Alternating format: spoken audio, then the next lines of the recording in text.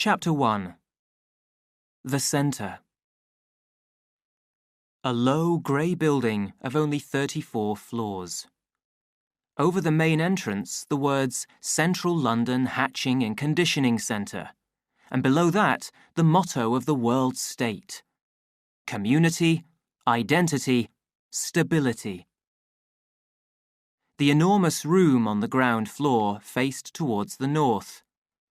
Cold in spite of the summer outside, in spite of the high temperature of the room itself, a thin, unfriendly light came in through the windows, falling on the glass and bright metal and coldly shining white surfaces of a laboratory. The feeling of winter was strong there. The clothes which the workers wore were white, and their hands were covered with pale rubber, the colour of a dead man's face. The light was frozen and dead. Only from the shining equipment on the long work tables did it borrow a certain rich life, lying along the polished surfaces like butter.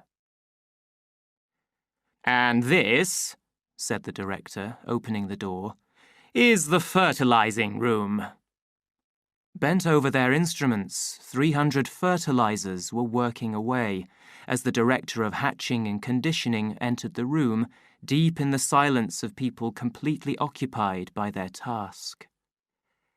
A group of newly arrived students, very young, pink and inexperienced, followed nervously, rather unhappily, at the director's heels.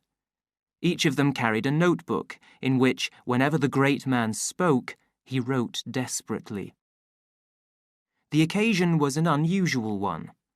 Opportunities of hearing from the DHC for Central London about the work of the centre were rare, but he always insisted on personally conducting his new students round the various departments. "Just to give you a general idea," he would explain to them, for, of course, some general idea they must have if they were to do their work intelligently, though as little of one as possible if they were to be good and happy members of society. For details, as everyone knows, lead to virtue and happiness. Generalities, though necessary for some purposes, are dangerous. A peaceful and efficient society is based on practical workers, not on thinkers. "Tomorrow," he would add, with a mixture of friendliness and firmness in his manner, "you will be settling down to serious work. You won't have time for generalities. Meanwhile, it was a privilege. Straight from the director's mouth into the notebook. The boys wrote their notes as fast as they could.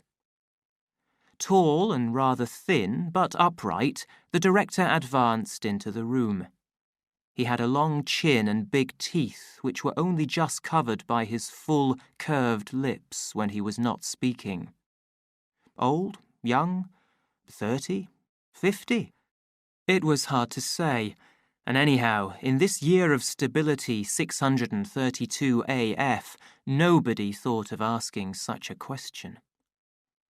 "I shall begin at the beginning," said the DHC, and the more eager students wrote in their notebooks, "Begin at the beginning." "This is where the process starts." And, opening a door specially constructed to prevent heat from escaping, he showed them shelf after shelf of numbered test tubes. "The week's supply of eggs.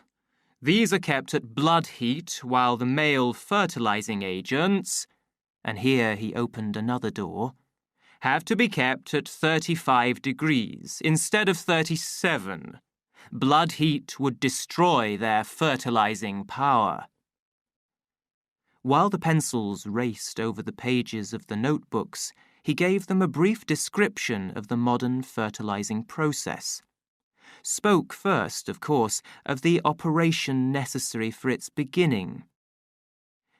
"The operation accepted willingly for the good of society, not to mention that those on whom it is performed are paid 6 months' extra salary."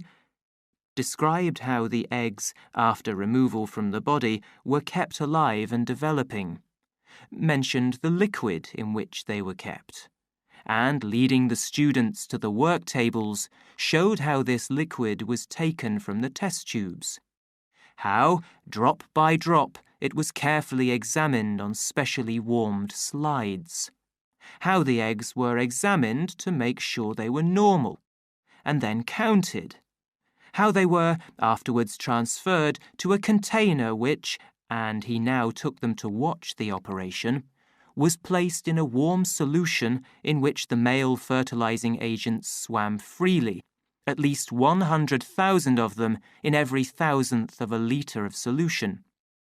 How, after 10 minutes, the container was lifted out of the solution. How the fertilized eggs went back on the shelves.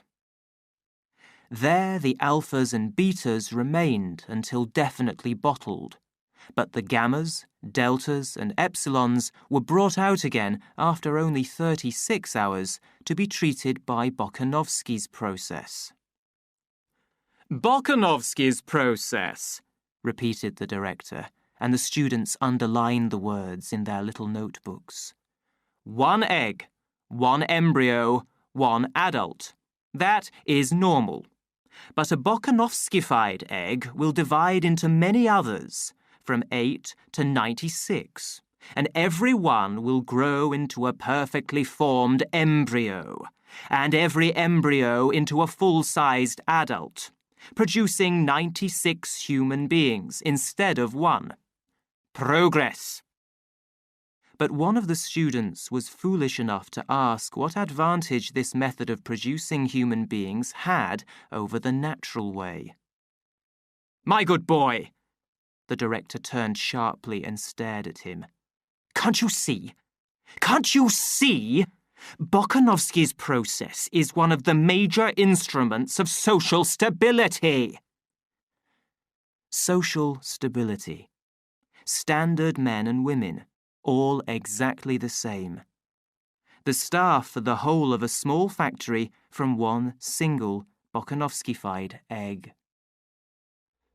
If we could Bokanovskify without limit, then for the first time in history, we should truly reach our aim of community, identity, stability. But, unfortunately, the director shook his head, there is a limit to how much we can Bokanovskify. 96 seemed to be the limit, 72 a good average. Noticing a fair-haired and red-faced young man who happened to be passing, the director called to him. Mr. Foster, come along with us and give these boys the benefit of your knowledge by explaining the processes the embryos go through. Mr. Foster smiled. With pleasure. They went. The bottling room was a scene of ordered activity. Pieces cut from the pigs' stomachs came up from the organ store below in little lifts. The lift doors flew open. The assistant had only to reach out a hand, take a piece, place it in the bottle and smooth it down. And before the bottle had travelled out of reach along the endless belt, another piece had come up from below ready to be fitted into yet another bottle, the next in that slow, never-ending procession on the belt. The bottles advanced, and the next group of assistants made a small cut in each piece of stomach as it moved past them in its container, dropped into the cut an egg taken from one of the test tubes, smoothed the edges of the cut over it, poured in the salt solution in which it was to grow, and already the bottle had passed into the next room. Here, the date of bottling and all necessary details about its contents were marked on it. They passed through a room where details of all the bottles were stored on cards. These details were used by the officials who had to calculate the numbers in each group needed for society at any time. From here, they sent their figures to the fertilizing room, which must provide the embryos that they asked for. Opening a door, Mr. Foster now led the way down a stairway into a room below ground level, still very hot and with all daylight carefully shut out. The only light was artificial light, red and faint. "Embryos are like photograph film," said Mr. Foster, smiling at his own joke. "They can only stand red light." This was where the sex and social grade of each future human being was determined. He pointed out 3 long rows of shelves, one above the other. Along them, the bottles moved very slowly during the treatment given to them, before they came out into the daylight, and the contents changed from the condition of embryos into that of living people. 267 days was the time required for the whole process to be completed. On the 267th morning, daylight and independent existence, so called. "But in that time, we've managed to do a lot to them," said Mr. Foster with an air of satisfaction. "Oh, a very great deal." As they walked round, he described the various methods of treatment according to the sex an embryo was to possess and the place which it was to fill in the community. He told the students how the babies emerged from these processes already graded as alphas or epsilons, as future factory workers or future world controllers, he was going to say, but corrected himself and said, future directors of production, instead. The director smiled. Mr. Foster now became very technical in his explanations. He described how the embryos were developed in a rich solution which took the place of blood. He showed how the supply of oxygen to each grade of embryo was controlled in order to produce the correct degree of development of brain or body at each stage in its growth. He paused by a shelf of embryos who were to work in hot countries or in factories such as steelworks. They passed through a chamber in which the embryos were exposed first to heat and then to an extremely unpleasant degree of cold, time after time, so that when they were ready to leave the bottles and become babies, they would love heat and fear cold. Later on, their minds would be trained to think what their bodies already felt. "Down here, we condition them to need heat for their physical development," ended Mr. Foster. "The nurses upstairs will teach them to enjoy it." "And that," added the director, "that is the secret of happiness and virtue, liking what you've got to do. All our conditioning aims at that, making people like their unavoidable place in society." In a space between 2 chambers, a nurse was carrying out a very delicate operation with a needle on the contents of a passing bottle. The students and their guides stood watching her for a few moments in silence. "Well, Lenina," said Mr. Foster, when at last she took the needle from the bottle and straightened herself up. The girl turned towards them.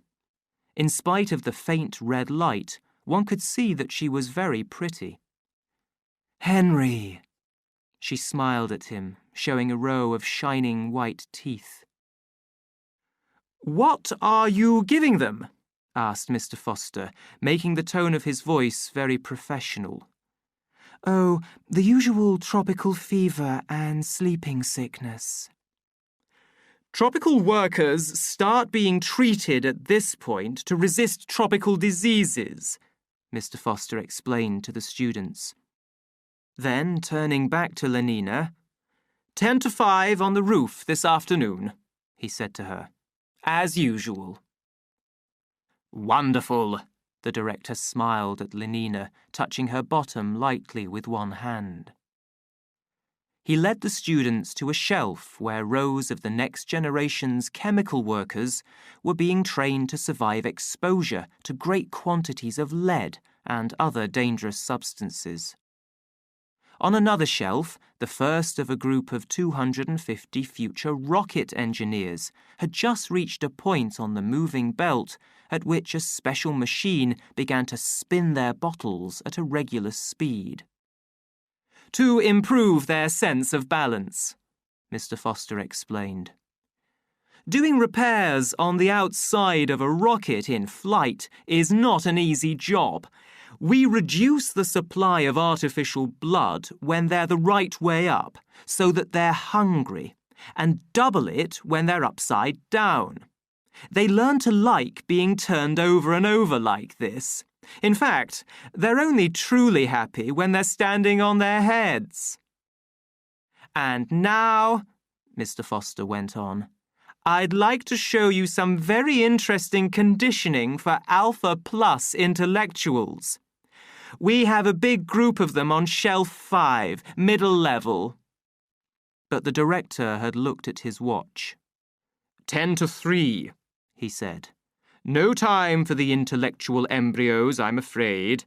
We must go up to the nurseries before the children have finished their afternoon sleep."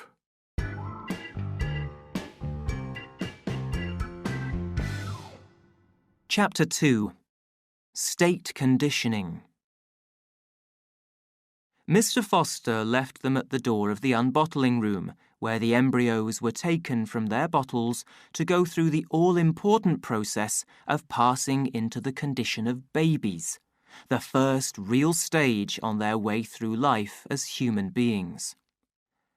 The DHC and his students took the nearest lift and were carried up to the 5th floor. "Infant nurseries, conditioning rooms," said the sign. The director opened a door. They were in a large empty room, very bright and sunny. The whole of the southern wall was a single window. Half a dozen nurses, wearing the official uniform of white coat and trousers, with their hair hidden under white caps, were putting out big bowls of roses in a long row across the floor. The nurses stood still as a mark of respect when the DHC came in. "Put out the books," he said. In silence, the nurses did as he had ordered. The books were put out between the rose bowls, a row of attractive children's books, each open at some brightly coloured picture of an animal or a fish or a bird. "Now bring in the children." The nurses hurried out of the room and returned in a minute or two, each pushing a set of 4 shelves on wheels. Each shelf, protected with wire nets, was loaded with 8-month-old babies, all exactly alike, a Bokanovsky group, it was evident, and all, since they were deltas, dressed in light brown clothes. "Put them down on the floor." The infants were unloaded. "Now, turn them round so that they can see the flowers and books." The babies were turned round. At once they began to move towards the books, attracted by the bright colours and pretty shapes. As they moved, the sun came out from behind a passing cloud. It shone on the roses and on the pictures, lighting them up and making them even more beautiful. The babies cried out loud with pleasure and excitement. The director rubbed his hands with satisfaction. "Excellent," he said. "It might have been done on purpose." Some of the babies were already at their goal. Their little hands reached out uncertainly, touching the roses and the brightly coloured pages. The director waited till they were all happily busy. "Watch carefully," he said, and lifting his hand, he gave the signal. The head nurse, who was standing at the other end of the room, pressed a switch. There was a violent explosion. Alarm bells sounded. The children screamed. Their faces were ugly and twisted with fear. "And now," the director shouted, making himself heard above the noise, Now we will make the lesson clearer with a small electric shock. He waved his hand again, and the head nurse pressed a second switch. The screams of the babies became desperate. Their little bodies stiffened. Their little arms and legs made sudden movements as if they were being pulled by hidden wires. We can send electric shocks all the way through that part of the floor, shouted the director in explanation. But that's enough, he signalled to the nurse. The explosions ceased, the bells were silent, the little arms and legs stopped moving, and the screams grew less desperate. Offer them the flowers and books again. The nurses obeyed, but at the mere sight of the roses and of those pretty pictures of pet animals, the infants drew back in horror and began to cry louder than ever. Notice that? Said the director with an air of great satisfaction. Notice that? Books and loud noises, flowers and electric shocks.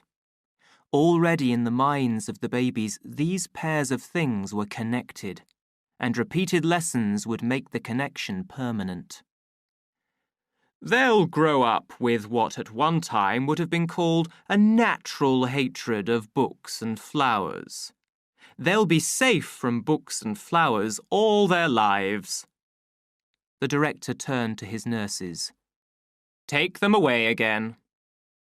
Still screaming, the babies in brown were loaded onto their shelves again and wheeled out, leaving behind them the smell of sour milk and a very welcome silence. One of the students held up his hand to ask a question. He could see quite clearly why you couldn't have low-grade people wasting the community's time over books, and that there was always the risk of their reading something that might upset their conditioning in some way, but he couldn't understand about the flowers. Why go to the trouble of making it impossible for deltas to like flowers? Patiently, the DHC explained. If the children were made to scream at the sight of a rose, there were good economic reasons for this. Not so very long ago, about a century, gammas, deltas, even epsilons had been conditioned to like flowers in particular, and wild nature in general. The idea was to make them want to be out in the country at every opportunity, and so force them to use transport. And didn't they use transport? Asked the student. Quite a lot, the DHC replied, but nothing else. Flowers and scenery, he pointed out, have one great fault. They are free. A love of nature keeps no factories busy. It was decided to take away the love of nature, at any rate among the lower classes, to take away the love of nature but not the need for transport. For, of course, it was necessary that they should keep on going to the country, even though they hated it. The problem was to make them use transport for a reason which was economically better than a mere affection for flowers and scenery. It was solved. We condition the lower classes to hate the country, ended the director.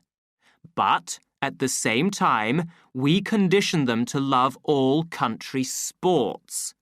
Then we make sure that country sports require expensive equipment. So they buy and use manufactured articles as well as transport. That is the reason for those electric shocks. I see, said the student, full of admiration. Once upon a time, the director began speaking again, once upon a time, while our Ford was still on Earth, there was a little boy called Reuben Rabinovich. He was the child of Polish-speaking parents. You know what Polish is, I suppose? A dead language, like French and German. And parent? There was an awkward silence. Several of the boys turned red in the face. They had not yet learned the difficult art of distinguishing between immorality and pure science. One, at last, had the courage to raise a hand. Human beings used... He paused. The blood rushed to his cheeks. Well, they used to give birth to their own babies. Quite right, the director nodded. And when the babies were unbottled... Born, came the correction. Well, then they were the parents. I mean, not the babies, of course, the other ones. The boy fell silent, covered with confusion. In short, the director said, the parents were the father and mother. This was really strong language, even if it was science and not just dirty talk. The words fell with a crash into the awkward silence. Mother, he repeated loudly, rubbing in the science. He leant back in his chair.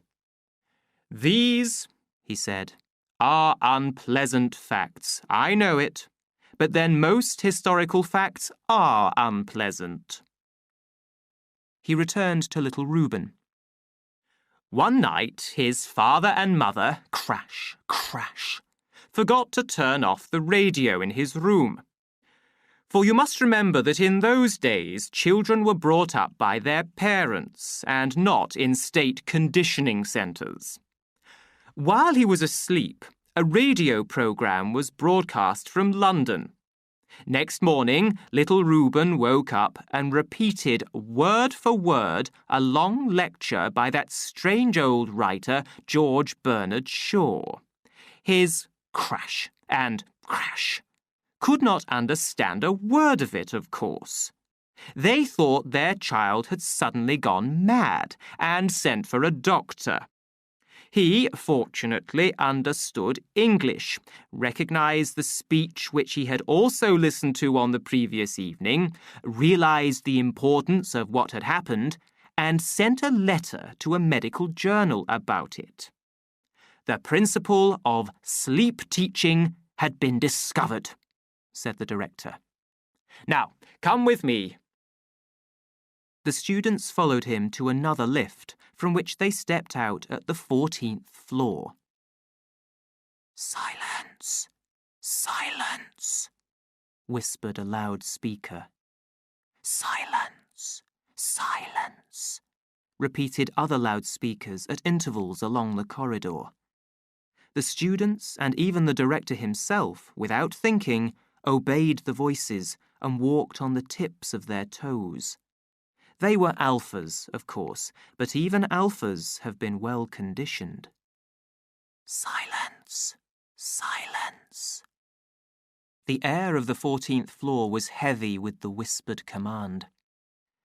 The director carefully opened a door. They entered a room where the light was very low. 80 little beds stood in a row against the wall. All that could be heard was light, regular breathing, and a continuous hum like the sound of very faint voices speaking softly at a great distance. A nurse stood up as they entered. "What's the lesson this afternoon?" the director asked quietly. "We had elementary sex for the first 40 minutes, she said. But now it's gone over to elementary class consciousness. The director walked slowly down the long line of beds. In each one lay a child asleep. 80 little boys and girls with pink, healthy faces lay there softly breathing. There was a whisper under every bed cover. "Elementary class consciousness, did you say? Let's have it repeated a little louder by the loudspeaker." At the end of the room, a loudspeaker hung on the wall. The director walked up to it and pressed a switch. "All wear green," said a soft but very distinct voice, beginning in the middle of a sentence. "And Delta children all wear light brown. Oh no, I don't want to play with Delta children. And Epsilons are even worse. They're too stupid to be able to read or write. Besides, they wear black, which is such an ugly colour. I'm so glad I'm a beta. There was a pause, then the voice began again. Alpha children wear grey. They work much harder than we do because they're so clever. I'm really very glad I'm a beta because I don't work so hard. And then we are much better than the gammas and deltas. Gammas are stupid. They all wear green, and delta children all wear light brown. Oh no, I don't want to play with delta children. And epsilons are even worse. The director pushed back the switch. The voice sank to the faintest of whispers, which could just be heard from beneath the 80 bed covers. They'll have that repeated 120 times, 3 times a week, for 30 months while they are sleeping. Then they go on to a more advanced lesson. Sleep teaching is the most powerful force of all time in social education. The child's mind becomes these suggestions, and the total of these suggestions is the child's mind. And not only the child's mind, the adult's mind too, all his life long. The mind that thinks and desires and decides. But all these suggestions are our suggestions. The director almost shouted in his enthusiasm. Suggestions from the state! A noise made him turn round. Oh, Ford, he said in another tone, I've woken the children.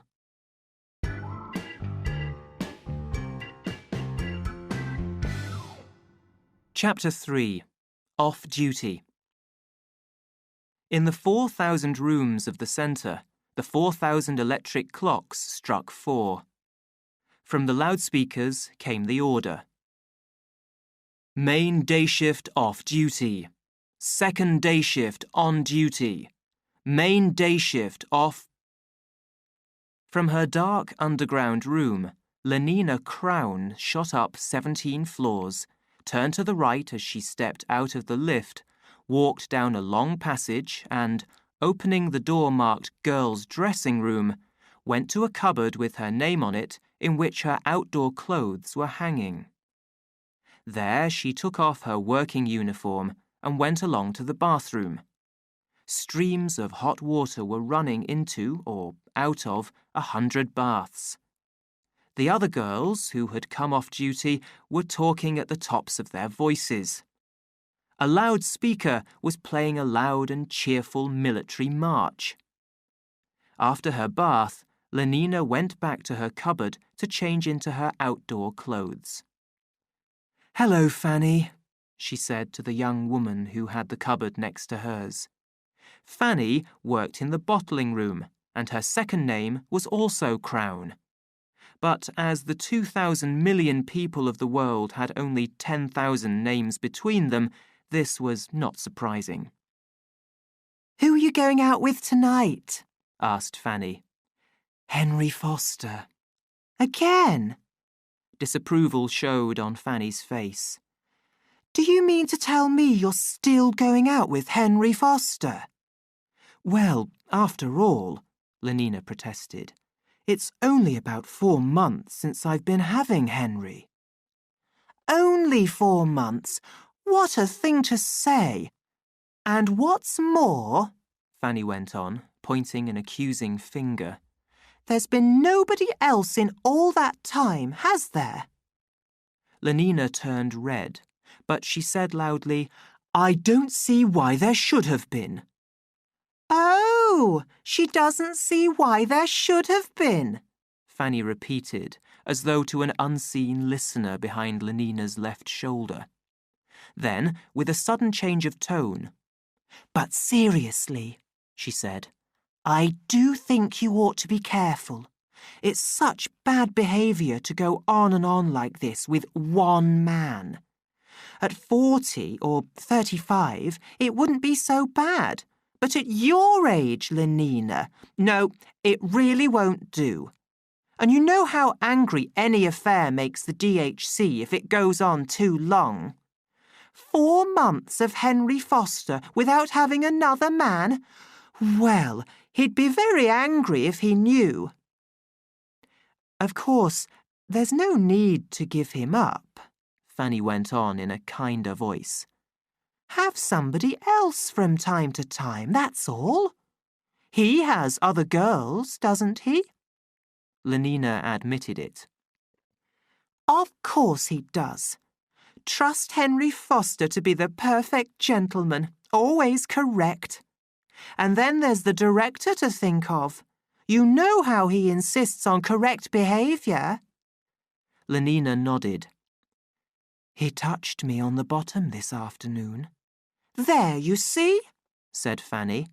That is an example of correct manners, a model of strictly conventional behaviour.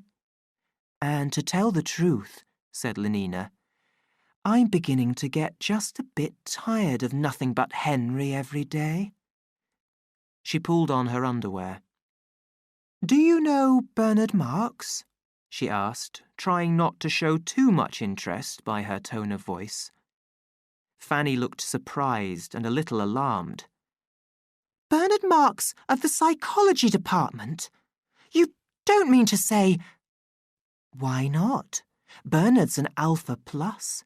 Besides, he asked me to go to one of the savage reservations with him. I've always wanted to see a savage reservation. But his reputation! What do I care about his reputation? They say he doesn't like any of the state sports. They say, laughed Lenina. And then he spends most of his time by himself, alone. There was horror in Fanny's voice. Well, he won't be alone when he's with me. And anyhow, why do people behave so badly to him? I think he's rather sweet. She smiled to herself. How shy he had been. Frightened almost, as though she had been a world controller and he a gamma-minus machine minder. But he's so ugly, said Fanny. But I rather like his looks. And then he's so small. Smallness was so horribly and so definitely low grade.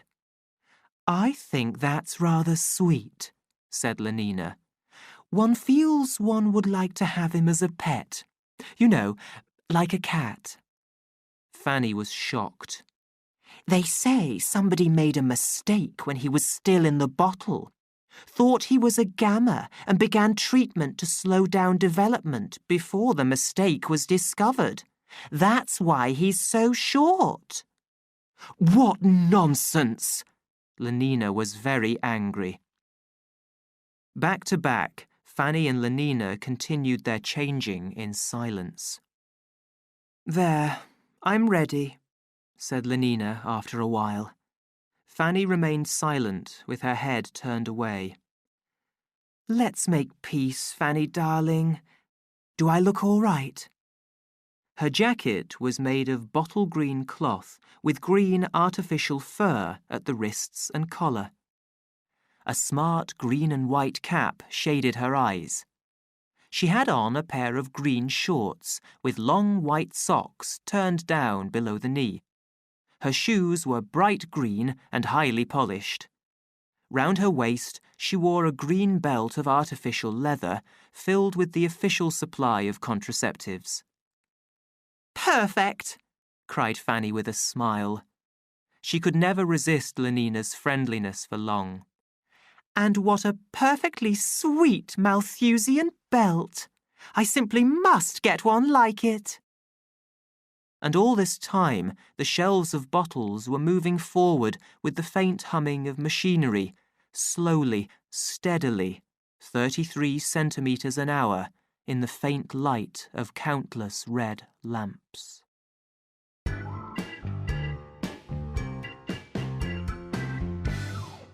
Chapter 4. Bernard Marks. The lift was crowded with men from the Alpha changing rooms, and Lenina was greeted with many nods and smiles as she stepped into it.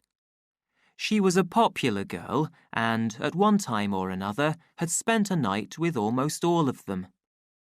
In a corner, she saw the small, thin body and the sad face of Bernard Marks. Bernard! She moved to his side. I was looking for you. Her voice could be clearly heard above the sound of the rising lift. The others looked round. I'd simply love to come with you in July, she went on. There. She was making known publicly that she was going to stop being faithful to Henry. Fanny ought to be pleased, even though it was with Bernard. That is, said Lenina with her warmest smile, if you still want to have me. Bernard's pale face turned red. Why? She wondered in surprise, but at the same time touched by this strange proof of her power. "Hadn't we better talk about it somewhere else?" he said awkwardly, looking terribly uncomfortable. As though I had been saying something shocking, thought Lenina. He couldn't look more upset if I'd made a dirty joke, asked him who his mother was or something like that. I mean, with all these people about. He was covered with confusion. Lenina laughed out loud with honest amusement. "How funny you are," she said, and she quite genuinely did think him funny. "You'll give me at least a week's warning, won't you?" she went on in a different voice. "I suppose we take the Blue Pacific rocket.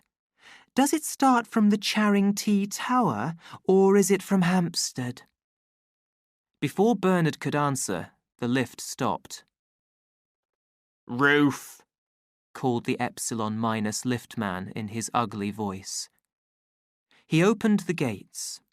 It was warm and sunny on the roof.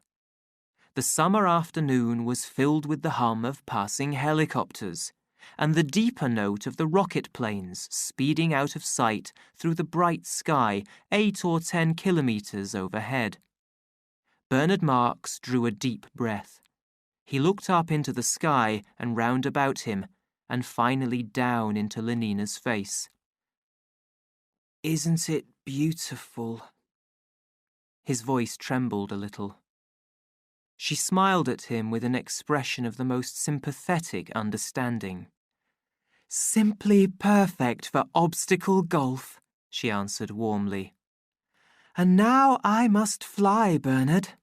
Henry gets cross if I keep him waiting. Let me know in good time about the date." And waving her hand, she ran away across the wide, flat roof towards the helicopter parks. Bernard stood watching the flash of her white legs, the sunburnt knees bending and unbending, and the soft movement of those well-fitted shorts beneath the bottle-green jacket as she ran lightly over the roof. His face wore an expression of pain. Henry had had his machine wheeled out of its lockup and, when Lenina arrived, was already sitting in the pilot's seat, waiting. 4 minutes late, was all he said as she climbed in beside him. He started the engines and set the lifting blades in motion. The machine shot straight up into the air. Henry increased the speed, and the sound of the blades grew higher and thinner. They were rising at almost 2 kilometers a minute. London grew smaller and smaller beneath them. The huge table-topped buildings became smaller and smaller. In the middle of them, the tall finger of the Charing T Tower lifted towards the sky the shining circle of its landing platform. Huge white clouds lay sleepily in the blue air above their heads. Out of one of them suddenly dropped a small, bright red insect. "There's the red rocket," said Henry, Just come in from New York. Looking at his watch, he added, 7 minutes behind time. He shook his head. These Atlantic services, they're getting more and more irregular. He reduced the speed of the lifting blades, and the helicopter stopped rising. He set the forward engine in motion, and they moved ahead. When the machine had enough forward speed to fly on its planes, he shut off the power from the lifting blades. They flew over factory after factory. In one place, an army of black and light brown workmen was laying a new surface on the Great West Road. At Brentford, the Television Corporation's factory was like a small town. "They must be changing the shift," said Lenina. "What a horrible colour light brown is," she added, unconsciously repeating the sleep-taught lessons of her early years. Gamma girls and the undersized epsilons crowded round the entrances, or stood in lines to take their places in the trains. Beta minuses came and went among the crowd. The roof of the main building was alive with helicopters arriving and departing. "My word," said Lenina. "I'm glad I'm not a Gamma." 10 minutes later, they had arrived at the golf course and had started their first round of obstacle golf. With eyes lowered to avoid meeting the eyes of his fellow creatures, Bernard hurried across the roof. He felt worried and lonely. Even Lenina was making him suffer, although she meant well. He remembered those weeks during which he had looked and wished and almost given up hope of ever having the courage to ask her. Did he dare risk being shamed by a cruel refusal? But if she were to say yes, what joy! Well, now she had said it, and he was still unhappy. Unhappy that she should have thought it such a perfect afternoon for obstacle golf, that she should have hurried away to join Henry Foster, that she should have found him funny for not wanting to talk of their most private affairs in public. Unhappy, in a word, because she had behaved as any good, healthy English girl ought to behave, and not in some other unusual, extraordinary way. He opened the door of his lockup and called to a couple of Delta Minus attendants to come and push his machine out onto the roof. The helicopter park was staffed by a single Bokanovsky group, and the men were twins, small, black, and very ugly. Bernard gave his orders in the sharp tone of one who does not feel certain of his authority. Bernard's height was 8 centimetres short of the standard alpha height. Contact with members of the lower classes always reminded him painfully of his fault, and made him speak to them more roughly than was natural to him. He climbed into the plane, and a minute later was flying south towards the river. The various departments of propaganda and the College of Emotional Engineering were housed in a single 60-floor building in Fleet Street. On the lower floors were the presses and offices of the 3 great London newspapers: the Hourly Radio, an upper-class sheet, the pale green Gamma Gazette, and, on light brown paper and in very short words, the Delta Mirror. Then came the departments of propaganda by television and by artificial voice and music, 22 floors of them. Above were the research laboratories and the studio rooms in which the soundtrack writers and artificial music writers did their delicate work. The top 18 floors were occupied by the College of Emotional Engineering. Bernard landed on the roof of Propaganda House and stepped out. "Ring down to Mr. Helmholtz, Watson," he ordered the Gamma Plus attendant, "and tell him that Mr. Bernard Marx is waiting on the roof." He sat down and lit a cigarette. Helmholtz Watson was writing when the message came down. "Tell him I'm coming at once," he said, and replaced the receiver. Then, turning to his secretary, "I'll leave you to put my things away," he went on in the same official tone, and, taking no notice of her inviting smile, got up and walked quickly to the door. He was a powerfully built man with a deep chest and broad shoulders, yet quick in his movements. In a masterful way, he was attractive and looked, as his secretary was never tired of repeating, every centimetre an alpha plus. By profession, he was a lecturer at the College of Emotional Engineering, Department of Writing, and, in the intervals of his educational activities, a working emotional engineer.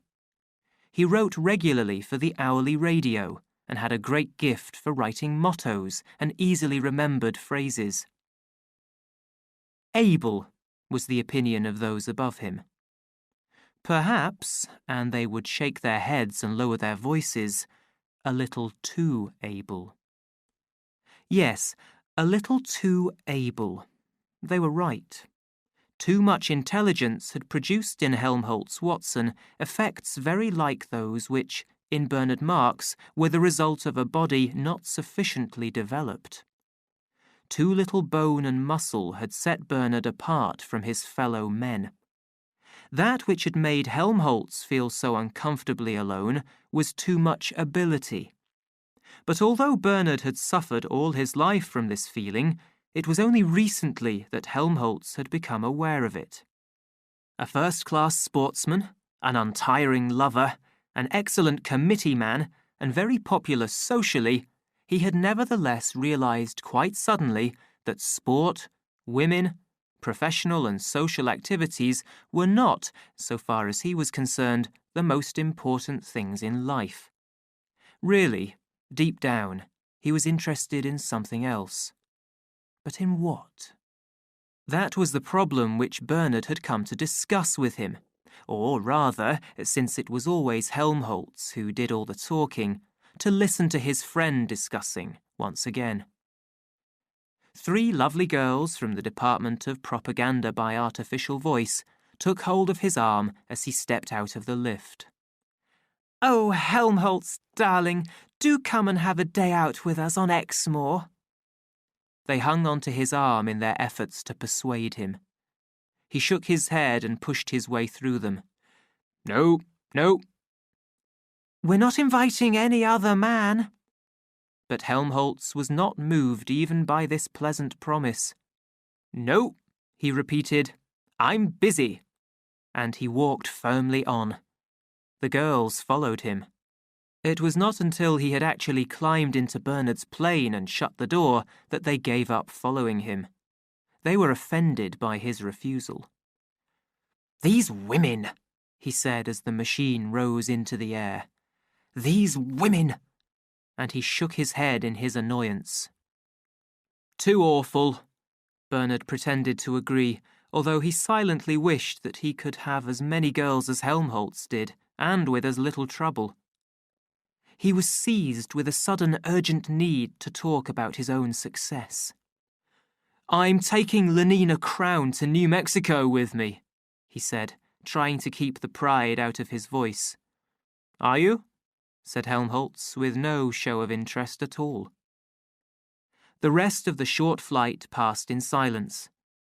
When they had arrived and were comfortably seated in Bernard's room, Helmholtz began to speak. "Did you ever feel," he asked slowly, "as though you had something inside you that was only waiting for you to give it the chance to come out? Some sort of extra power that you could be using if you knew how?" "You mean all the emotions one might be feeling if things were different?" Helmholtz shook his head. "Not quite. I'm thinking of a strange feeling I sometimes get, a feeling that I've got something important to say, and the power to say it, only I don't know what it is, and I can't make any use of the power. If there was some different way of writing, or else something different to write about, I'm pretty good at inventing phrases that seem new and exciting, even if they're about something completely obvious. But that doesn't seem enough. It's not enough for the phrases to be good. What you make with them ought to be good too. But your things are good, Helmholtz. Oh, as far as they go, but they go such a little way. They aren't important enough somehow. I feel I could do something much more important. Yes, and more forceful, more violent. But what? What is there more important to say? Words are the most powerful of weapons if you use them properly. They'll cut through anything. But what's the good of that if the things you write about have no power in them? Can you say something about nothing? That's my problem. I try and I try. Quiet, said Bernard suddenly, lifting a warning finger. They listened. I believe there's somebody at the door, he whispered. Helmholtz got up, moved silently across the room, and with a sharp, quick movement threw the door wide open. There was, of course, nobody there. I'm sorry, said Bernard, feeling and looking uncomfortably silly. I suppose I've let things worry me a bit. I think people are talking about me all the time. He passed his hand across his eyes and breathed deeply. You don't know the trouble I've had recently, he said, almost tearfully. He was filled with a sudden wave of self-pity. You just don't know. Helmholtz Watson listened with a certain sense of discomfort. Poor little Bernard, he said to himself. But at the same time, he felt rather ashamed for his friend. He wished Bernard would show a little more pride.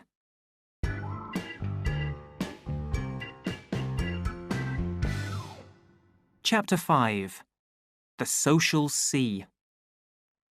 By 8 o'clock, the light was failing.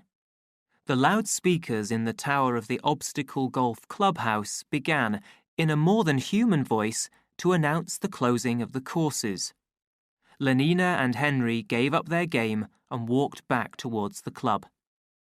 An endless humming of helicopters filled the darkening air.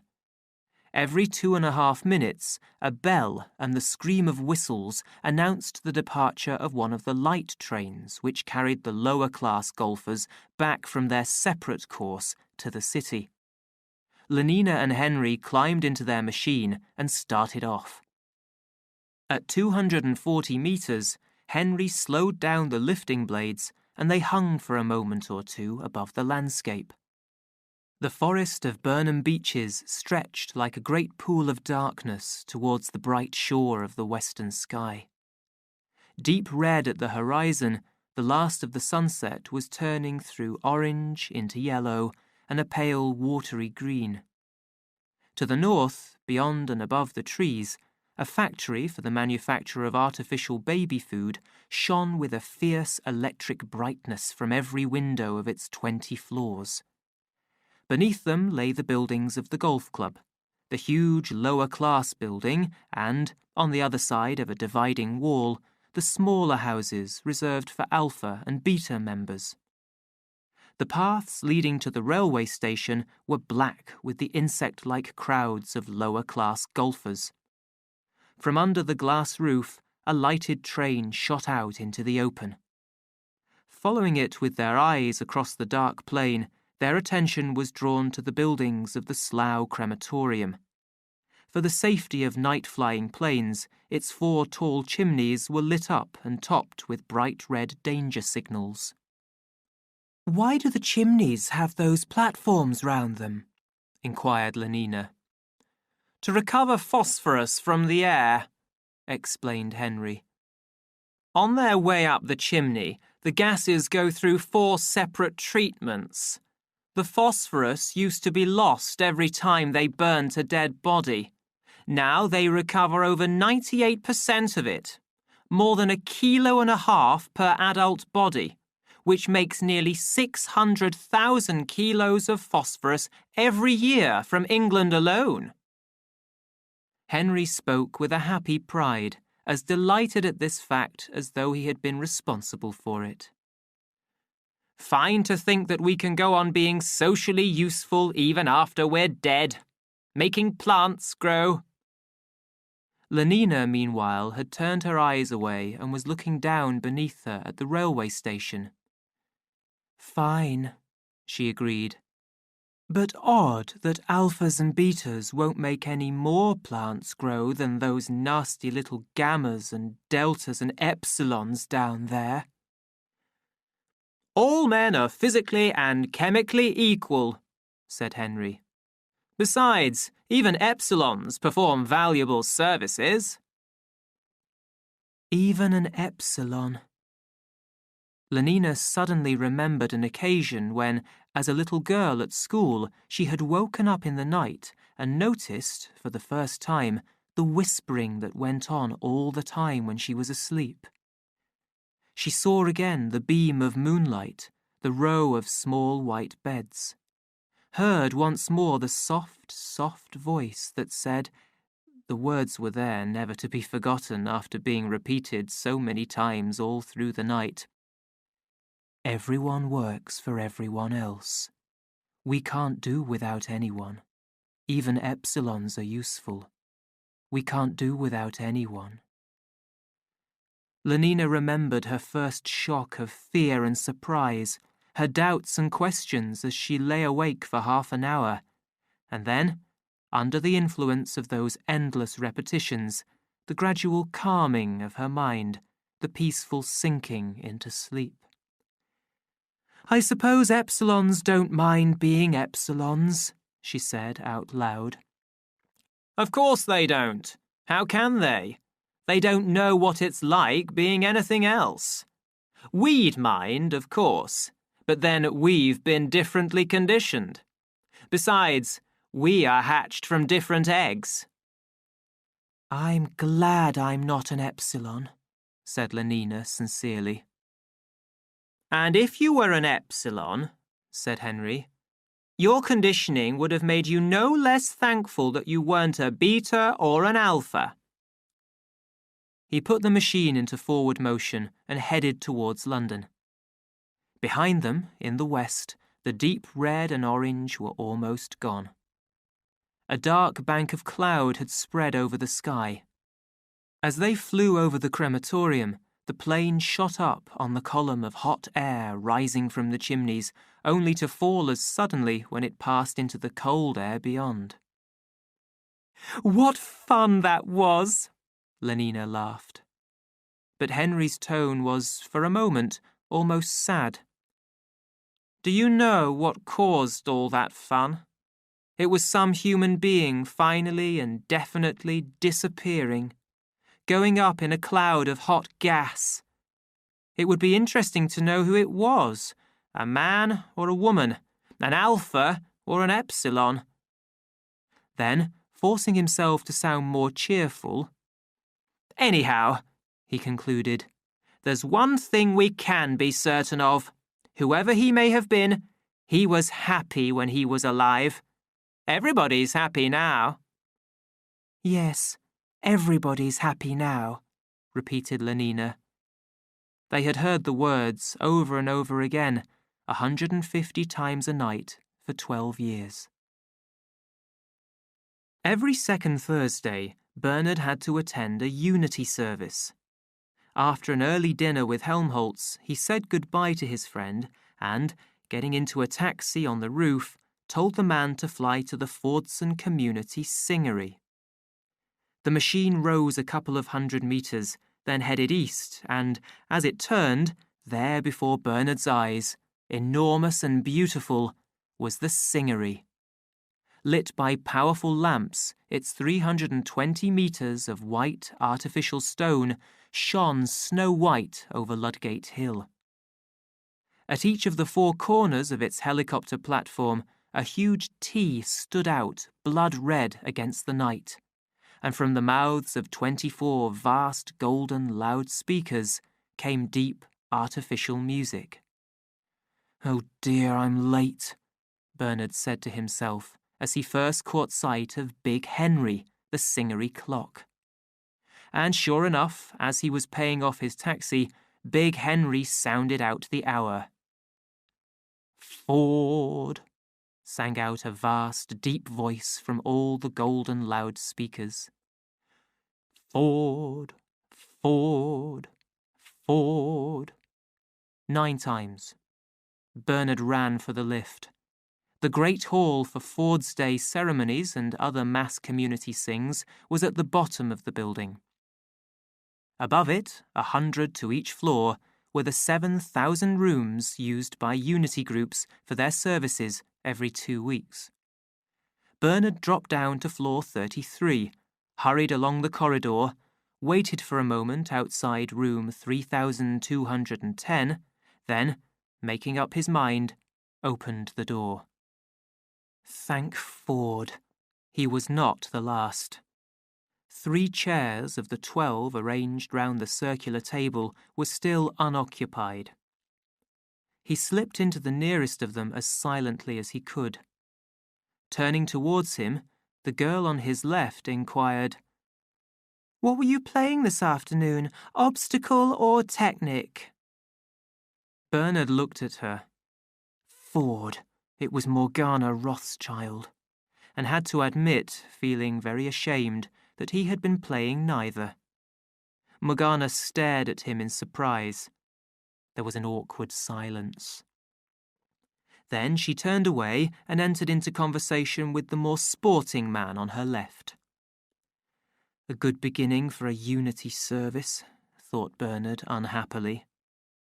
If only he had given himself time to look round instead of hurrying for the nearest chair. He could have sat between Fifi Bradlaugh and Joanna Diesel, instead of which he had gone and blindly planted himself next to Morgana. Morgana Ford. Those black eyebrows of hers, that eyebrow, rather, for they met above the nose. Ford. And on his right was Clara Detterding. True, Clara was not ugly, but she was really too fat. Whereas Fifi and Joanna were absolutely right. Light-haired, with good figures, not too large. And it was that unpleasant fellow, Tom Kawaguchi, who now took the seat between them. The last to arrive was Sarojini Engels. "You're late," said the president of the group severely. "Don't let it happen again." Sarojini apologized and slid into her place between Jim Bokanovsky and Herbert Bakunin. The group was now complete, the unity circle perfect. Man, woman, in an unbroken ring the whole way round the table. 12 of them waiting to be made one, to come together, to melt into each other, ready to lose their 12 separate selves in a single being. The president stood up, made the sign of the T, and, turning on the artificial music, released the soft, continuous beating of drums and the low, sweet notes of instruments that repeated and repeated the brief, familiar tune of the first song of unity. Again, the tune reached inside them, affecting not the ear, not the mind, but the heart, the soul. The president made the sign of the T and sat down. The service had begun. The holy Soma tablets were placed in the centre of the dinner table. The loving cup of ice cream Soma was passed from hand to hand and, with the sentence, "I drink to my end," 12 times tasted. Then, accompanied by the artificial music, the first song of unity was sung. Ford we are 12, oh make us one, like drops within the social sea. Oh make us now together run, and in unity forever be. 12 verses full of the same deep feeling. And then the loving cup was passed a second time. All drank. Untiringly the music played, the drums beat, the second song of unity was sung. Come, greater being, social friend, help us with our 12-in-1. We long to die, for when we end, our larger life has just begun. Again, 12 verses. By this time, the Soma had begun to work. Eyes and cheeks shone. Happy, friendly smiles broke out on every face. Even Bernard felt a little happier. When Morgana Rothschild turned and smiled at him, he did his best to smile back.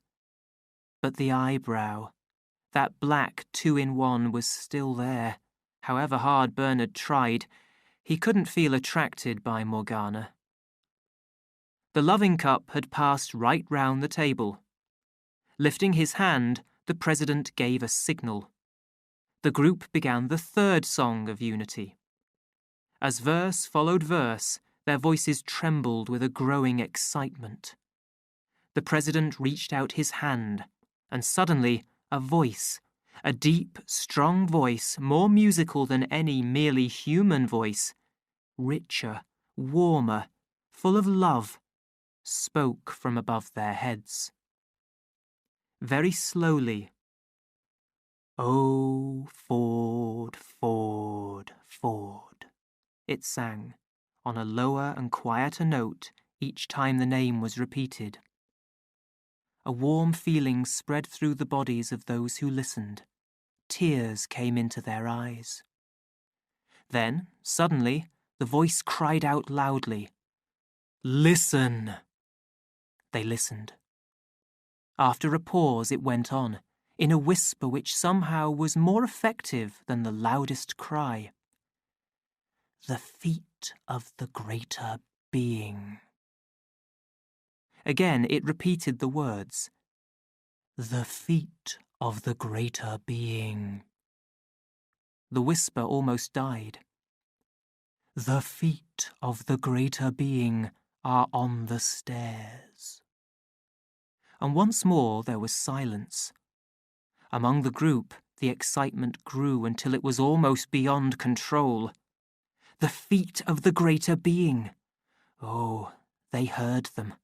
They heard them coming softly down the stairs, coming nearer and nearer down the imaginary stairs. The feet of the greater being. And suddenly, the breaking point was reached. Her eyes staring, her lips parted, Morgana Rothschild sprang to her feet. "I hear him!" she cried. "I hear him!" "He's coming!" shouted Sarojini Engels. "Yes, he's coming! I hear him!" Fifi Bradlaugh and Tom Kawaguchi rose to their feet together. "Oh, oh, oh!" cried Joanna. "He's coming!" shouted Jim Bokanovsky. The president leaned forward and, with a touch, let loose a fever of drum beating. "Oh, he's coming!" screamed Clara Detterding, as though she were having her throat cut. Feeling that it was time for him to do something, Bernard also jumped up and shouted, "I hear him! He's coming!" But it wasn't true. He heard nothing, and, for him, nobody was coming. Nobody, in spite of the music, in spite of the ever-growing excitement. But he waved his arms, he shouted as loudly as any of them. And when the others began to stamp their feet and move forward, he also stamped and began to move. Round they went, a circle of dancers, each with hands on the waist of the dancer in front. Round and round, shouting all together, stamping in time to the music with their feet, beating it out on the bottoms in front. 12 pairs of hands beating as one. The sound of 12 bottoms hit at once. 12 as one, 12 as one. I hear him coming. The music grew quicker. Faster beat the feet, faster fell the hands on the bottoms in front, and all at once a great, deep, artificial voice sang out the words which announced the final act of unity, the coming of the 12 in one, the return of the greater being. "Orgy, porgy," it sang, while the drums beat ever more wildly. "Orgy, porgy, ford and fun, kiss the girls and make them one. Boys at one with girls at peace. Orgy, porgy gives release." "Orgy, porgy!" The dancers took up the holy words. "Orgy, porgy, ford and fun, kiss the girls." And as they sang, the lights began to go down slowly, and at the same time to grow warmer, richer, redder, until at last they were dancing in the blood-red light of an embryo store. For a while the dancers continued to go round, stamping their feet and beating out the time of the song. "Orgy, porgy!" Then the circle weakened, broke, fell on the ring of soft benches which surrounded the table and the 12 chairs in an outer ring. Orgy, porgy. Gently, softly, the deep voice sang on. They were standing on the roof. Big Henry had just sung 11. The night was calm and warm. "Wasn't it wonderful?" said Fifi Bradlaugh. "Wasn't it simply wonderful?" She looked at Bernard with shining eyes, happy, completely satisfied, at peace with the whole world. "Yes, I thought it was wonderful," he lied, and looked away. The sight of Fifi's happy face only made him feel his own separateness more keenly. He was as unhappily alone now as he had been when the service began. More alone because of his unsatisfied desire for something that he could not even describe to himself. Separate and unhappy, while the others were being united with the greater being. Alone even in Morgana's arms. Much more alone, more hopelessly himself than he had ever been in his life before. He had come out from that blood-red light into the common, cold light of the electric lamps with a feeling of hopelessness. He was terribly unhappy, and perhaps, her shining eyes accused him, perhaps it was his own fault. "Quite wonderful," he repeated, but the only thing he could think of was Morgana's eyebrow.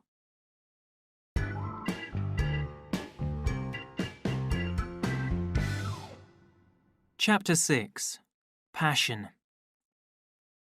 Odd, odd, odd, was Lenina's opinion of Bernard Marx.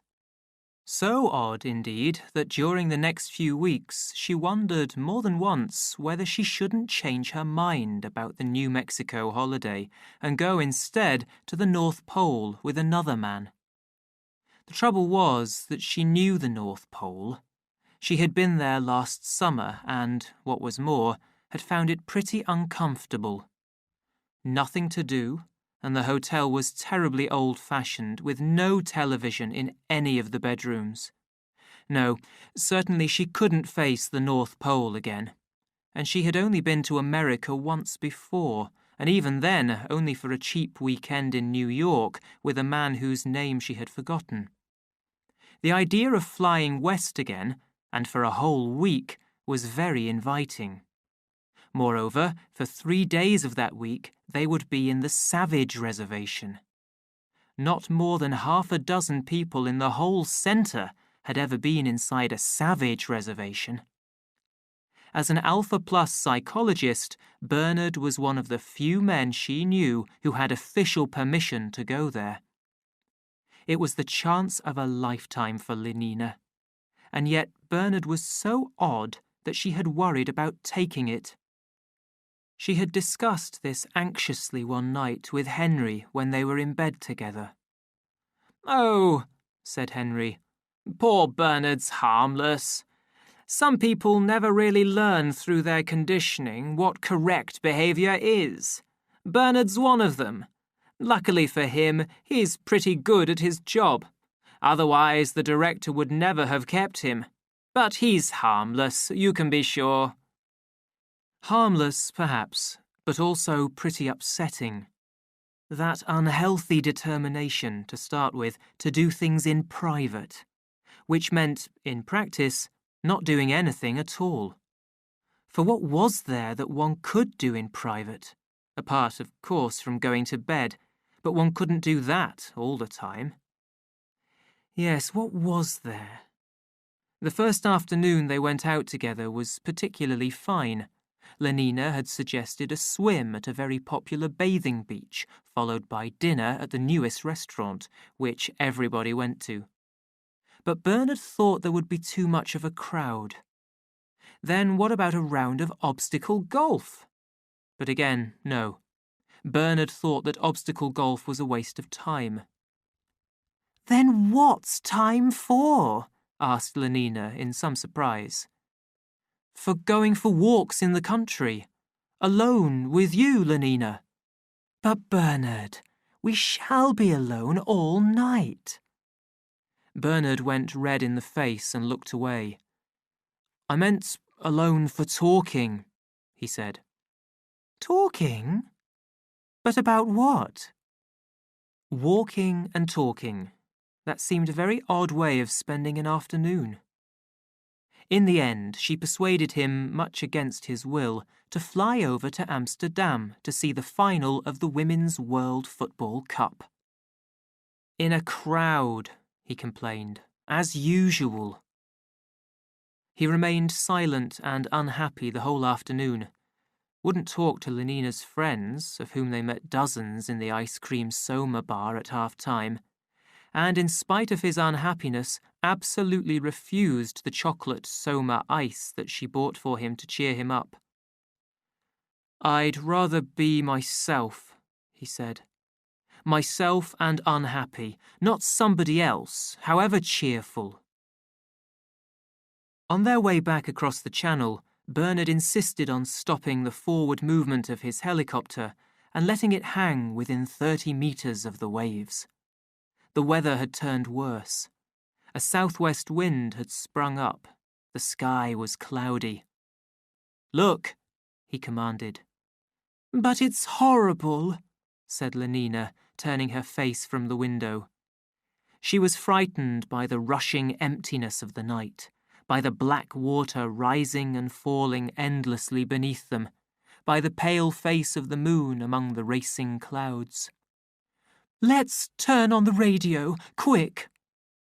She reached for the switch and turned it on. "Skies are blue inside of you," sang 16 voices, sweet as sugar. "The weather's always—" Then silence. Bernard had turned the radio off again. "I want to look at the sea in peace," he said. "One can't even look with all that awful noise going on." "But it's lovely, and I don't want to look." "But I do," he answered. "It makes me feel as though—" He stopped, searching for words with which to express himself. "As though I were more me, if you see what I mean. More on my own, not so completely a part of something else. Doesn't it make you feel like that, Lenina?" But Lenina was crying. "It's horrible, horrible," she kept repeating. "After all, we're all part of something else. Everyone works for everyone else. We can't do without anyone, even epsilons." "Yes, I know," said Bernard bitterly. "Even epsilons are useful. So am I, and I sometimes wish I weren't." Lenina was shocked by these words. "Bernard," she said, her eyes filled with tears. "How can you think such things?" "How can I?" he repeated, deep in thought. "No, the real problem is, how is it that I can't? Or rather, because I know quite well why I can't, what would it be like if I could? If I were free, not a slave to my conditioning? But Bernard, you're saying the most awful things. Don't you wish you were free, Lenina? I don't know what you mean. I am free. Free to have the most wonderful time. Everybody's happy nowadays. He laughed. Yes, everybody's happy nowadays. We begin giving the children that at 5. But wouldn't you like to be free to be happy in some other way, Lenina? In your own way, for example, not in everybody else's way. I don't know what you mean, she repeated. Then, turning to him, Oh, do let's go back, Bernard, she begged. I do so hate it here. Don't you like being with me? Yes, of course, Bernard, but this place is horrible. I thought we'd be more together here, with nothing but the sea and moon, more together than in a crowd or even in my rooms. Don't you understand that? I don't understand anything, she said firmly. Least of all why you don't take Soma when you have these terrible ideas. You'd forget all about them, and instead of feeling unhappy, you'd be cheerful. He looked at her in silence. All right then, he said at last in a small, tired voice. We'll go back. He made the machine rise sharply into the sky, then put it into forward movement. They flew in silence for a minute or two. Then, suddenly, Bernard began to laugh. Rather oddly, Lenina thought, but still, it was laughter. Feeling better? She asked shyly. For answer, he lifted one hand from the controls and slipped his arm round her waist. Thank Ford, she said to herself. He's all right again. Half an hour later, they were back in his rooms. Bernard swallowed 4 tablets of Soma, turned on the radio and television, and began to undress. Well, Lenina asked with a smile when they met next afternoon on the roof. Did you think it was fun yesterday? Bernard nodded, but did not say anything. They climbed into the plane and off they went. Everybody says I have a nice body, said Lenina, stroking her own legs. Very nice. But there was an expression of pain in Bernard's eyes. Like meat, he was thinking. But you don't think I'm too fat, do you? She looked up anxiously. He shook his head and thought again. Like so much meat. You think I'm all right? Another nod. In every way? Perfect, he said to her, and thought to himself. She thinks of herself that way. She doesn't mind being meat. Lenina smiled with satisfaction, but she was happy too soon. All the same, he went on after a little pause, I still rather wish it had ended differently. Differently? Were there other endings? I didn't want it to end with our going to bed, he said. Lenina looked at him in surprise. Not at once, not the first day. But then what? He began to talk a lot of dangerous nonsense that she could hardly understand. I want to know what passion is, he said. I want to feel something strongly. We are all grown up intellectually and during working hours, he went on, but we are infants where feeling and desire are concerned. Our Ford loved infants. Bernard went on as though she hadn't spoken. It suddenly struck me the other day that it might be possible to be an adult all the time. I don't understand. Lenina's tone was firm. I know you don't, and that's why we went to bed together yesterday, like infants, instead of being grown up and waiting. But it was fun, Lenina insisted. Wasn't it? Oh, the greatest fun, he answered, but in a voice so sad with an expression so thoroughly unhappy that Lenina wondered if perhaps he had found her too fat after all. "I told you so," was all that Fanny said when Lenina told her all this. "Somebody did make a mistake when he was in his bottle." All the same, Lenina insisted, I do like him. He has such awfully nice hands, and the way he moves his shoulders, that's very attractive. But I wish he weren't so odd. Pausing for a moment outside the door of the director's room, Bernard drew a deep breath and prepared to meet the dislike and disapproval which he was certain of finding inside. "A permit for you to sign, Director," he said as coolly as possible, and laid the paper on the writing table. The director looked at him rather angrily, but the stamp of the World Controller's office was at the head of the paper, and the signature of the World Controller, Mustafa Mond, across the bottom. Everything was perfectly in order. The director could not refuse. He wrote his initials under it in pencil and was about to give back the paper without comment when his eye was caught by something written in the body of the permit. "For the New Mexican Reservation," he said, and his tone, the face he lifted to Bernard, expressed a kind of worried surprise. Surprised by his surprise, Bernard nodded. There was a silence. The director leaned back in his chair, deep in thought. "How long ago was it?" he said, speaking more to himself than to Bernard. 20 years, I suppose. Nearer 25. I must have been your age." He shook his head. Bernard felt extremely uncomfortable. He wondered what the director would say next.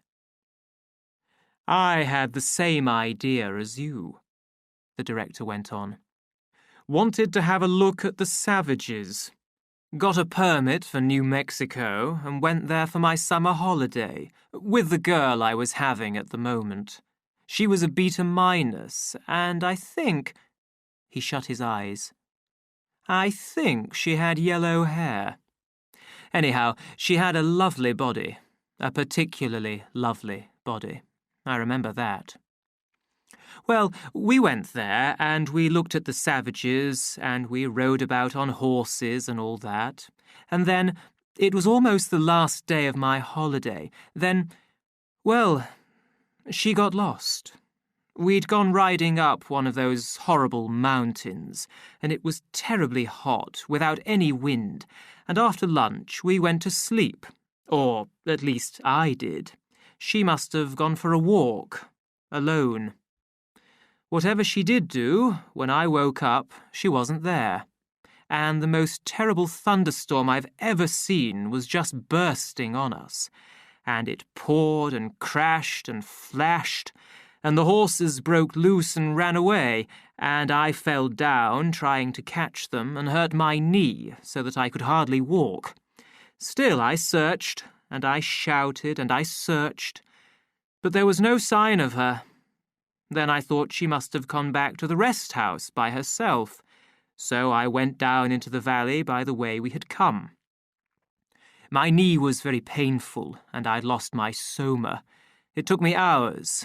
I didn't get back to the rest house till after midnight, and she wasn't there. She wasn't there, the director repeated. There was a silence.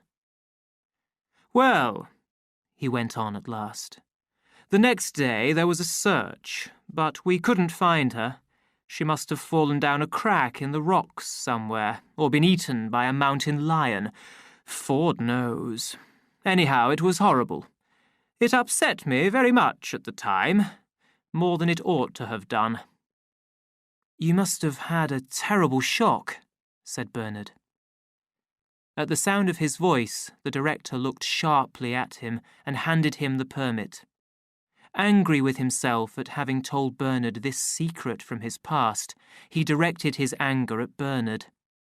"And I should like to take this opportunity, Mr. Marks," he went on, of saying that I'm not at all pleased with reports of your behaviour outside working hours.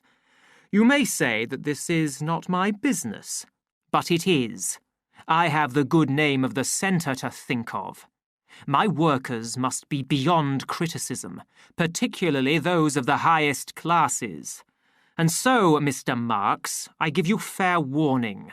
If I ever have any complaint again about your failure to submit to our rules for social behaviour, I shall ask for you to be moved to a sub-centre, perhaps to Iceland. Good morning." And turning away, he picked up his pen and began to write. "That'll teach him," he said to himself. But he was mistaken, for Bernard left the room with a joyful feeling that he stood alone against the whole of the social order, with the sense of his individual importance. He was not even frightened by the director's threats. He felt strong enough to resist severe treatment, strong enough to face even Iceland. And in any case, he didn't believe that he would be called upon to face anything at all. People weren't moved for things like that. Iceland was just a threat. Walking along the passage, he actually whistled. The journey was quite uneventful. The Blue Pacific rocket was 2.5 minutes early at New Orleans, lost 4 minutes in a storm over Texas, but then flew into a favourable air current and was able to land at Santa Fe less than 40 seconds behind the official time. 40 seconds on a 6.5-hour flight. Not so bad, said Lenina. They slept that night at Santa Fe. Lenina found all the comforts that she could have wished for. "There won't be anything like this in the reservation," Bernard warned her. "No television, no hot water even. You mustn't come to the reservation unless you really want to." "But I do want to." "Very well then," said Bernard. Their permit required the signature of the director of the reservation, to whose office they went next morning. He was full of useless information and unasked-for good advice. Once started, he went on and on in the same loud, boring voice. 560,000 square kilometres, divided into 4 distinct sub-reservations, each surrounded by an electric fence. There is no escape. Those who are born in the reservation, and remember, dear young lady, that in the reservation children still are born. Yes, actually born, disgusting though that may seem, must spend their whole lives there and die there. There are about 60,000 Indians and people of mixed blood, absolute savages. Our inspectors occasionally visit. Otherwise, no contact with the civilized world. Still preserve their shameful habits and customs. Marriage, if you know what that is, my dear young lady. Families. No conditioning. Christianity and awful old belief systems like that. Dead languages such as Spanish. Savage wild animals. Infectious diseases. Priests. Poisonous snakes. They got away at last. A message was sent to them at the hotel that, on the director's orders, a reservation guard had come round with a plane and was waiting on the roof. They went up at once. They took their seats in the plane and set off. 10 minutes later, they were crossing the border that separated civilization from savagery. Uphill and down, across the deserts of salt or sand, through forests, down into deep valleys, over wide plains and tall mountain tops, the fence marched on and on. And at its foot, here and there, a pattern of white bones. A body on the ground marked the place where a wild animal had gone too close to the deadly wires. "They never learn," said the pilot, pointing down at the bones on the ground below them. And they never will learn, he said, laughing as if at a joke. Bernard, having taken 2 grams of soma, went to sleep and woke at last to find the machine standing on the ground, Lenina carrying the suitcases into a small square house, and the pilot talking in some language that he could not understand with a young Indian. "Malpay," explained the pilot, as Bernard stepped out. "This is the rest house, and there's a dance this afternoon at the village. He'll take you there." He pointed to the young savage, who appeared unwilling. "It'll be funny, I expect. Everything they do is funny." And with that, he climbed into the plane and started up the engines. "Back tomorrow.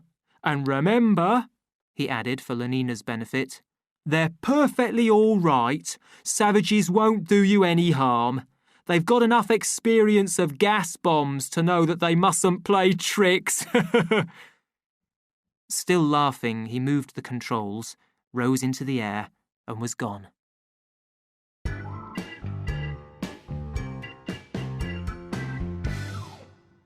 Chapter 7. Among the Savages. The flat-topped rock rose up from the yellow, dusty plain of a valley through which ran a river between high, steep banks. On the top of this rock was the Indian village of Malpay. Block above block, each story smaller than the one below, the tall houses rose in great stone steps into the blue sky. At their feet lay an untidy group of low buildings, and on 3 sides the tall rocks fell straight down into the plain. A few columns of smoke rose into the still air and were lost. "Strange," said Lenina. "Very strange." That was what she called anything that did not please her. "I don't like it, and I don't like that man." She pointed to the Indian guide who had been appointed to take them up to the village. He clearly did not like them either. Even the back of the man, as he walked along, seemed to express his hatred of them. "Besides," she lowered her voice, "he smells." Bernard did not attempt to deny it. They walked on. Suddenly, it seemed as though the whole air had come alive and was beating with the tireless movement of blood. Up there, in Malpay, the drums were being beaten. Their feet began to obey the beat of that mysterious heart. They walked more quickly. Their path led them to the foot of the rock. Its sides rose above them like a great tower, 90 meters to the top. "I wish we could have brought the plane," said Lenina, looking up with dislike at the blank rock face. "I hate walking, and you feel so small when you're on the ground at the bottom of a hill." They walked along for a time in the shadow of the rock, turned a corner, and there, in a dry channel worn away by the water in former times, was the way up. They climbed. It was a very steep path that went from side to side of the channel. Sometimes the drums were almost silent. At others, they seemed to be beating only just round the corner. When they were halfway up, a large bird flew past so close to them that they felt the cold wind from his wings on their faces. In a crack in the rock lay a pile of bones. It was all frighteningly strange, and the Indian smelt stronger and stronger. They emerged at last from the channel into the full sunlight. The top of the rock was a flat platform of stone. "Like the Charing Tea Tower," said Lenina, comforting herself with the memory of something familiar and safe. But she was not allowed to enjoy this comforting comparison for long. The sound of soft footsteps made them turn round. Naked from throat to waist, their dark brown bodies painted with white lines, "like clay tennis courts," Lenina was later to explain. Their faces wild, not human, painted red, black and yellow. 2 Indians came running along the path. Fox fur and pieces of red cloth and birds' feathers were twisted into their black hair. Great, brightly coloured headdresses rose above their faces. With every step they took, their silver jewellery shook, and the bones and coloured stones in their necklaces knocked against each other. They came on without a word, running quietly in their animal skin shoes. One of them was holding a feather brush. The other carried, in each hand, what looked at a distance like 3 or 4 pieces of thick rope. One of the ropes moved and twisted, and suddenly Lenina saw that they were snakes. The men came nearer and nearer. Their dark eyes looked at her, but without the smallest sign that they had seen her or were aware of her existence. The twisting snake hung still again with the rest. The men passed. "I don't like it," Lenina said. "I don't like it." She liked even less what she found at the entrance to the village, where their guide had left them while he went inside for instructions. The dirt, to start with, the piles of rubbish, the dust, the dogs, the flies. Her face showed how disgusting she found it. She held her hand to her nose. "But how can they live like this?" she cried, hardly able to believe her own eyes. "They've been doing it for the last 5,000 or 6,000 years, said Bernard. So I suppose they must be used to it by now. But cleanliness is next to fordliness, she insisted. Yes, and civilization is sterilization, Bernard went on with a little smile. But these people have never heard of our Ford, and they aren't civilized, so there's no point in... Oh! She held his arm. Look! An almost naked Indian was very slowly climbing down the ladder from the first floor of one of the houses, with the trembling carefulness of extreme old age. His face was deeply lined and black. The toothless mouth had fallen in. At the corners of the lips and on each side of the chin, a few long hairs shone almost white against the dark skin. The long, untidy hair hung down in grey threads around his face. His body was bent, nothing but skin and bone. Very slowly he came down, pausing at each step before he placed a foot carefully on the one below. "What's the matter with him?" whispered Lenina. Her eyes were wide with horror and shock. "He's old, that's all," Bernard answered as carelessly as he could. He too was shocked, but he made an effort to seem unmoved. "Old?" she repeated. "But the director's old. Lots of people are old. They're not like that." "That's because we don't allow them to be like that. We preserve them from diseases. We keep their bodies in good condition by scientific treatment. We give them young blood at regular intervals. We keep their body systems working perfectly, so of course they don't look like that. Partly," he added, "because most of them die long before they reach this old creature's age. Youth almost perfectly preserved till 60, and then, crack, the end." But Lenina was not listening. She was watching the old man. Slowly, slowly he came down. His feet touched the ground. He turned. His deep sunken eyes were still extraordinarily bright. They looked at her for a long moment without expression, without surprise, as though she had not been there at all. Then, slowly, with bent back, the old man walked painfully past them and was gone. "But it's terrible," Lenina whispered.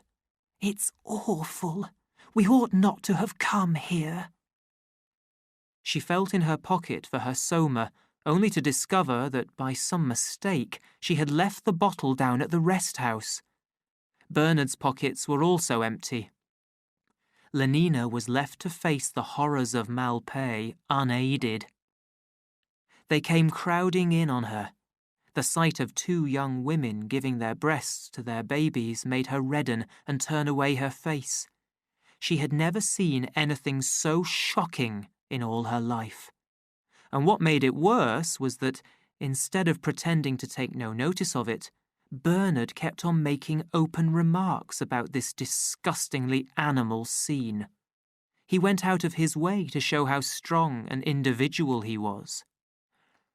At this moment, their guide came back and, making a sign to them to follow, led the way down a narrow street between the houses. A dead dog was lying on a rubbish pile. A woman with a badly swollen neck was combing the dirt from the hair of a small girl. Their guide stopped at the foot of a ladder, then pointed upwards and forwards.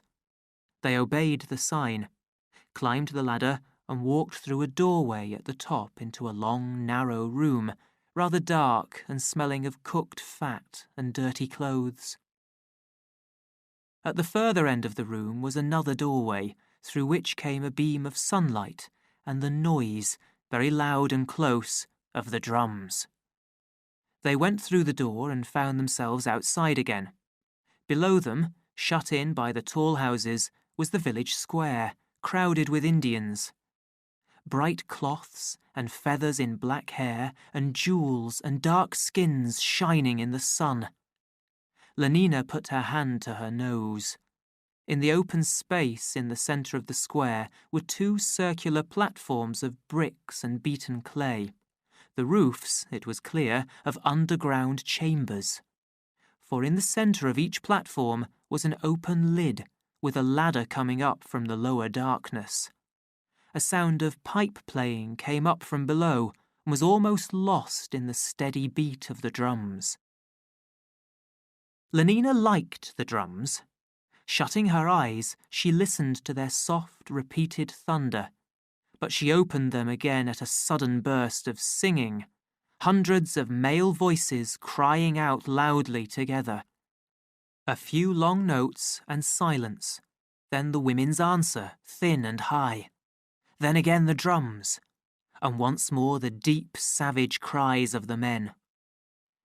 Suddenly, there came up from those round underground chambers a frightening band of strange beings. Wearing ugly masks or with faces painted so that they looked like nothing human, they circled in a strange dance round the square.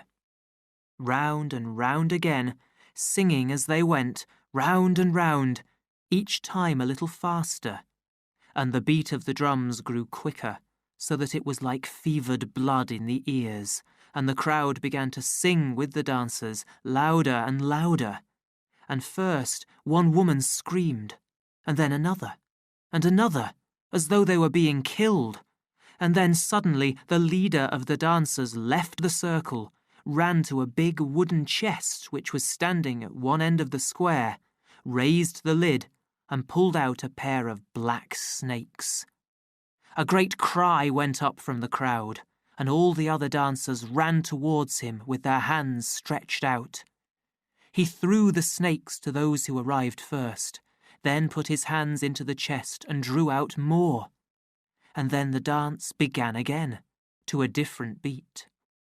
Round they went with their snakes, twisting and turning their bodies as if they were snakes themselves. Round and round. Then the leader gave a signal and, one after the other, all the snakes were thrown down in the middle of the square. An old man came up from underground and scattered seeds over them, and from the other chamber came a woman and threw water over them from a black bottle. Then the old man lifted his hand and, suddenly, there was absolute silence. The drums stopped beating. Life seemed to have come to an end. The old man pointed to the two entrances to the lower world, and slowly, raised by hands from below, there came up from the one a painted image of a large bird, from the other that of a man, naked and nailed to a cross. The old man struck his left hand with his right. Naked, except for a white cotton cloth round his waist, a boy of about 18 stepped out of the crowd and stood before him, his hands crossed over his chest, his head bent forward. The old man made the sign of the cross over him and turned away. Slowly the boy began to walk round the twisting pile of snakes. From among the dancers, a tall man, wearing the mask of a mountain lion and holding in his hand a leather whip, advanced towards him. The boy moved on as though he had not noticed the other's existence. The lion man raised his whip. There was a long pause, then a quick movement, then the whistle of the whip through the air and the loud, flat sound of the blow falling on flesh. The boy's body trembled, but he made no sound. He walked on at the same slow, steady pace. The whip struck again, and at every blow at first a low cry, and then a deep shout went up from the crowd. The boy walked on. Twice, 3 times, 4 times he went round the pile of snakes. The blood was streaming. 5 times round, 6 times round. Suddenly, Lenina covered her face with her hands and began to cry. "Oh, stop them! Stop them!" she begged. But the whip fell and fell without pity. 7 times round. Then suddenly the boy fell forward onto his face, still without a sound. Bending over him, the old man touched his back with a long white feather, held it up for a moment, red with blood, for the people to see, then shook it 3 times over the snakes. A few drops fell, and suddenly the drums broke out again in a river of hurrying notes. There was a great shout. The dancers rushed forward, picked up the snakes, and ran out of the square. Men, women, children, all the crowd ran after them. A minute later, the square was empty. Only the boy remained, flat on his face where he had fallen, quite still. 3 old women came out of one of the houses and, with some difficulty, lifted him and carried him in. The bird and the man on the cross kept guard for a little while over the empty square. Then, as though they had seen enough, sank slowly down below the ground, out of sight, into the lower world. Lenina was still crying. "Too awful," she kept repeating. "Too awful, that blood."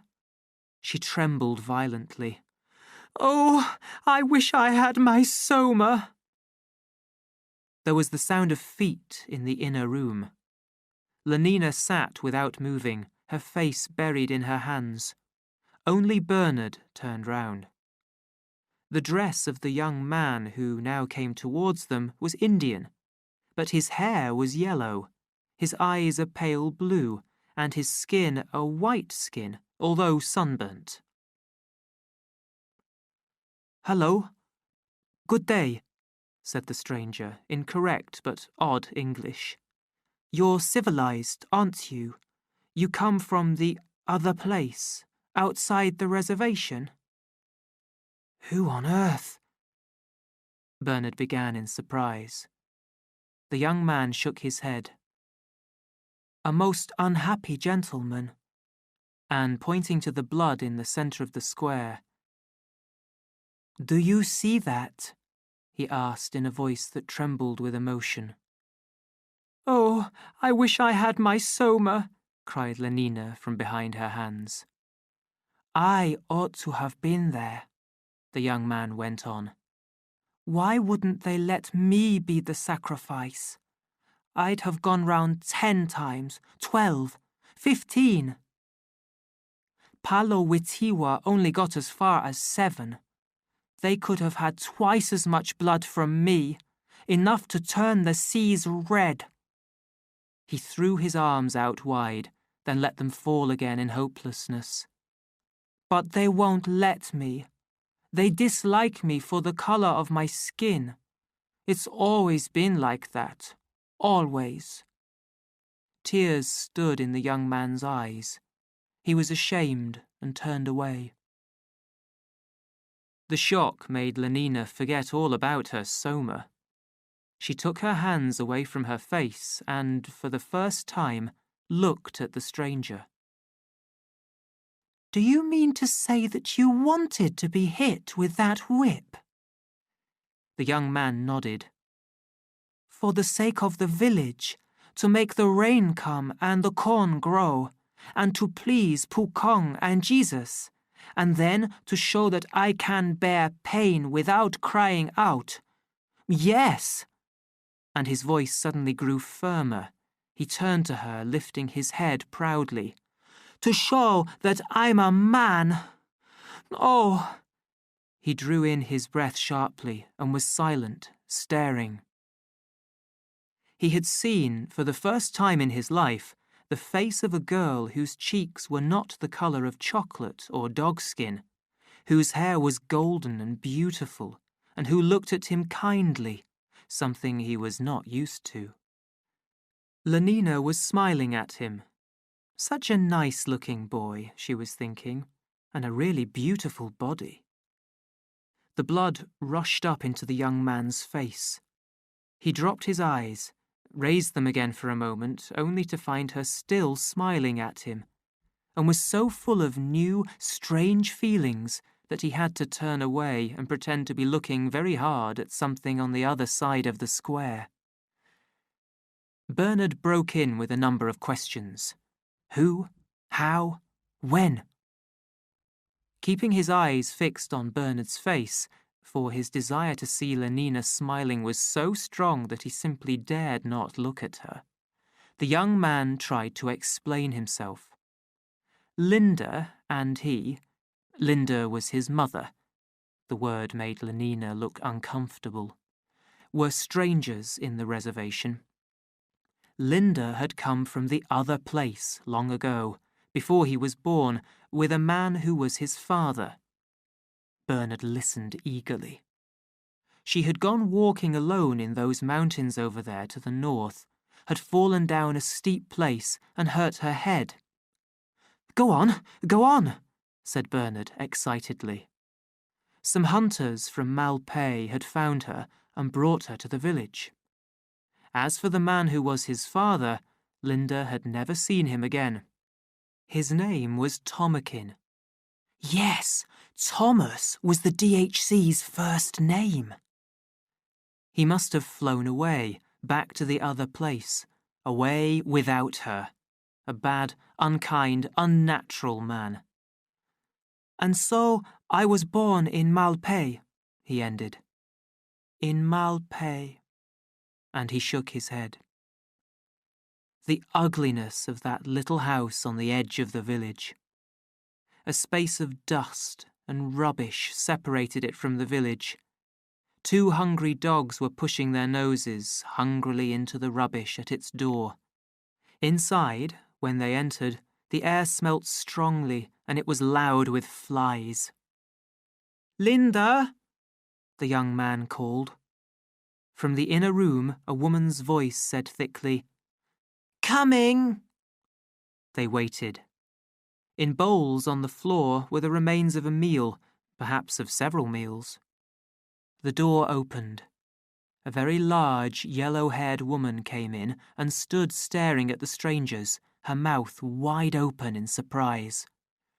Lenina noticed with horror that 2 of the front teeth were missing, and the colour of the ones that remained, she could hardly look. So fat, and the loose hanging cheeks all rough and purple, and all the lines in her face, and the blood marks on her nose and in her eyes, and that neck,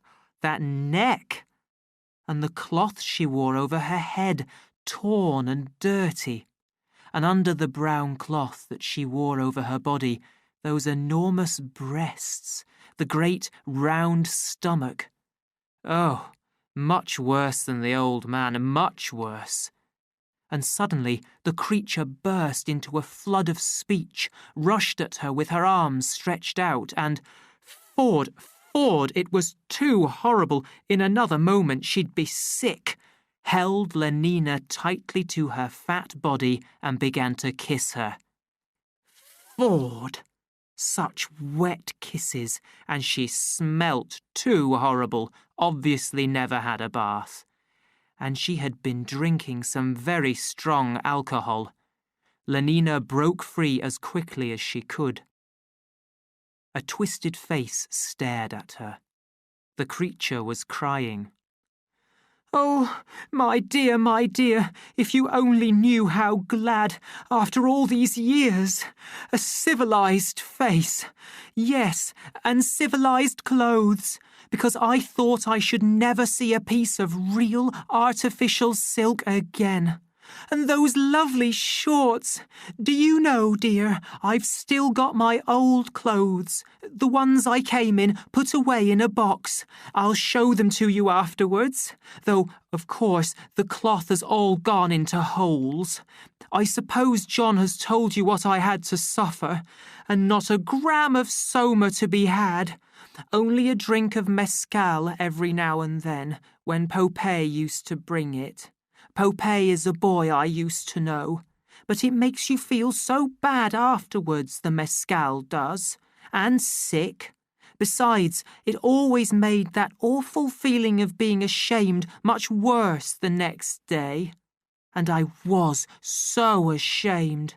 Just think of it, me, a beater, having a baby.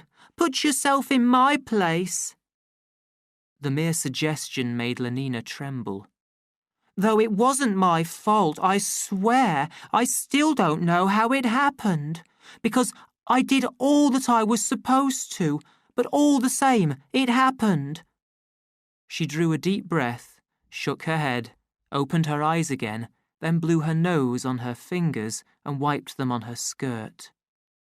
"Oh, I'm so sorry," she said, seeing Lenina's look of disgust.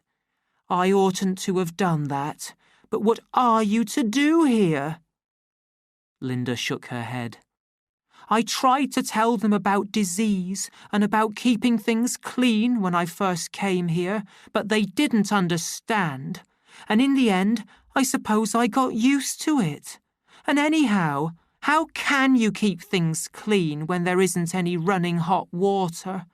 And look at these clothes. This horrible wool isn't like artificial material. It never wears out. It lasts and lasts, and you're supposed to mend it if it gets torn. But I'm a beater. I worked in the fertilizing room. Nobody ever taught me to do anything like that. It wasn't my business. Besides, it never used to be right to mend clothes. Throw them away when they've got holes in them and buy new. The more stitches, the less riches. But it's all different here. It's like living with mad people. Everything they do is mad." She lowered her voice. "Take the way they have one another here. Mad, I tell you, absolutely mad. Everyone belongs to everyone else, don't they?" she whispered, pulling at Lenina's arm. Lenina nodded and turned her head away from the smell of Linda's breath. "Well, here," the other went on, "nobody's supposed to belong to more than one person. If you have people in the ordinary way, the others think you're bad. Once, a lot of women came and shouted at me because their men came to see me.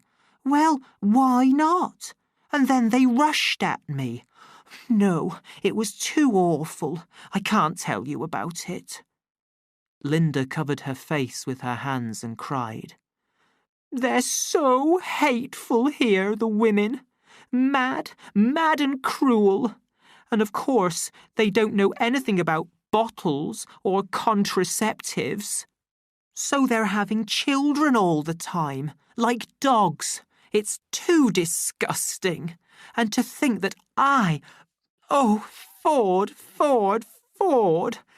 And yet John was a great comfort to me. I don't know what I should have done without him. even though he did get so upset whenever a man, quite as a tiny boy even, once, but that was when he was bigger, he tried to kill poor Waihu Siwa, or was it Pope? Just because I used to have them sometimes. Because I never could make him understand that that's what civilized people ought to do.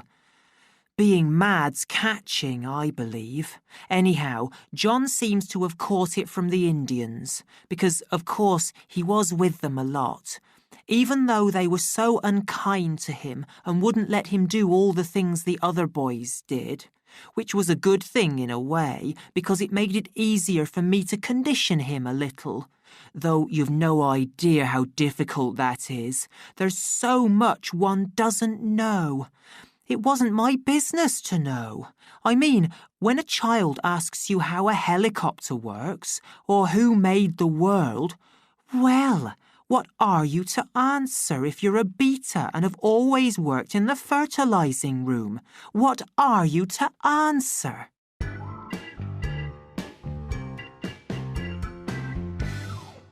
Chapter 8. John. Outside, in the dust and among the rubbish, there were 4 dogs now. Bernard and John were walking slowly up and down.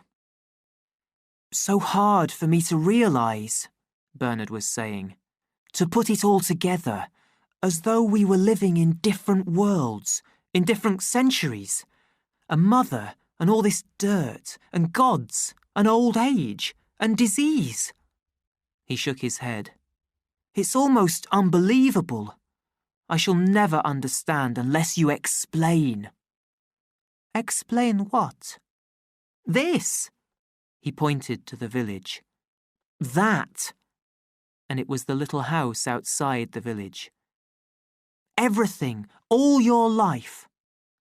But what is there to say? From the beginning, as far back as you can remember. As far back as I can remember. John thought deeply. There was a long silence. It was very hot. They had eaten a lot of bread and vegetables. Linda said, "Come and lie down, baby." They lay down together in the big bed. Sing. And Linda sang nursery songs. Her voice grew fainter and fainter. There was a loud noise, and he woke suddenly. A man was standing by the bed, enormous, frightening. He was saying something to Linda, and Linda was laughing. She had pulled the bedclothes up to her chin, but the man pulled them down again. His hair was like 2 black ropes, and round his arm was a lovely silver band with blue stones in it. He liked the band, but all the same, he was frightened. He hid his face against Linda's body. Linda put her hand on him, and he felt safer. In those other words he did not understand so well, she said to the man, "Not with John here." But the man took hold of one of his arms, and it hurt. He screamed. The man put out his other hand and lifted him up. Linda held him, saying, "No, no!" The man said something short and angry. He kicked and struggled, but the man carried him across to the door, opened it, put him down on the floor in the middle of the other room, and went away, shutting the door behind him. He got up, he ran to the door. Standing on the tips of his toes, he could just reach the big wooden handle. He turned it and pushed, but the door wouldn't open.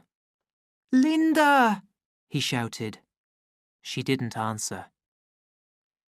He remembered a huge room, rather dark, and there were big wooden things with strings tied to them, and lots of women standing round them, making cloth, Linda said. Linda told him to sit in the corner with the other children while she went and helped the women. He played with the little boys for a long time. Suddenly, people started talking very loudly, and there were the women pushing Linda away, and Linda was crying. She went to the door, and he ran after her. He asked her why they were angry. "Because I broke something," she said, and then she got angry too. "How should I know how to do their stupid weaving?" she said. "Horrible savages!" He asked her what savages were. When they got back to their house, Popeye was waiting at the door, and he came in with them. He had a big bottle full of stuff that looked like water, but it wasn't water. It was something with a bad smell that burnt your mouth and made you cough. Linda drank some, and Popeye drank some, and then Linda laughed a lot and talked very loudly, and then she and Popeye went into the other room. When Popeye went away, he went into the room. Linda was in bed and so fast asleep that he couldn't wake her. Popeye used to come often. He said the stuff in the bottle was called mescal, but Linda said it ought to be called soma, only it made you feel ill afterwards. He hated Popeye. He hated them all the men who came to see Linda. One afternoon, when he had been playing with the other children, it was cold, he remembered, and there was snow on the mountains. He came back to the house and heard angry voices in the bedroom. They were women's voices, and they said words he didn't understand, but he knew they were bad words. Then suddenly, crash! Something fell over. He heard people moving about quickly, and there was another crash, and then a noise of someone being hit. Then Linda screamed, "Oh, don't! He ran in. There were 3 women in dark clothes. Linda was on the bed. One of the women was holding her wrists. Another was lying across her legs so that she couldn't kick. The third was hitting her with a whip. Once, twice, 3 times, and each time Linda screamed. Crying, he caught hold of the woman's brown hand and bit it as hard as he could. She cried out, pulled her hand free, and gave him such a push that he fell down. While he was lying on the ground, she hit him 3 times with the whip. It hurt more than anything he had ever felt, like fire. "But why did they want to hurt you?" he asked that night. "I don't know. How should I know? They say those men are their men." And she burst into tears. He pressed against her. He put his arm round her neck. Linda cried out, "Oh, be careful, my shoulder, oh!" And she pushed him away hard. His head knocked against the wall painfully. "Stupid boy!" she shouted, and then suddenly she began to hit him. "Linda!" he cried out. "Oh, Mother, don't!" "I'm not your mother. I won't be your mother. Turned into a savage," she shouted. "Having young ones like an animal. If I hadn't had you, I might have gone to the inspector. I might have got away, but not with a baby. That would have been too shameful." He saw that she was going to hit him again and lifted his arm to protect his face. "Oh, don't, Linda, please don't." He shut his eyes, expecting the blow, but she didn't hit him. After a little time, he opened his eyes and saw that she was looking at him. He tried to smile at her.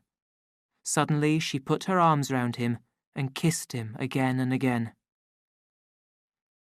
The happiest times were when she told him about the other place, how you could go flying whenever you liked, and how you could have music out of a box, and about the other boxes where you could see and hear what was happening at the other side of the world, and babies in lovely clean bottles, everything so clean, no smells and no dirt at all, and people never lonely, but living together and being happy all the time. Sometimes, when he and the other children were tired with too much playing, one of the old men of the village would tell them strange stories of the gods and of the beginning of the world. Strange stories that he did not fully understand. Lying in bed later, he would think of heaven and London and rows of clean bottles and Jesus and Linda flying up and the great director of world production and R. Ford himself. The boys said bad things about Linda and about the men who came to see her. Sometimes they laughed at him for being such a mess. When he tore his clothes, Linda did not know how to mend them. In the other place, she told him, people threw away clothes with holes in them and got new ones. But Linda taught him to read, drawing pictures and letters on the wall with the point of a burnt stick. And when the other boys shouted at him, he said to himself, "But I can read, and they can't. They don't even know what reading is."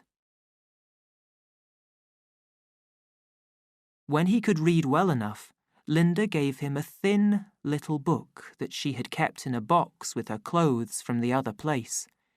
It was a book of instructions for beta embryo store workers, telling them what chemicals to use for various processes in the treatment of the bottled embryos.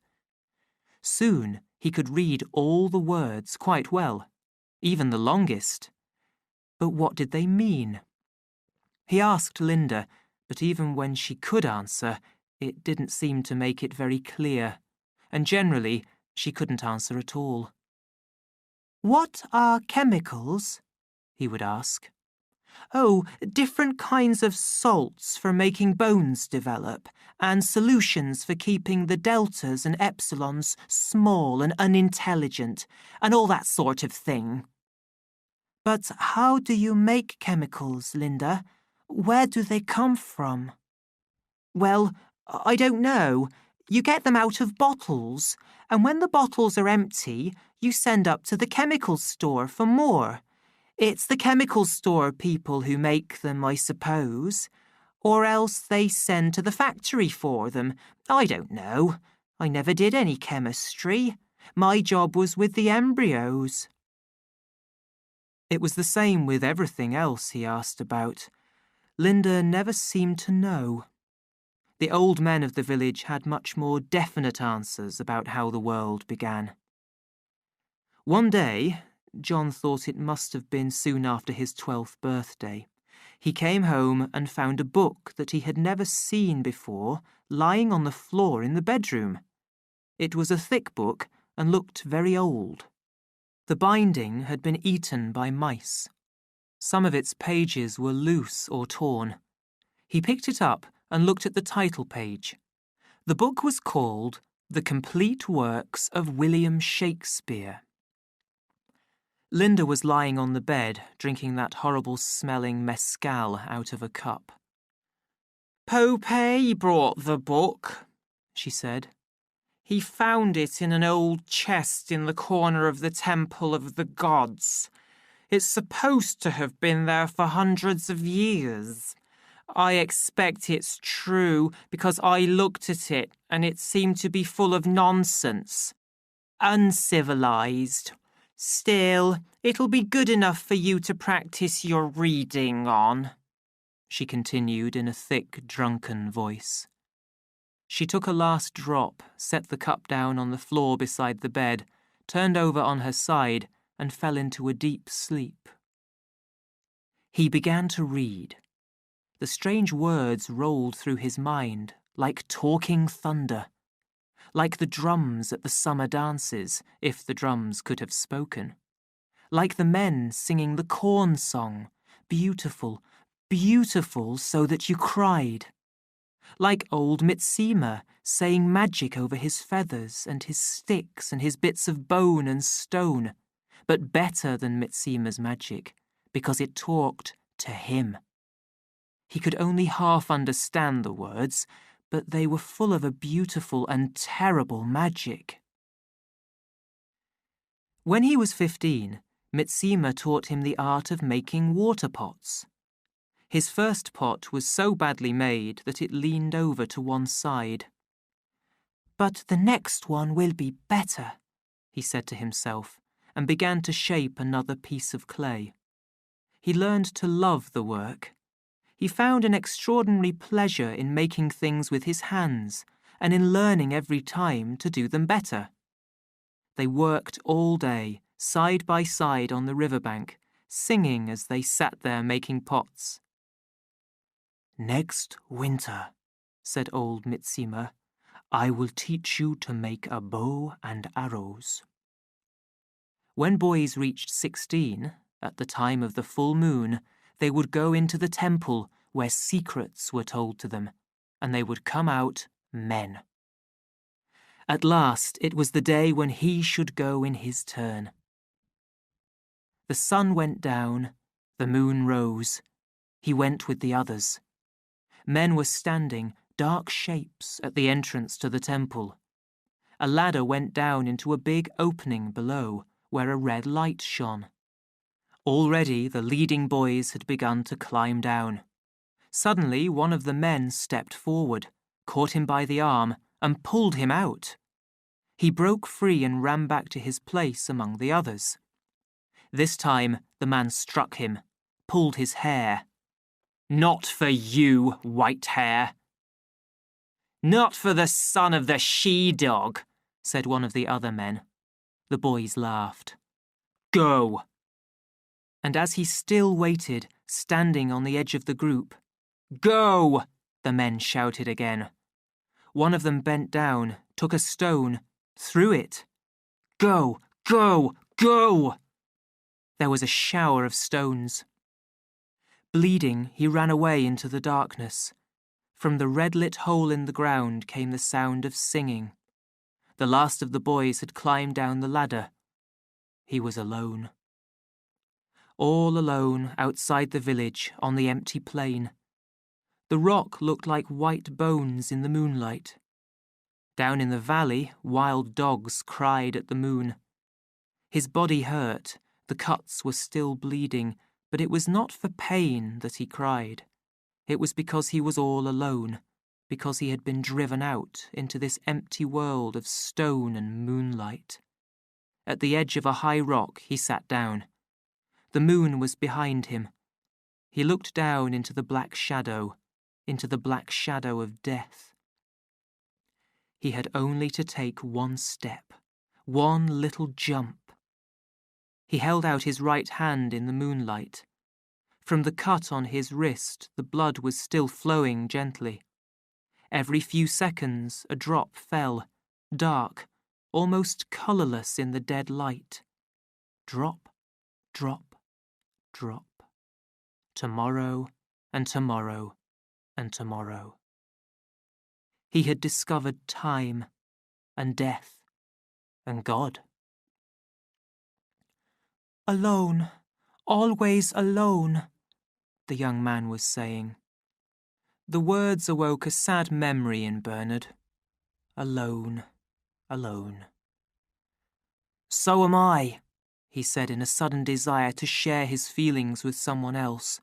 "Terribly alone." "Are you?" John looked surprised. "I thought that in the other place, Linda always said that nobody was ever alone there." Bernard reddened uncomfortably. "You see," he said almost in a whisper, turning his eyes aside in shame. "I'm rather different from most people, I suppose. If something happens to one's treatment and one comes out of the bottle different—" "Yes, that's just it," the young man nodded. "If one's different, one's certain to be lonely. They're very cruel to one. Do you know, they shut me out of absolutely everything. When the other boys were sent out to spend the night on the mountains, you know, when you have to dream which your holy animal is, they wouldn't let me go with the others. They wouldn't tell me any of the secrets. I did it by myself, though," he added. "Didn't eat anything for 5 days and then went out alone into those mountains there." He pointed. Bernard smiled a little smile of pity at the ignorance and simplicity of the young man. "And did you dream of anything?" he asked. The other nodded. "But I mustn't tell you what."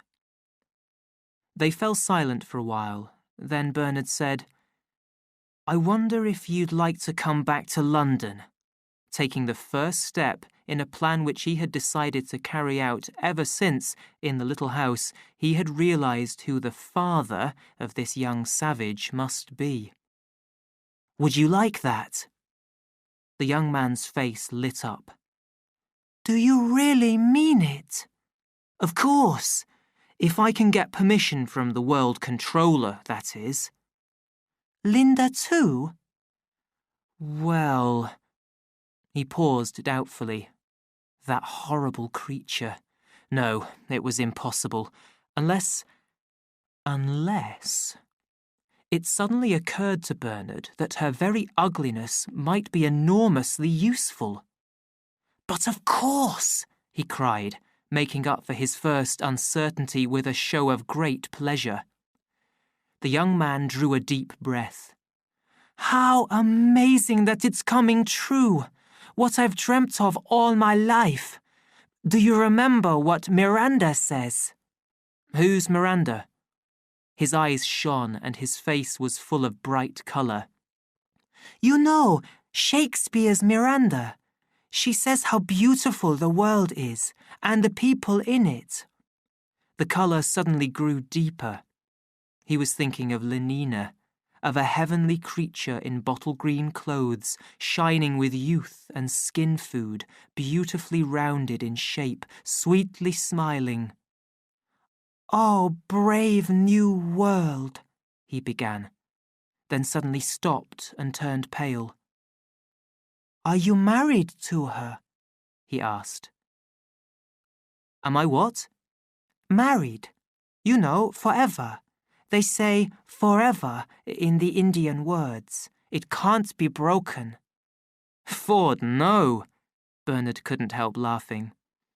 John also laughed, but for another reason. He laughed for pure joy. "Oh, brave new world," he repeated. "Oh, brave new world that has such people in it. Let's start at once." "You have the strangest way of talking sometimes," said Bernard, staring at the young man in surprise. "And anyhow, hadn't you better wait till you actually see the new world?"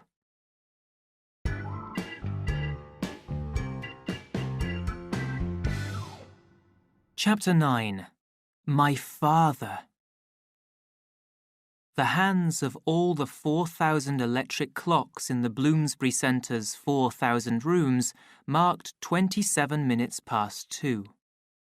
The centre was full of activity. Everyone was busy. Everything went on in an orderly manner. The moving rows of bottles, each with its developing embryo, followed one another slowly but surely through all the stages of treatment and out into the unbottling room, where the newly unbottled babies gave their first cry of horror and shock. The sound of well-oiled machinery rose softly from below. The lifts rushed up and down. On all the 11 floors of the nurseries, it was feeding time.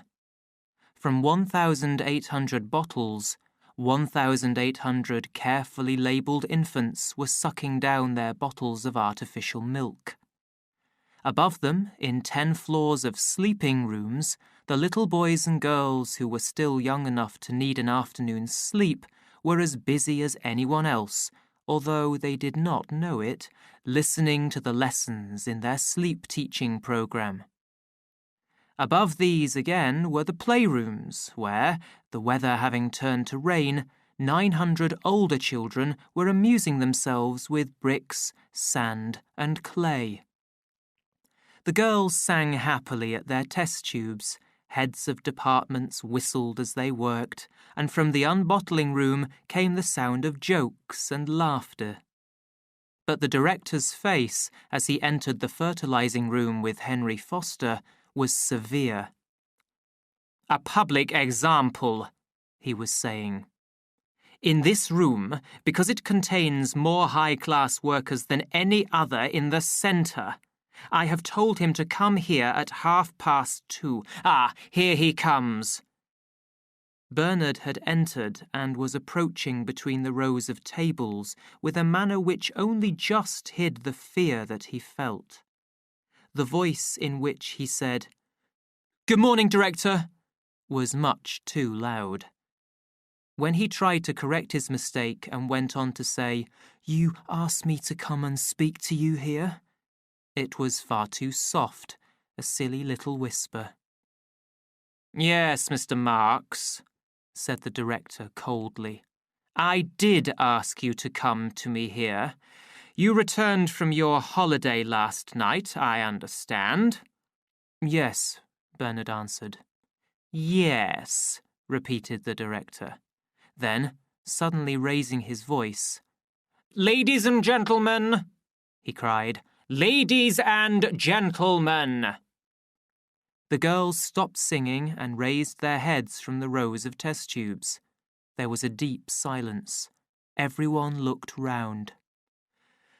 "Ladies and gentlemen," the director cried once more, "excuse me for interrupting your labours. A painful duty forces me to do so. The security of society is in danger. Yes, in danger, ladies and gentlemen. This man," he pointed an accusing finger at Bernard, "this man who stands before you here, this Alpha Plus to whom so much has been given, and from whom, therefore, so much must be expected, has failed to honour the trust which had been placed in him.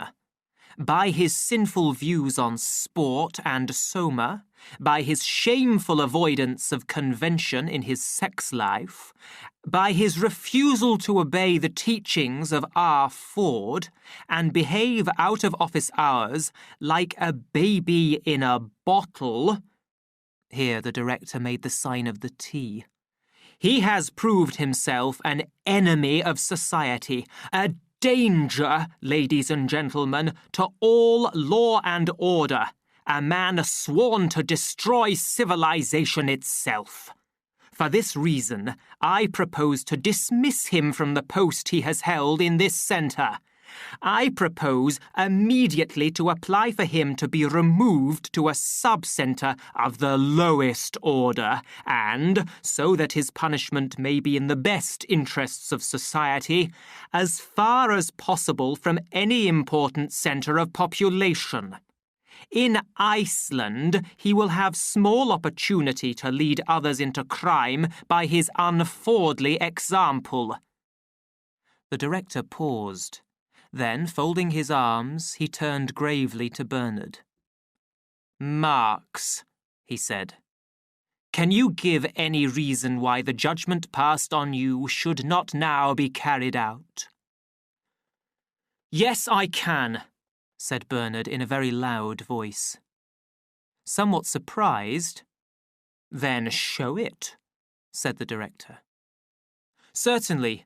But it's in the passage. One moment." Bernard hurried to the door and threw it open. "Come in," he commanded, and the reason came in and showed itself. There was a cry of horror and shock. A young girl screamed. Standing on a chair to get a better view, someone upset 2 test tubes and their contents.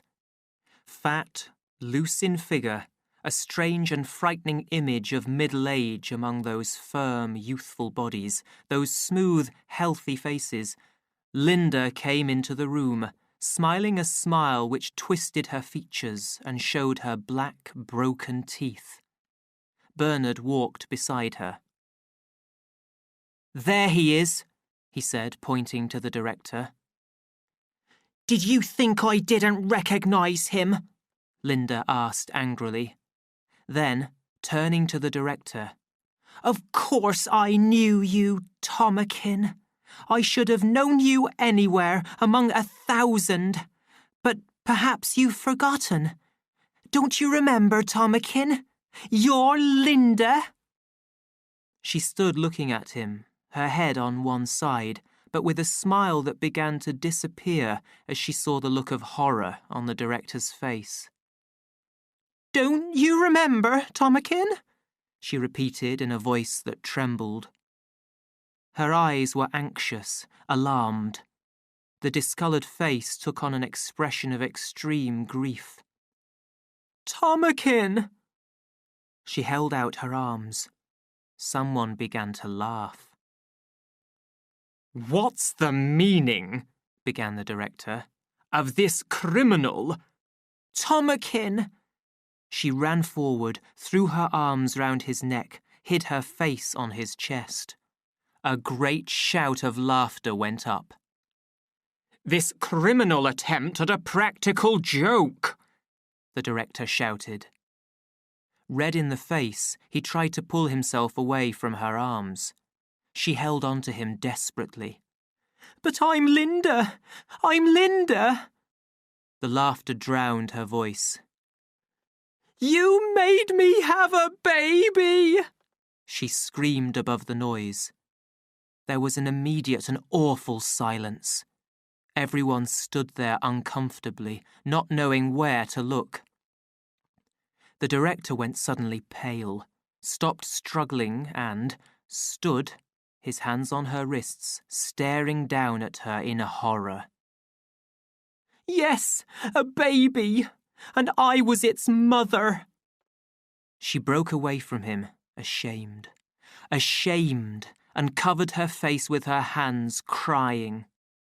It wasn't my fault, Tomakin, because I always followed the instructions, didn't I? Didn't I? Always. I don't know how. If you knew how awful, Tomakin. But he was a comfort to me all the same. Turning towards the door. John, she called. John!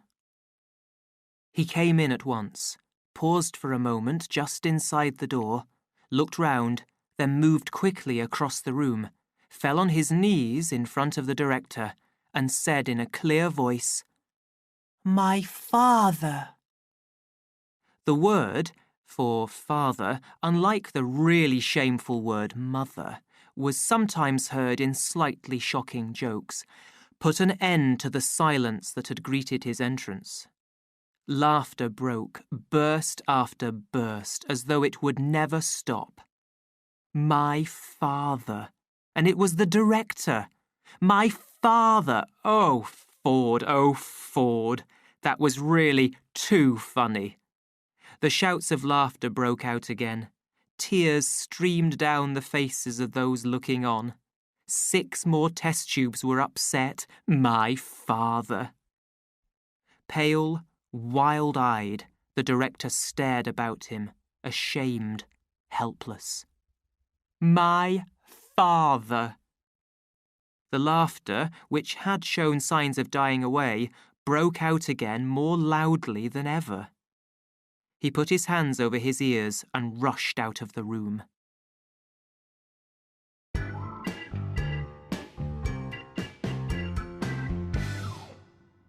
Chapter 10. New Lives. After the scene in the fertilizing room, all upper-class London was anxious to see this funny creature who had fallen on his knees before the director of hatching and conditioning, or rather the ex-director, for the poor man had resigned immediately afterwards and never set foot inside the centre again, had fallen on his knees and called him, the joke was almost too good to be true, my father. Linda, on the other hand, was of no interest at all to them. Nobody had the smallest desire to see Linda. To say one was a mother, that was no joke. It was disgusting. Moreover, she wasn't a real savage. She had come out of a bottle and been conditioned like anyone else, so she couldn't have any unusual ideas. Lastly, and this was by far the strongest reason for people's not wanting to see poor Linda, there was her appearance. fat, having lost her youth, with a discoloured skin, bad teeth, and that figure. Ford, you simply couldn't look at her without feeling sick. Yes, really sick. So the best people were quite determined not to see Linda. And Linda, for her part, had no desire to see them. The return to civilization was, for her, the return to Soma, the possibility of lying in bed and taking holiday after holiday, without ever having to come back to a headache or sickness, without ever being made to feel as you always felt after mescal, as though you'd done something so shameful that you could never hold up your head again. Soma played none of these unpleasant tricks. The holiday it gave was perfect, and if waking up from it was unpleasant, it was so not in itself, but only by comparison with the joys of the holiday. The answer was to make the holiday continuous. She demanded larger and more frequent amounts of Soma. Dr. Shaw was at first unwilling. Then he let her have what she wanted. She took as much as 20 grams a day, many times more than the usual quantity. "Which will finish her off in a month or two," the doctor told Bernard in confidence. "One day she will just stop breathing. Finished. And a good thing, too, we can't make her young again." Surprisingly, as everyone thought, for on a Soma holiday Linda was most conveniently out of the way, John objected to this treatment. "But aren't you shortening her life by giving her so much?" "In one sense, yes," Dr. Shaw admitted. "But in another, we're actually lengthening it." The young man stared at him questioningly. "Soma may make you lose a few years in time," the doctor went on. "But think of the enormous periods it can give you out of time. And as she hasn't got any serious work to do—" "All the same," John argued, "I don't believe it's right." The doctor waved his hand impatiently. "Well, of course, if you'd rather have her crying and shouting for it all the time—" In the end, John was forced to give in. Linda got her Soma. From then on, she remained in her little room on the 37th floor of Bernard's apartment house, with the radio and television on, and the Soma tablets within reach of her hand. It was John, then, that they all wanted to meet. And as it was only through Bernard that John could be seen, Bernard became popular for the first time in his life. Everybody tried to get invitations to his parties to meet the savage, and, as he told his friend Helmholtz, he could have as many girls as he liked just for the favour of asking them round to his apartment. "Lighter than air," said Bernard, pointing upwards. In the sky, high above them, the weather department's balloon shone pink in the sunshine. "The savage," so said Bernard's instructions, "is to be shown civilized life in all its aspects." He was being shown a bird's-eye view of it at present, a bird's-eye view from the platform of the Charing T Tower. The station master and the station's chief weather expert were acting as guides, but it was Bernard who did most of the talking. Filled with his new importance, he was behaving as though, at the very least, he were a visiting world controller, lighter than air. The Bombay green rocket dropped out of the sky. The passengers stepped out of the machine. 8 dark-skinned twins in light brown looked out of the 8 windows, the stewards. 1,250 kilometres an hour, said the station master proudly.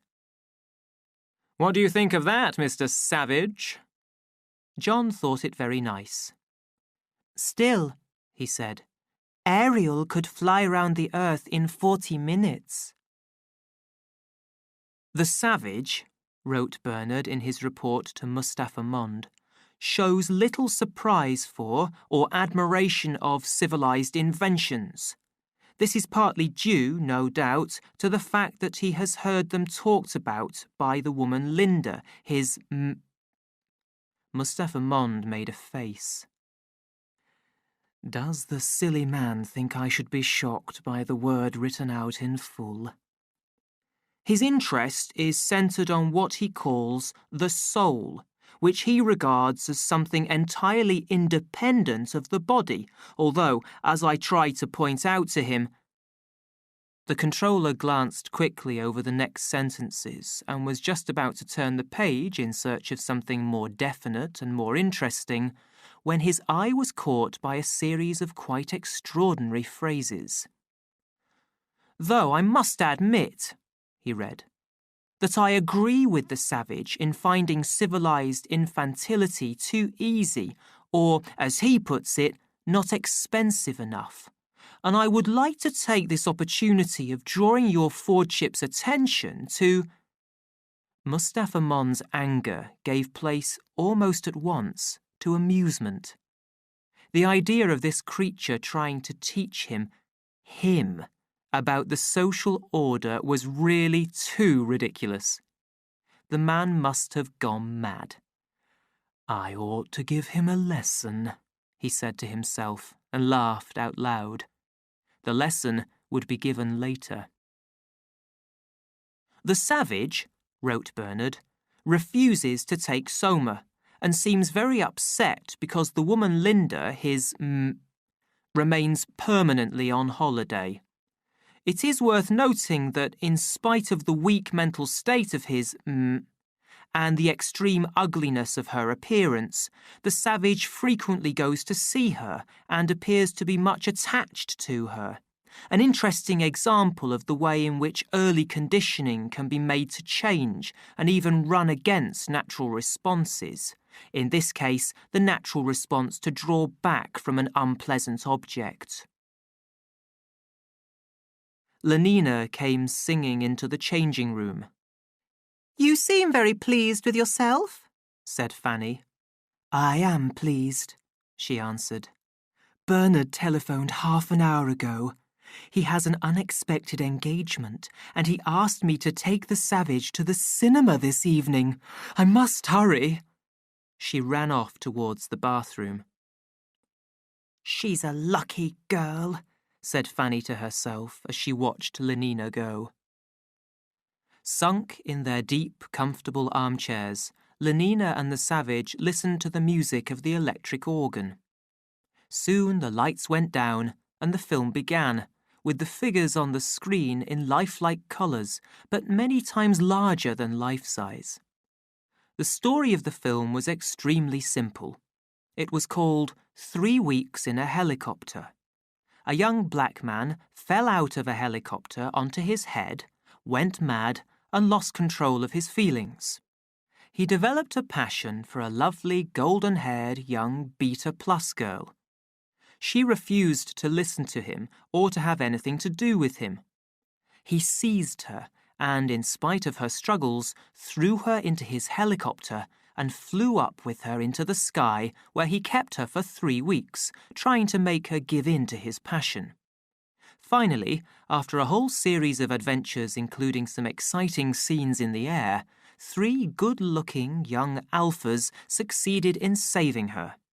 The black man was sent off to a reconditioning centre, and the film ended in a proper and conventional manner, with the beta girl going to bed with all her 3 heroes one after the other. The picture died away, the lights came on, and the music filled the cinema again. It was the end of the performance. But for Lenina, it was not quite the end. As they moved slowly along with the crowd towards the lifts, she still felt emotions that the film had woken in her. Her cheeks were red, her eyes were bright, and she breathed deeply. She caught hold of the savage's arm and pressed it against her side. He looked down at her for a moment, pale, pained, desiring and ashamed of his desire. He was not good enough, not... Their eyes, for a moment, met. What wonders hers promised. Passion shone in them. He looked away quickly, freed his arm from her hold. He was frightened by a feeling that he could not fully understand. He felt somehow that she might cease to be someone that he could look up to as being too good for him, and he did not want this to happen. "I don't think you ought to see things like that," he said. "Like what, John?" "Like that horrible film." "Horrible?" Lenina was surprised. "But I thought it was lovely."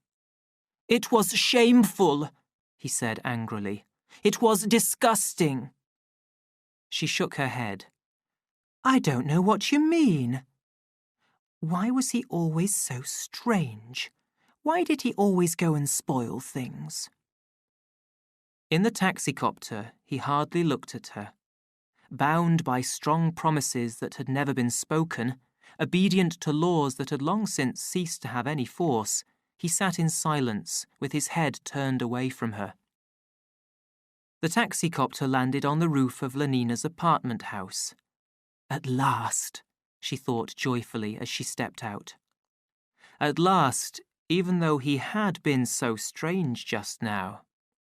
Standing under a lamp, she looked into her hand mirror. At last. Yes, her nose did need powdering. She shook the loose powder from her powder case. While he was paying the taximan, there would just be time. She rubbed at the shine on her nose, thinking, "He's very good looking.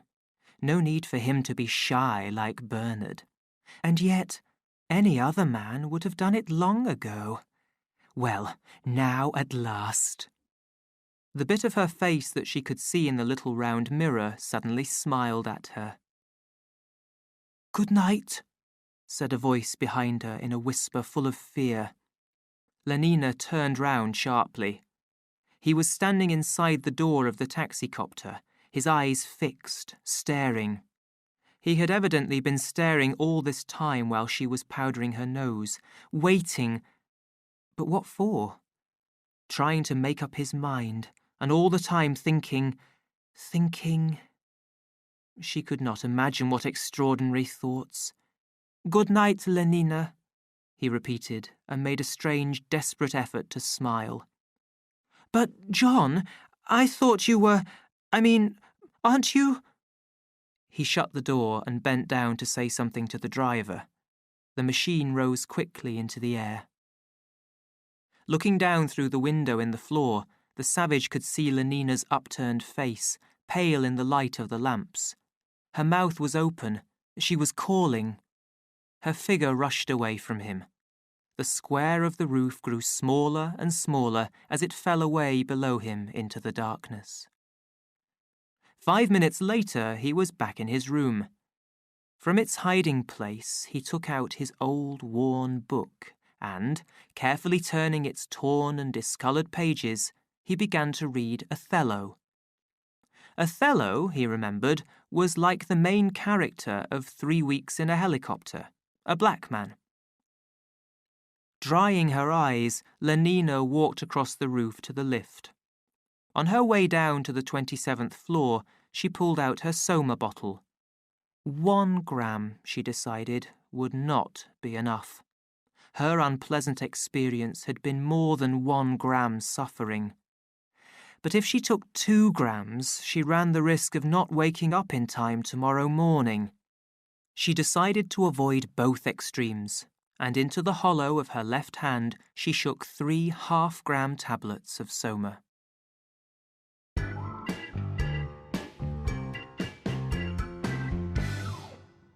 Chapter 11. Emotional Problems. Bernard had to shout through the locked door. The savage would not open. "But everybody's there, waiting for you."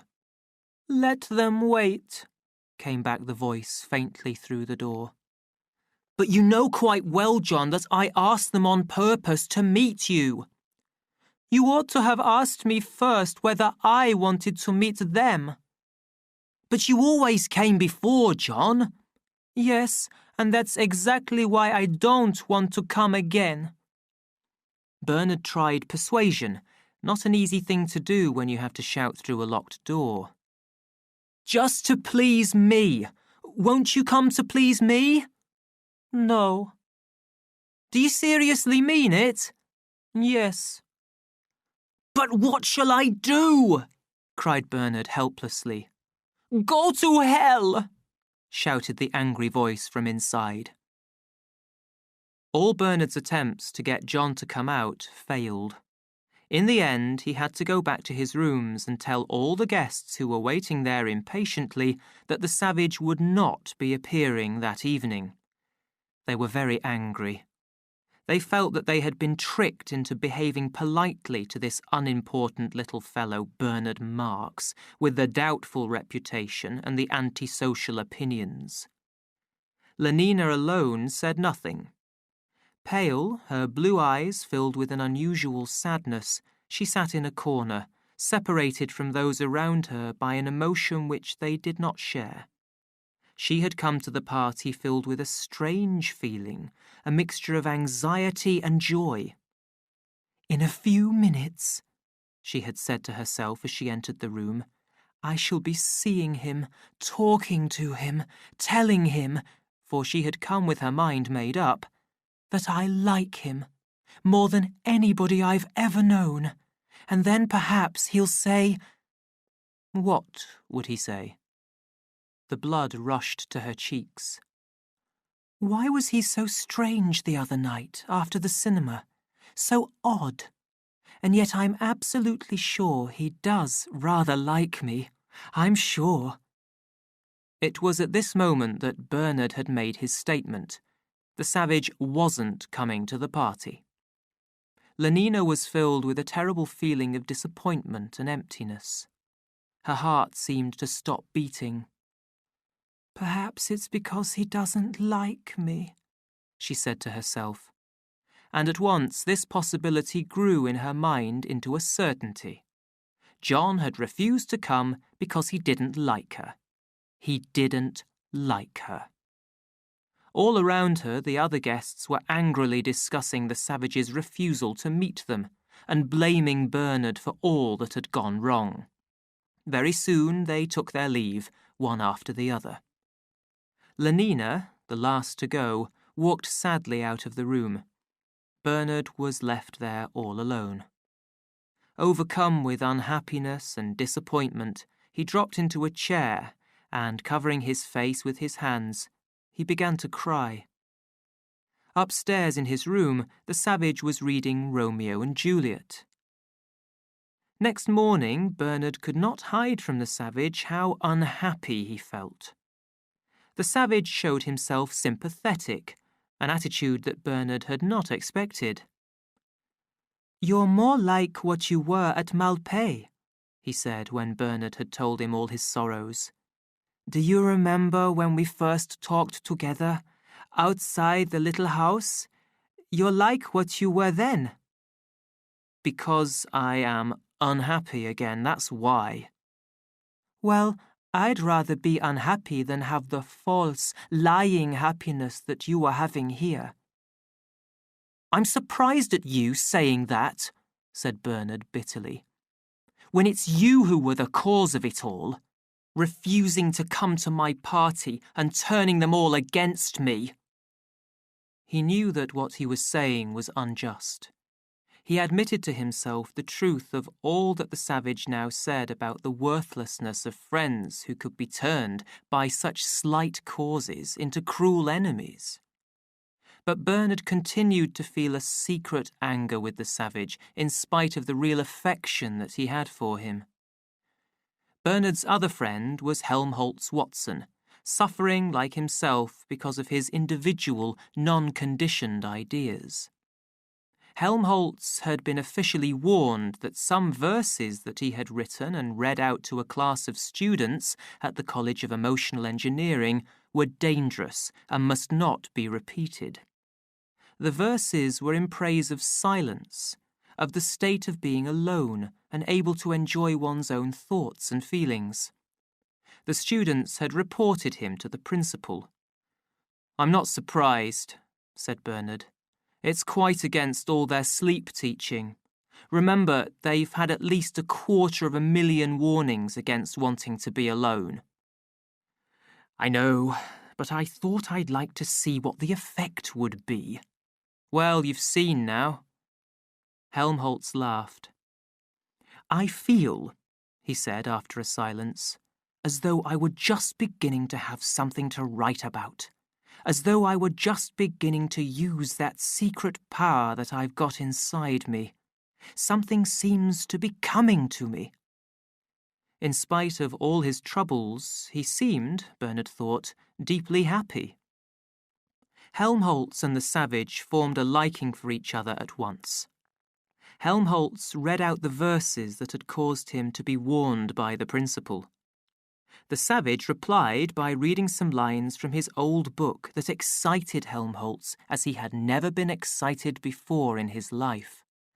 But Helmholtz simply could not understand the story of Romeo and Juliet when John read out the play to him with deep emotion, seeing himself all the time as Romeo and Lenina as Juliet.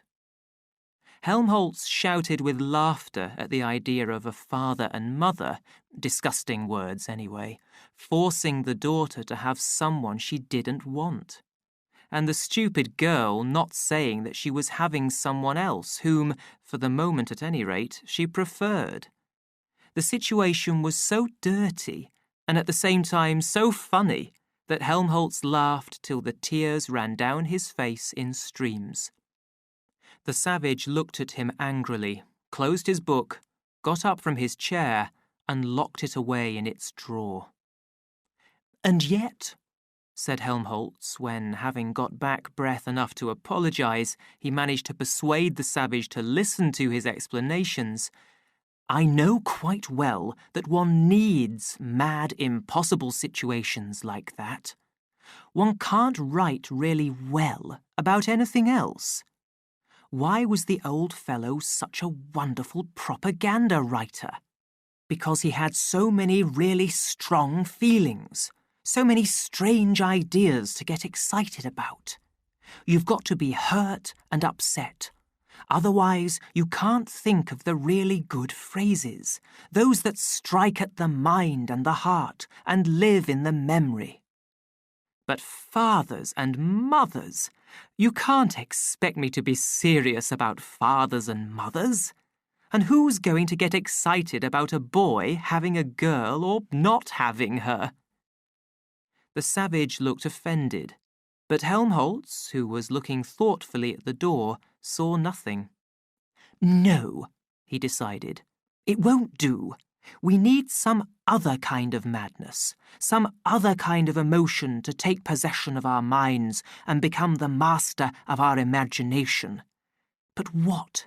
Where can I find it? He was silent. Then, shaking his head, I don't know, he said at last. I don't know.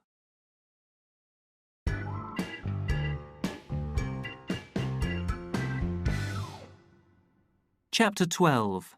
Love and Hate. Henry Foster appeared at Lenina's side in the faint red light of the embryo store. Like to come to the cinema this evening? Lenina shook her head without speaking. Going out with someone else? It interested him to know which of his friends was being had by which other. Is it Bernard? He asked. She shook her head again. Henry noticed how tired she looked, even in that weak light.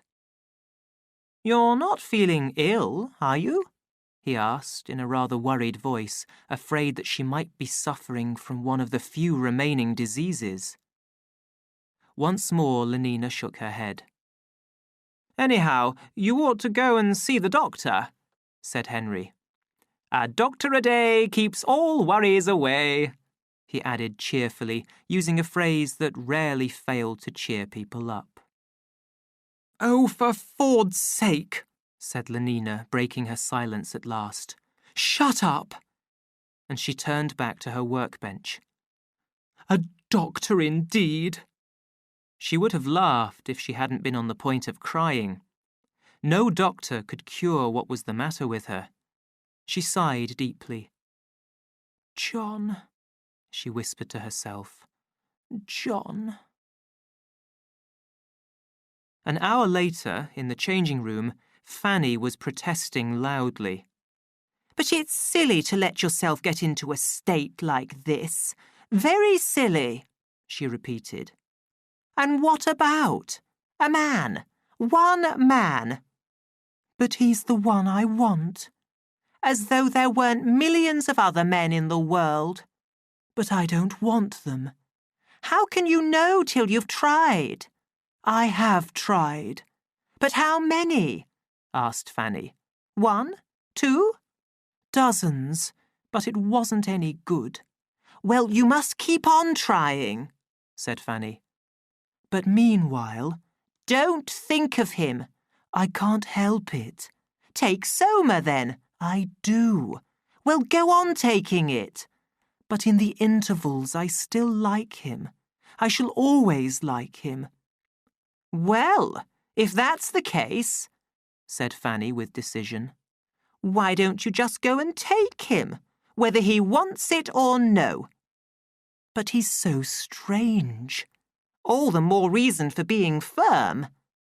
It's all very well to say that. Don't let him go on being so silly. Act, said Fanny. Yes, act at once. Do it now. I daren't, said Lenina. Well, you've only got to take 1/2 gram of Soma first. And now I'm going to have my bath. She marched off towards the bathroom. The bell rang.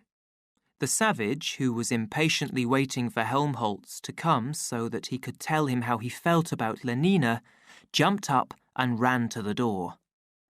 I guessed it was you, Helmholtz, he shouted as he opened it. There in the entrance, in a white artificial cotton sailor suit and with a round white cap at a most attractive angle on her head, stood Lenina. Oh, said the savage, as though someone had struck him a heavy blow. 1/2 gram had been enough to make Lenina forget her fears. Hello, John, she said, smiling, and walked past him into the room. He closed the door and followed her. Lenina sat down. There was a long silence. You don't seem very glad to see me, John, she said at last. Not glad, cried the savage with deep feeling. Then he suddenly fell on his knees before her, took her hand and kissed it. I love you more than anything else in the world. Then why on earth didn't you say so before? And suddenly her arms were round his neck. He felt her soft lips against his own. You silly boy, she was saying. I wanted you so much. Sweet, sweet. And if you wanted me too, why didn't you? In that moment, he found himself thinking of the kisses in 3 weeks in a helicopter that he had found so shameless. Horror, horror, horror. He tried to free himself. Lenina took her arms away and stood up. He thought for a moment that she had understood how he felt, but he soon realized how mistaken he was, for in a moment Lenina had taken off her sailor suit. With nothing on but her shoes and socks and her smart white cap, which she was still wearing, she advanced towards him. Darling, darling, if only you'd said so before. She held out her arms. But instead of also saying darling and holding out his arms, the savage backed away in terror, waving his hands at her as though he were trying to frighten away some dangerous animal. 4 steps back, and he could move no further, his back against the wall. Sweet boy, said Lenina, laying her hands on his shoulders and pressing herself against him. Put your arms round me. Kiss me. She closed her eyes and let her voice sink into a sleepy whisper. The savage caught her by the wrists, tore her hands from his shoulders, and pushed her roughly away at arm's length. Ow! You're hurting me! Oh! She was suddenly silent. Terror had made her forget the pain. Opening her eyes, she had seen his face. No, not his face. A crazy stranger's, pale, twisted, filled with some mad anger. She tried to understand what had brought this madness into his face, but failed completely. "What is the matter, John?" she whispered. He did not answer, but only stared into her face with those mad eyes. The hands that held her wrists were trembling. He breathed deeply and unevenly. His lips curled back from his teeth. "What is the matter?" she almost screamed. And as though woken by her cry, he caught her by the shoulders and shook her. "Whore!" he shouted. "Whore from hell!" "Oh, don't!" she begged him in a voice which trembled from the shaking. "Away with you!" He pushed her away with such force that she fell. "Go!" he shouted, standing over her threateningly. "Get out of my sight, or I'll kill you!" Lenina raised her arm to cover her face. "No, please don't, John. Don't hurt me." "Hurry up, quick!" One arm still raised and following all his movements with a fearful eye, she struggled to her feet and, still covering her head, she rushed into the bathroom. Outside, in the other room, the savage marched up and down in anger. "Whore!" he repeated to himself. "Disgusting whore!" "John," came a frightened voice from the bathroom. "Do you think I might have my clothes?" He picked up the pretty white blouse, the attractive sailor trousers. "Open!" he ordered, kicking the door. "No, I won't." "Then how do you expect me to give them to you?" "Push them through the little window over the door." He did what she suggested, then went on marching up and down. Lenina sat listening to the footsteps in the other room, wondering as she listened how long he was likely to go on pacing up and down like that, whether she would have to wait until he left the flat, or if it would be safe, after allowing his madness a reasonable time to die down, to open the bathroom door and try to escape. At that moment, the telephone bell rang in the other room. She heard the voice of the savage. "Hello?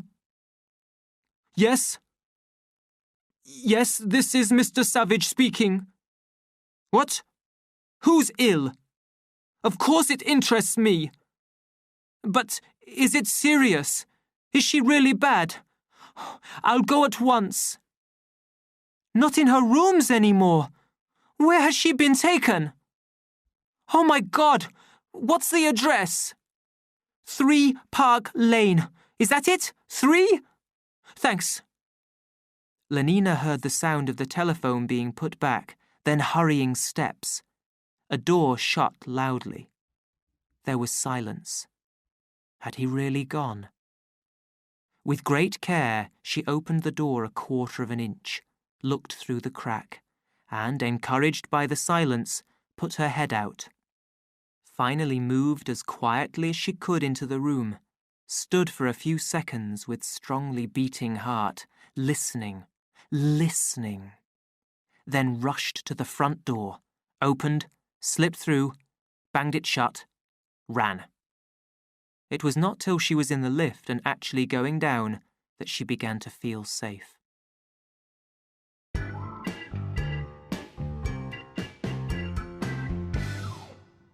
Chapter 13. Death. The Park Lane Hospital for the Dying was a 60-floor tower of bright yellow. As the savage stepped out of his taxicopter, a line of brightly coloured funeral helicopters rose from the roof and went off across the park, westwards on their way to the Slough crematorium. At the lift gates, an official gave him the information he required, and he dropped down to the 17th floor. The ward where Linda was lying was a large room, bright with sunshine and yellow paint, and contained 20 beds, all occupied. Linda was dying in company. in company and with all modern conveniences. The air was continuously alive with happy tunes coming from loudspeakers. At the foot of every bed, facing the dying person who occupied it, was a television set. Television was left on like a running water tap from morning till night. "We try," said the nurse who met the savage at the door, "to create a thoroughly pleasant atmosphere here, something between a first-class hotel and a cinema palace, if you take my meaning." "Where is she?" asked the savage, taking no notice of these polite explanations. The nurse was offended. "You are in a hurry," she said. "Is there any hope?" he asked. "You mean of her not dying?" He nodded. "No, of course there isn't. When somebody's sent here, there's no—" Alarmed by the look of worry on his pale face, she suddenly broke off. "Why, whatever is the matter?" she asked. She was not used to this kind of thing in visitors. Not that there were many visitors anyhow, or any reason why there should be many visitors. "You're not feeling ill, are you?" He shook his head. "She's my mother," he said in a low voice. The nurse gave him a look of horror, then quickly looked away, her face red and burning with discomfort. "Take me to her," said the savage, making an effort to speak in an ordinary tone.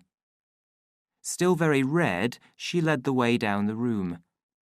Linda was lying in the last of the long row of beds. Her eyes were closed. Her pale, swollen face wore a look of stupid happiness. The nurse walked away. The savage sat down beside the bed. "Linda," he whispered, taking her hand. At the sound of her name, she turned. Her eyes opened. A look came into them as if she recognized him. She pressed his hand. She smiled. Her lips moved. Then, quite suddenly, her head fell forward. She was asleep. He sat watching her, remembering with tears in his eyes their life in the reservation, especially all the stories she had told him about the other place, that beautiful, beautiful other place, whose memory, as of a heaven of goodness and loveliness, he kept fresh in his mind, unspoilt by contact with the disappointing reality of this real London, these actual civilized men and women. His thoughts were interrupted by the arrival of a group of noisy child visitors who had been brought by the head nurse to see the dying people as part of their conditioning, to get them used to death and dying people. He sent them away angrily from Linda's bedside, but when he sat down again, his feelings and thoughts had changed. Instead of the gentle moments of his childhood, when Linda had been a kind and loving mother to him, he could now remember only the ugly scenes of their life, with Pope in her bedroom and herself in an ugly sleep after drinking a great deal of mescal. Linda moved, woke up and smiled, without understanding where she was. "Pope," she whispered, and closing her eyes, she sank back into the covers. "But, Linda," the savage spoke anxiously, "don't you know me?" He pressed her hand again. "Don't you know me?" He felt the faint answering pressure of her hand. The tears came into his eyes. He bent over her and kissed her. Her lips moved. "Pope," she whispered again, and it was to him as though dirt had been thrown in his face. Anger suddenly boiled up in him. Anger at the destruction of his hopes and ideals twice in so short a time, first by Lenina and now by his mother. "But I'm John!" he shouted. "I'm John!" And in his extreme anger and unhappiness, he actually caught her by the shoulder and shook her. Linda's eyes opened again. She saw him, knew him. "John," she whispered. But it was as though she had forgotten how to breathe. A look of terror at his anger came into her eyes. Then her mouth fell open. Her breathing stopped. She was dead. The savage stared at her for a moment in frozen silence, then fell on his knees beside the bed, and, covering his face with his hands, cried as though his heart would break. The nurse stood in the middle of the ward, not knowing what to do. The child visitors were staring with wide eyes at this unpleasant scene. Should she speak to him? Try to bring him back to some attempt to behave properly? Remind him of where he was, of what harm he might do to these poor children, upsetting all their well-taught death conditioning with this disgusting behaviour, as though death were something terrible, as though anyone mattered so much as all that. She stepped forward. She touched him on the shoulder. "Can't you behave?" she said in a low, angry voice. But, looking round, she saw that several of the children were coming towards the bed. She must do something to turn their attention away from the savage and his cries. "Now, who wants a piece of chocolate?" she asked in a loud, cheerful voice. "Me!" cried the entire Bokanovsky group with one voice. The savage and his grief were forgotten. "Oh, God, God, God," the savage kept repeating to himself. In the river of sorrow that filled his mind, it was the one word that he was able to say. "God," he whispered it out loud. "God." "Whatever is he saying?" said a voice, very near and distinct, through the sugary music which poured from the loudspeakers. The savage looked round sharply. 5 light-brown twins, each with the end of a stick of chocolate in his right hand, and their faces dirty with chocolate, were standing in a row, all staring at him. As he looked at them, they all smiled. One of them pointed with his bit of chocolate. "Is she dead?" he asked. The savage stared at them for a moment in silence. Then, in silence, he rose to his feet. In silence, slowly walked towards the door.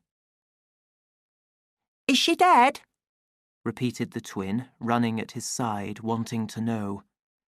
The savage looked down at him, and still, without speaking, pushed him away. The twin fell on the floor and at once began to cry. The savage did not even look round.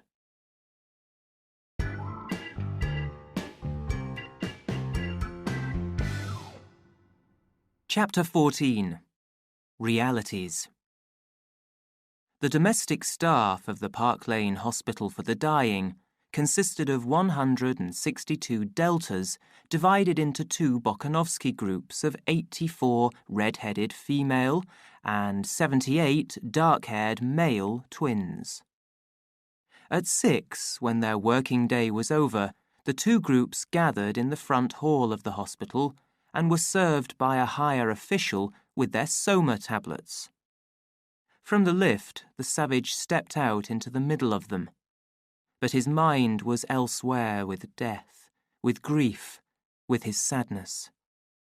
Without noticing what he was doing, he began to push his way through the crowd. "Who are you pushing? Where do you think you're going?" High, low, from a crowd of separate throats, only 2 voices came. Repeated countless times, as if by a mirror, 2 faces, one red-headed, the other dark-haired, turned angrily towards him. Their words, and in his chest sharp digs from their elbows, brought him to his senses. He woke once more to the real world, looked round him, saw the endless crowd of similar beings around him. Twins, twins.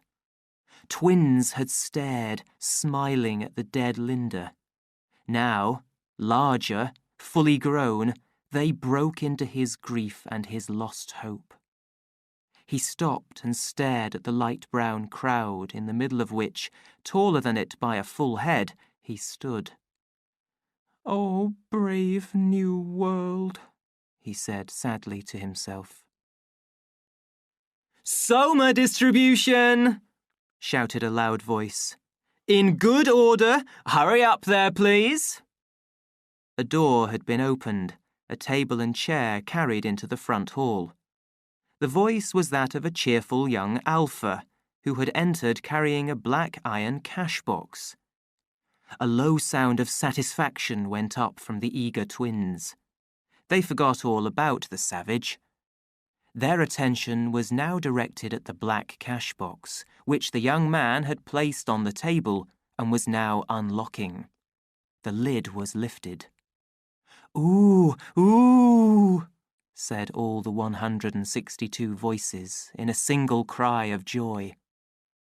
The young man took out a handful of tiny boxes of tablets. "Now," he commanded, "step forward, please. One at a time and no shoving." One at a time, with no shoving, the twins stepped forward. First 2 males, then a female, then another male, then 3 females, then... The savage stood looking on. "Oh, brave new world, oh, brave new world." In his mind, the singing words seemed to change their tone. They had laughed at him through his sadness and hopelessness. Now, suddenly, they rang out in a call to action. "Oh, brave new world!" Miranda was telling of the possibility of loveliness, the possibility of changing even the life which surrounded him like a bad dream into something fine and noble. Oh, brave new world! It was a challenge, a command. "No shoving there now!" shouted the official angrily. He shut his cash box noisily. "I shall stop the distribution unless I get good behaviour." The deltas pushed against one another a little, and then were still. His words had had their effect. Loss of Soma, fearful thought. "That's better," said the young man, and reopened his cash box. Linda had been a slave. Linda had died. Others should live in freedom, and the world be made beautiful. And suddenly, it was clear to the savage what he must do. "Now," said the official. Another light brown female stepped forward. "Stop!" called the savage in a loud and ringing voice. "Stop!" He pushed his way to the table. The deltas stared at him with shock. "Ford," said the official below his breath. "It's the savage!" He felt frightened. "Listen, I beg you," cried the savage. "Lend me your ears." He had never spoken in public before and found it very difficult to express what he wanted to say. "Don't take that horrible stuff. It's poison. It's poison." "I say, Mr. Savage," said the official with an uncertain smile, "would you mind letting me—" "Poison to soul as well as body. Yes, but let me get on with my distribution, won't you? There's a good fellow." With the fear of one stroking an animal that might bite, he touched the savage's arm. "Just let me—" "Never!" cried the savage. "But look here, old man. Throw it all away, that horrible poison." The words, "throw it all away," caught the attention of the stupid deltas, made them realize what was happening. An angry cry went up from the crowd. "I come to bring you freedom," said the savage, turning back towards the twins. "I come—" The official heard no more. He had slipped out of the hall and was looking for a number in the telephone book. Not in his own rooms, Bernard said. Not in mine, not at the centre or the college. Where can he have got to? Helmholtz didn't know. They had come back from their work expecting to find the savage waiting for them at one or other of their usual meeting places, and there was no sign of the fellow. This was upsetting their plans. They had meant to go over to Biarritz in Helmholtz's 4-seater sportycopter. They'd be late for dinner if he didn't come soon. "We'll give him 5 more minutes," said Helmholtz. "If he doesn't turn up by then, we'll—" The ringing of the telephone bell interrupted him. He picked up the receiver. "Hello? Speaking." Then, after a long interval of listening, "Oh, Ford!" he cried. "I'll come at once." "What is it?" Bernard asked. "A fellow I know at the Park Lane Hospital," said Helmholtz. "The savage is there. Seems to have gone mad. Anyhow, it's urgent. Will you come with me?" Together, they hurried along the corridor to the lifts. "But do you like being slaves?" the savage was saying as they entered the hospital. His face was red, his eyes bright with passion and anger. "Do you like being babies? Yes, babies! Stupid babies all your lives?" he added, driven by their animal stupidity into throwing insults at those he had come to save. The insults fell off their thick skins. They stared at him with a blank expression in their eyes. "Yes, stupid!" he shouted. Grief and hopelessness, pity and duty, all were forgotten now and, as it were, melted into an uncontrollable hatred of these less-than-human beings. "Don't you want to be free men? Don't you even understand what it is to be a man and free? Don't you?" he repeated, but got no answer to his question. "Very well, then. I'll teach you. I'll make you free whether you want to or not." And pushing open the window that looked onto the inner court of the hospital, he began to throw the little boxes of Soma tablets out of it in handfuls. For a moment, the light brown crowd was silent, frozen with amazement and horror at the sight of this fearful crime. "He's mad," whispered Bernard, staring with wide-open eyes. "They'll kill him. They'll—" A great shout suddenly went up from the crowd. A wave of movement drove it, threatening, towards the savage. "Ford, help him," said Bernard, and turned his eyes away. "Ford helps those who help themselves." And with a laugh, actually a laugh of joy, Helmholtz Watson pushed his way through the crowd. "Free! Free!" the savage shouted, and with one hand continued to throw the Soma into the courtyard, while, with the other, he hit out at the indistinguishable faces of his attackers. "Free!" And suddenly there was Helmholtz at his side. "Good old Helmholtz!" also hitting out. "Men at last!" Helmholtz cried, and threw the poison out by handfuls through the open window. "Yes, men! Men! Men!" And there was no more poison left. He picked up the cash box and showed them its black emptiness. "You're free!" Screaming with anger, the Deltas charged. "They're done for," said Bernard, and, with a sudden urge to help them, ran forward, then decided not to and stopped. Then, ashamed, stepped forward again, then decided against it once more, and was standing there ashamed of his own fear, thinking that they might be killed if he didn't help them, and that he might be killed if he did, when, Ford be praised, in ran the police, pig-faced in their gas masks. Bernard rushed to meet them. He waved his arms. And it was action. He was doing something. He shouted help several times more and more loudly so as to persuade himself that he was helping. Help! Help! Help! The policemen pushed him out of the way and got on with their work. 3 men with machines on their shoulders pumped thick clouds of soma gas into the air. 2 more were busy with an artificial music box. Carrying water guns loaded with a powerful sleeping gas, 4 others had pushed their way into the crowd and were steadily putting out of action the stronger of the fighters. "Quick! Quick!" screamed Bernard. "They'll be killed if you don't hurry! Oh!" Tired of his shouting, one of the policemen had given him a shot from his water gun. Bernard stood for a second or 2 on his shaky legs, then fell onto the floor.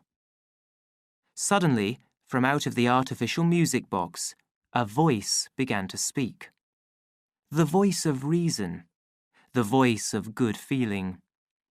The soundtrack roll was unwinding itself in artificial crowd control speech number 2, average strength.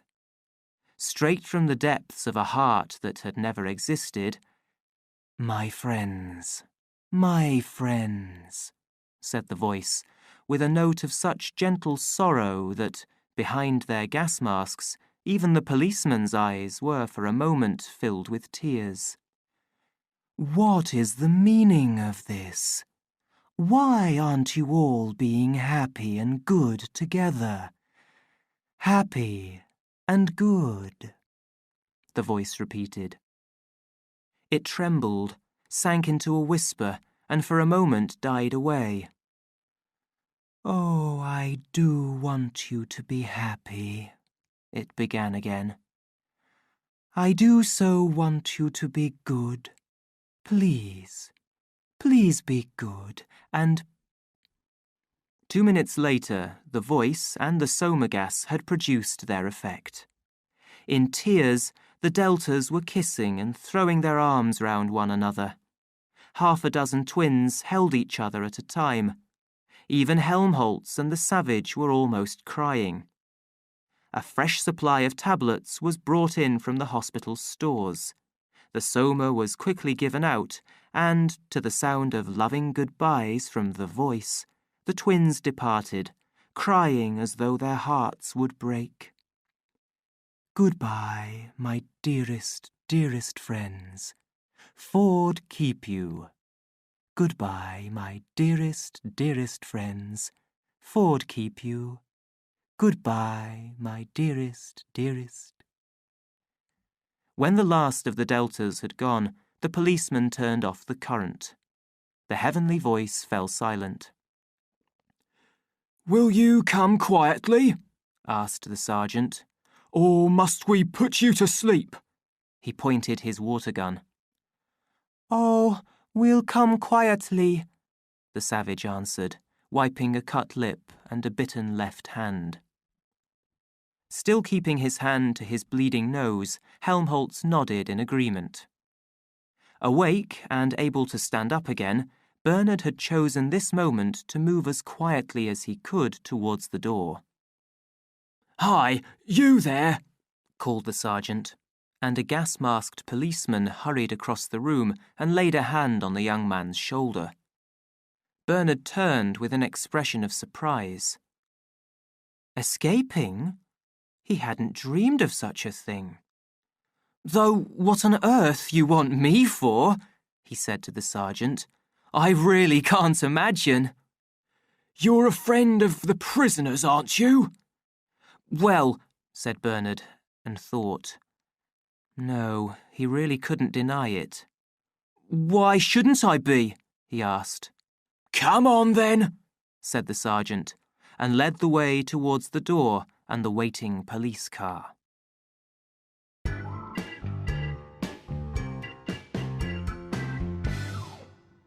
Chapter 15. In the Service of Happiness.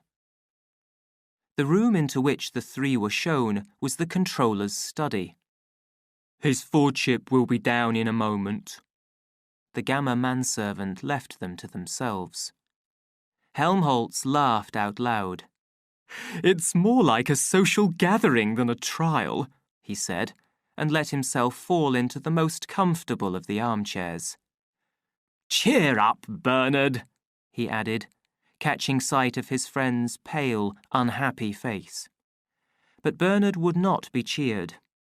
Without answering, without even looking at Helmholtz, he went and sat down on the most uncomfortable chair in the room, carefully chosen with some confused hope of turning away from him the anger of the higher powers. The savage, meanwhile, wandered restlessly round the room, looking without much interest at the books on the shelves, at the soundtrack rolls and the reading machine films in their numbered places.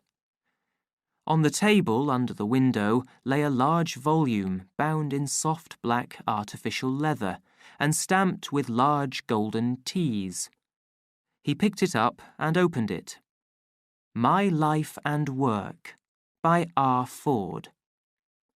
The work had been published in Detroit by the Society for the Spread of Fordian Knowledge.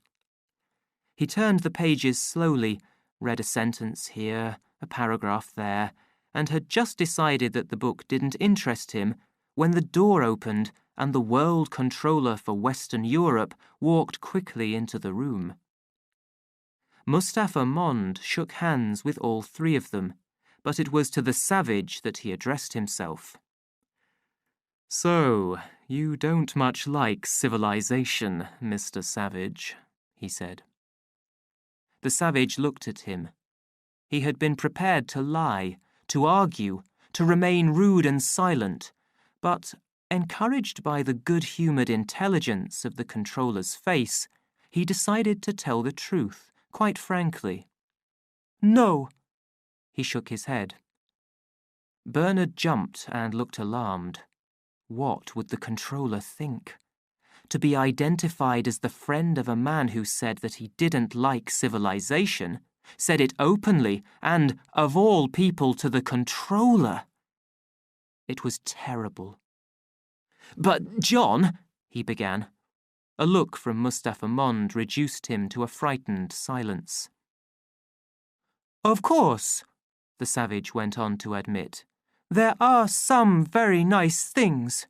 All that music in the air, for instance.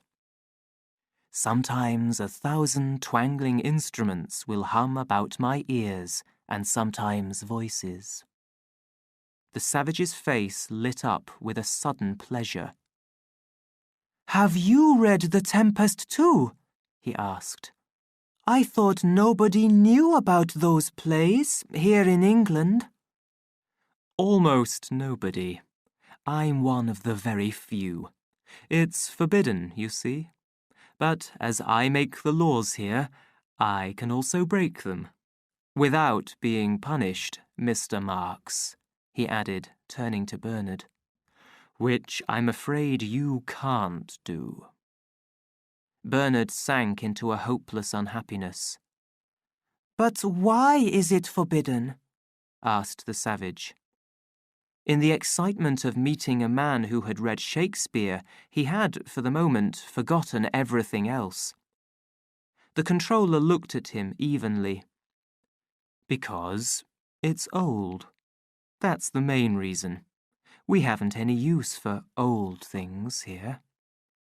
Even when they're beautiful? Particularly when they're beautiful. Beauty's attractive. And we don't want people to be attracted by old things. We want them to like the new ones. But the new ones are so stupid and horrible. Those plays where there's nothing but helicopters flying about and people kissing all the time. He made a face. Goats and monkeys. Only in Othello's words could he find satisfactory expression for his feelings of hatred. Nice animals, anyhow, said the controller almost to himself. Why don't you let them see Othello instead? I've told you. It's old. Besides, they couldn't understand it. Yes, that was true. He remembered how Helmholtz had laughed at Romeo and Juliet. Well then, he said after a pause, something new that's like Othello and that they could understand. Do you see what I mean? That's what we've all been wanting to write, said Helmholtz, breaking a long silence. And it's what you never will write, said the controller. Because if it were really like Othello, nobody could understand it, however new it might be. And if it were new, it couldn't possibly be like Othello. Why not? Yes, why not? Helmholtz repeated. He too was forgetting the unpleasant realities of the situation. Only Bernard, pale with fear and anxiety about the future, remembered them. The others took no notice of him. Why not? Because our world is not Othello's world. You can't write sad stories where there is no unhappiness. The world's peaceful now. People are happy. They get what they want, and they never want what they can't get. They're well off. They're safe. They're never ill. They're not afraid of death. They know nothing of passion and old age. They don't have to worry about mothers and fathers. They've got no wives or children or loved ones to feel strongly about. They're so conditioned that they practically can't help behaving as they ought to behave. And if anything should go wrong, there's Soma, which you go and throw out of the window in the name of freedom, Mr. Savage. Freedom! He laughed. Expecting deltas to know what freedom is, and now expecting them to understand Othello. How can you have such an idea? The Savage was silent for a moment. All the same, he went on, sticking to his argument, Othello's good. Othello's better than those films. Of course it is, the controller agreed. But that's the price we have to pay for stability. You've got to choose between happiness and what people used to call high art. We've given up the high art. We have the love films instead. But they don't mean anything. They mean themselves. They mean a lot of good feelings to the audience. But they're written by stupid people. The controller laughed. You're not being very polite to your friend Mr. Watson, one of our most distinguished emotional engineers. But he's right, said Helmholtz, clearly upset. Because it is stupid. Writing when there's nothing to say. Exactly. But that demands the greatest skill.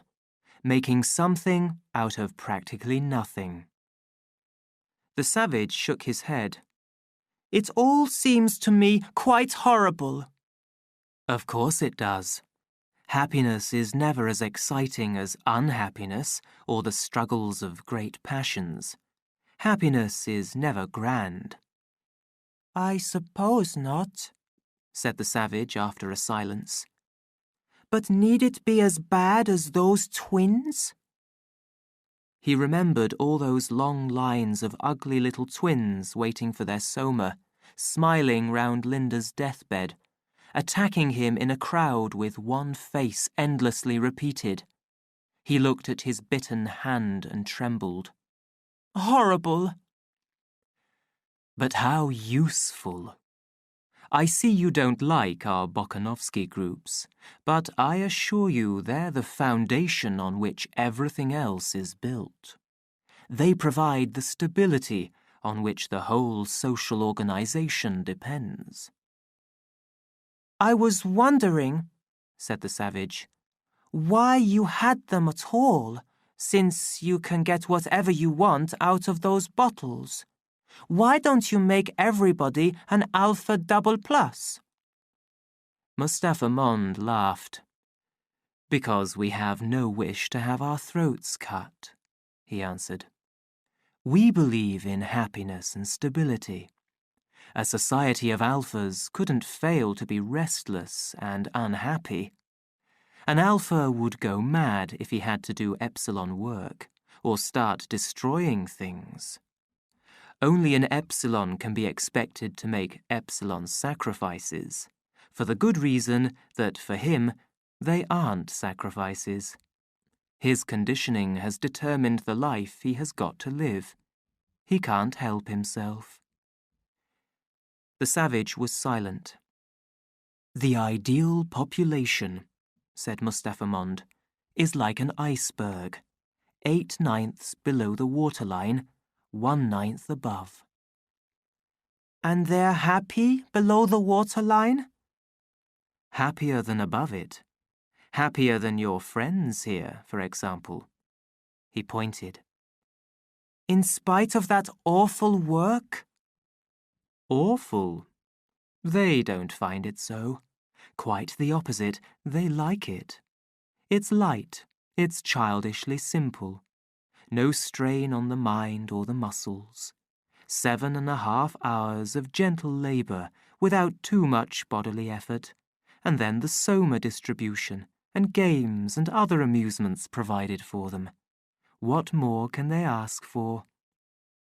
"True," he added, "they might ask for shorter hours, but would they be any the happier for that?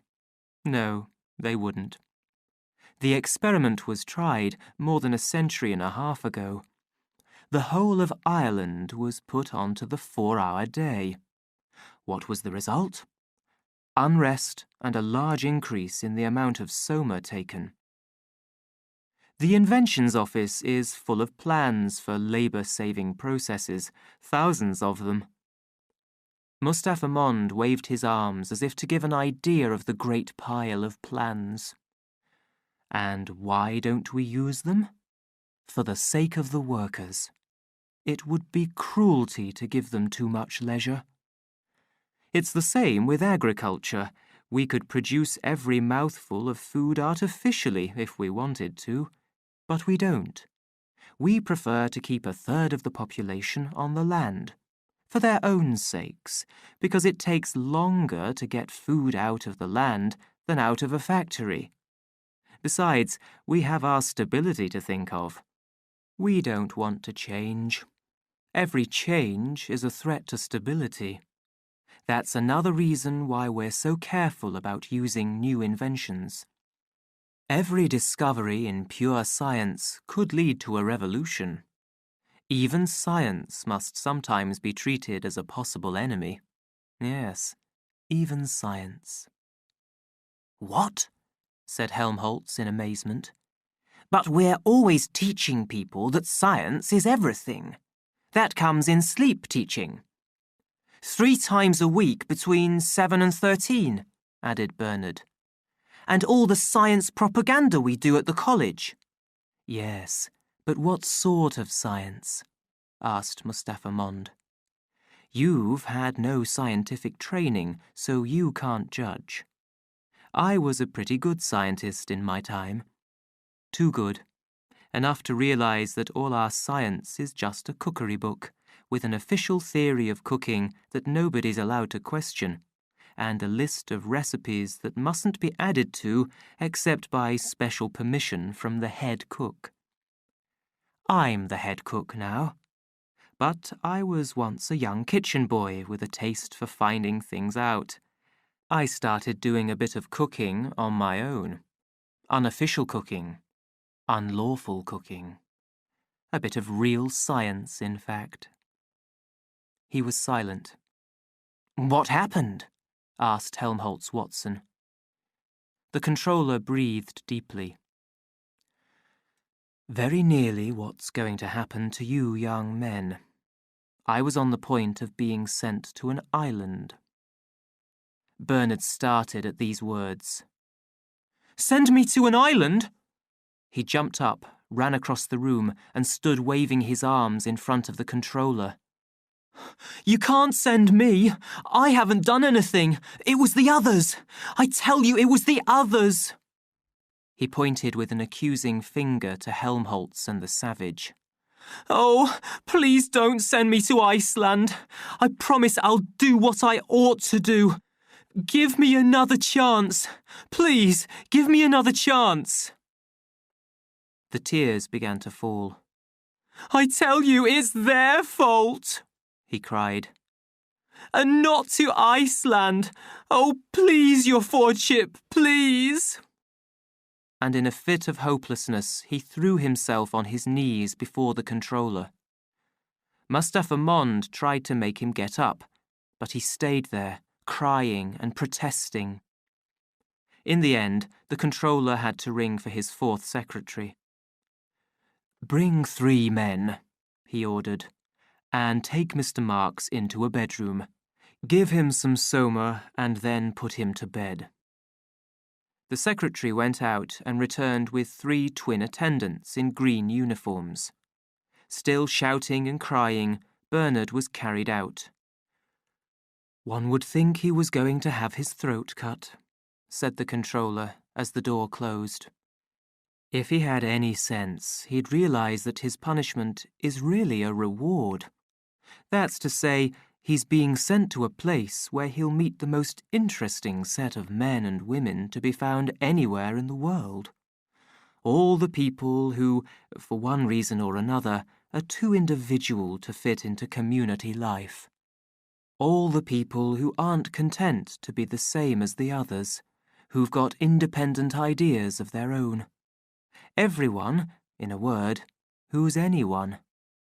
I almost wish it were me, Mr. Watson." Helmholtz laughed. "Then why aren't you on an island yourself?" "Because, finally, I preferred this. I was given the choice.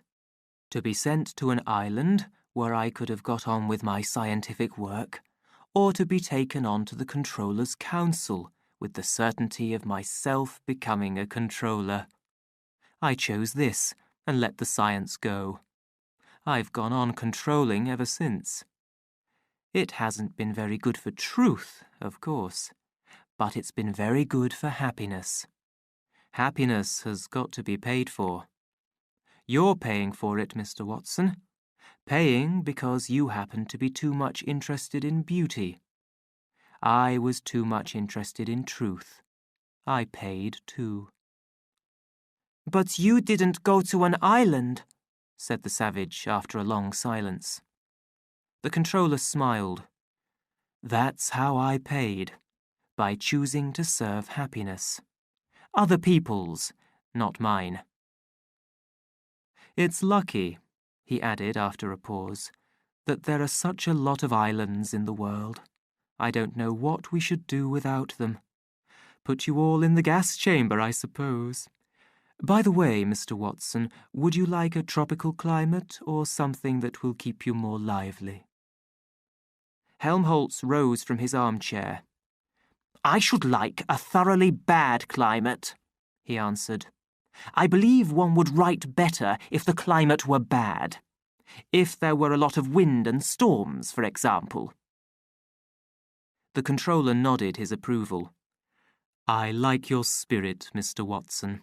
I like it very much indeed. As much as I officially disapprove of it." He smiled. "What about the Falkland Islands?" "Yes, I think that will do," Helmholtz answered. "And now, if you don't mind, I'll go and see how poor Bernard's getting on."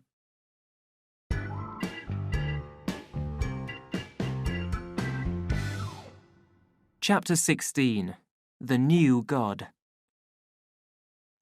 "Art, science, you seem to have paid a fairly high price for your happiness," said the savage when they were alone.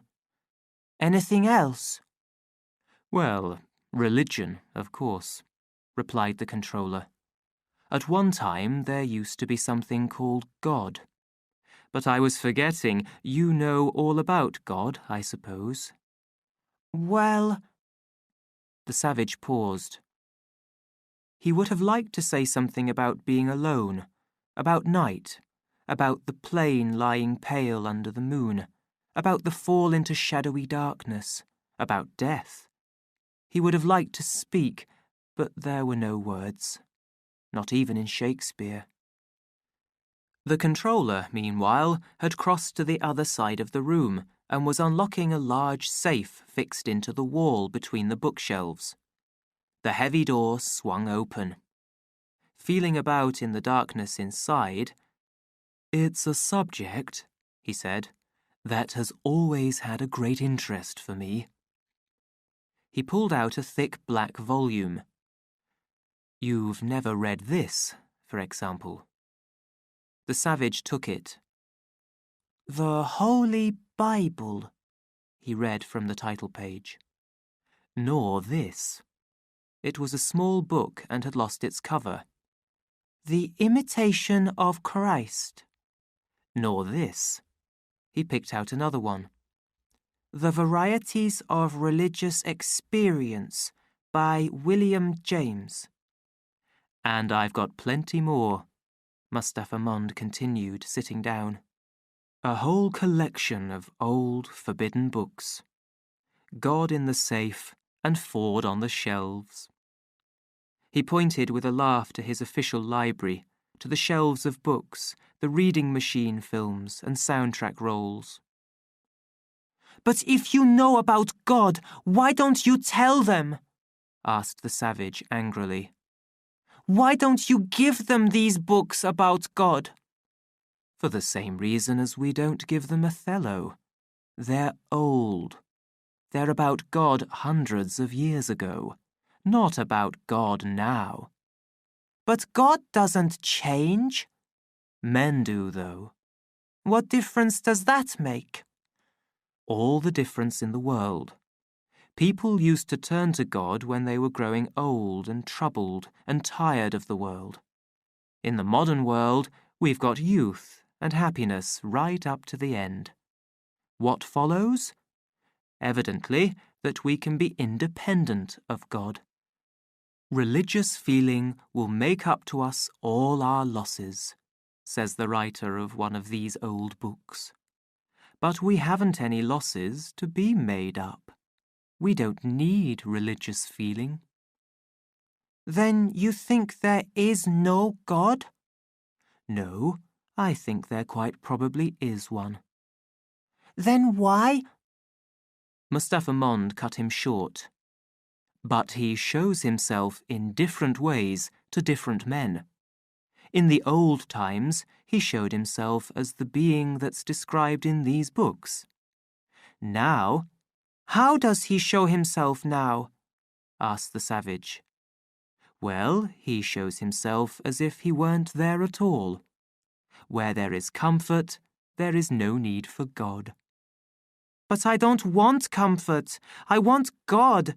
I want poetry. I want real danger. I want freedom. I want goodness. I want sin." "In fact," said Mustapha Mond, "you're claiming the right to be unhappy."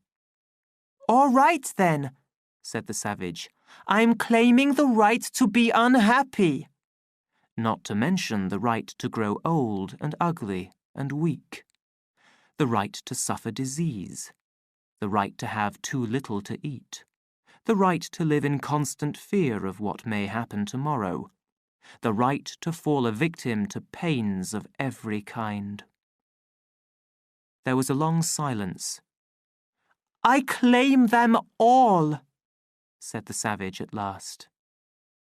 Mustapha Mond spoke slowly. "You're welcome," he said.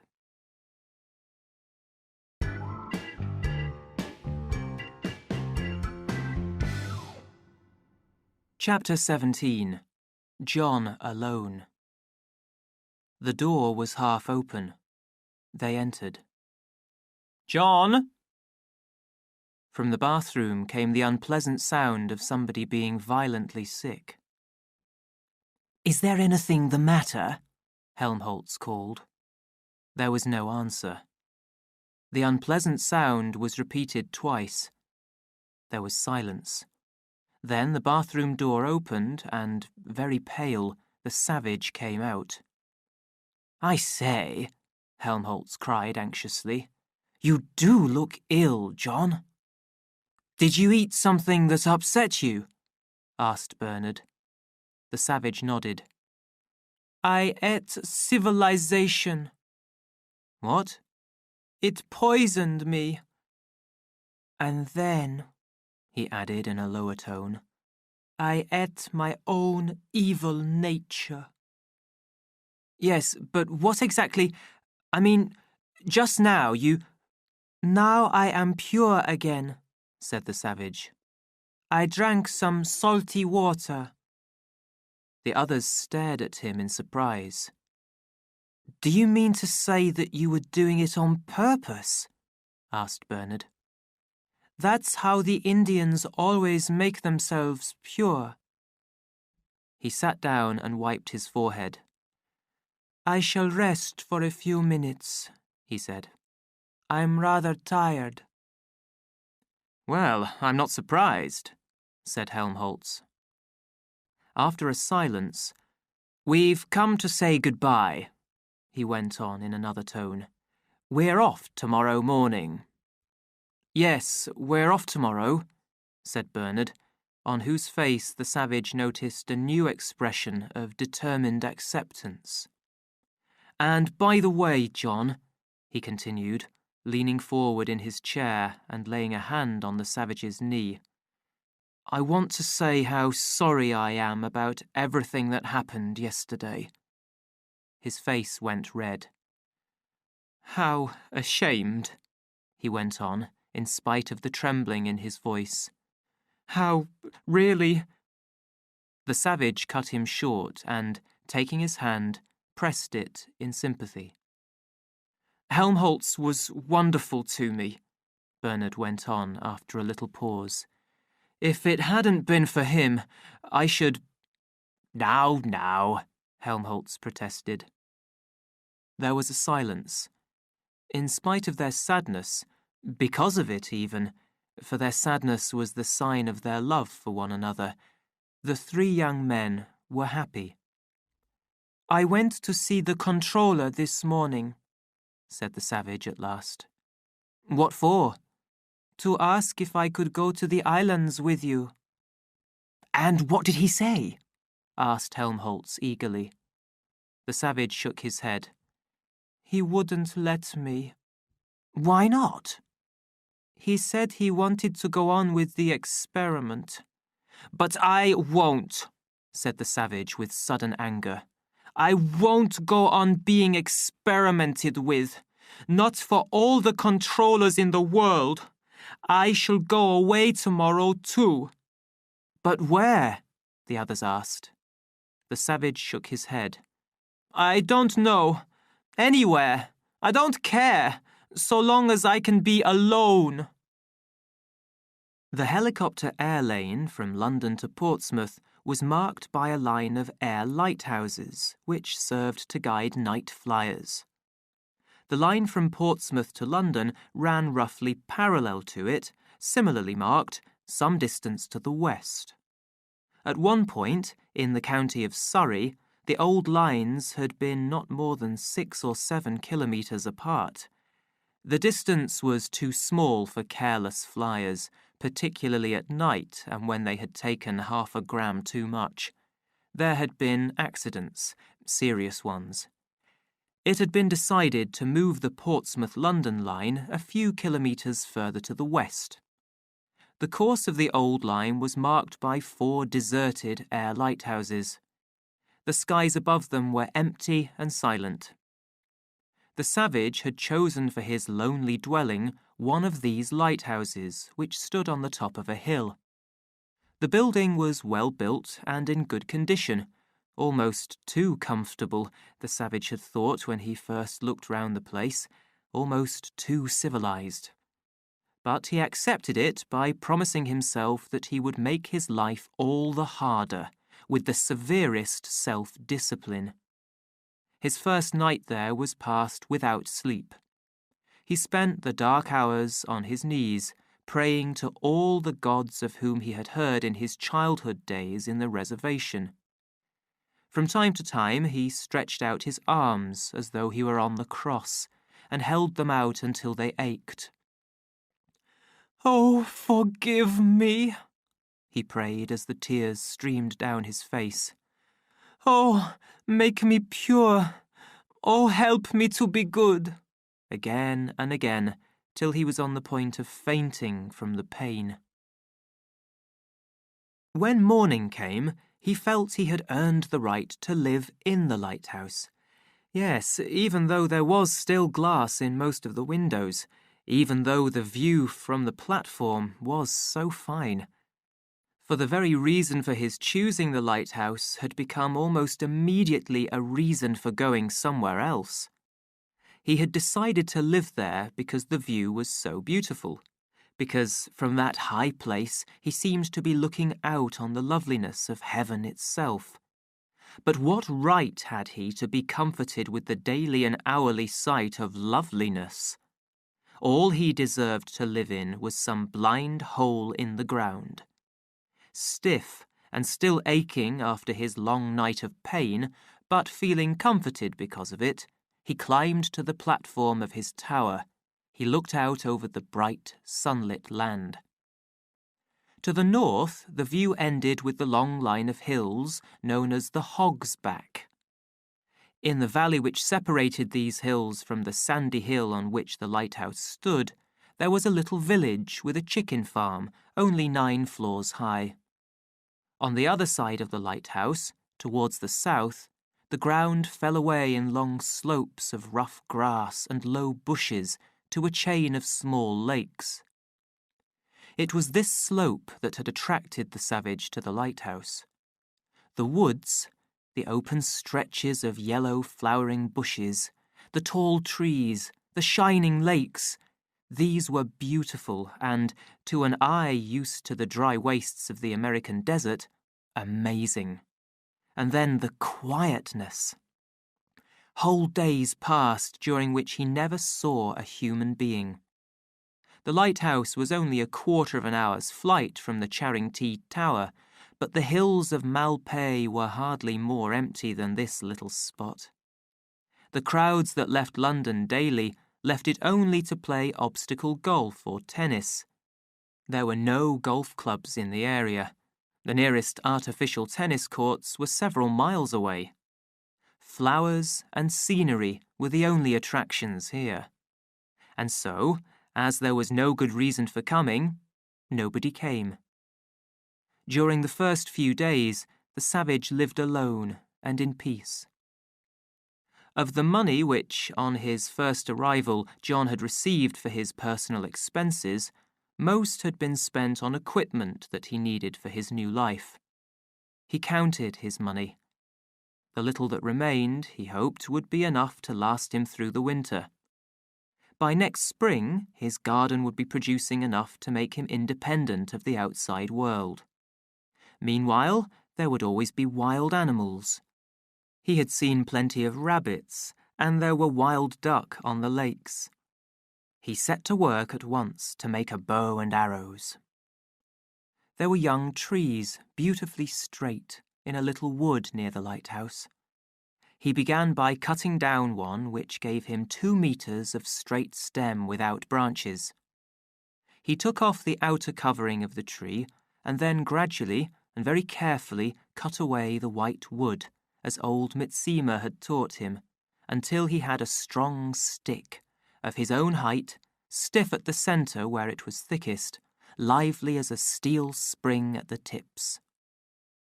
After those weeks in London, with nothing to do, whenever he wanted anything, but to press a switch or turn a handle, it was pure joy to be doing something that demanded skill and patience. He had almost finished shaping the staff when he realized with a shock that he was singing. Singing! He stopped, feeling very guilty. After all, it was not to sing and enjoy himself that he had come here. It was to escape from the disgusting contact with civilized life.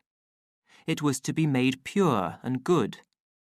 He realized that he had forgotten what he had promised to himself that he would remember. Poor Linda and his own murderous unkindness to her in her last moments. He had come here to show how deep was his sorrow. And here he was, sitting happily making his bow, singing, actually singing. He went inside, opened the box of salt, and put some water on to boil. Half an hour later, 3 Delta Minus land workers who happened to be driving past were shocked to see a young man standing beside the abandoned lighthouse, naked to the waist and hitting himself with a knotted whip. His back was marked with thin red lines, and between them ran drops of blood. The driver of the lorry stopped at the side of the road and, with his 2 friends, stared open-mouthed at the extraordinary sight. 1, 2, 3, they counted the strokes. After the 8th, the young man interrupted his self-punishment to run to the wood's edge and there be violently sick. When he had finished, he picked up the whip and began hitting himself again. 9, 10, 11, 12. "Ford," whispered the driver, and his twins were of the same opinion. "Fordy," they said. 3 days later, like birds settling on a dead body, the reporters came. Dried and hardened over a slow fire of green wood, the bow was ready. The savage was busy on his arrows. 30 straight sticks had been dried, tipped with sharp nails, and a V-shaped cut carefully made at the other end of each one where the string would fit.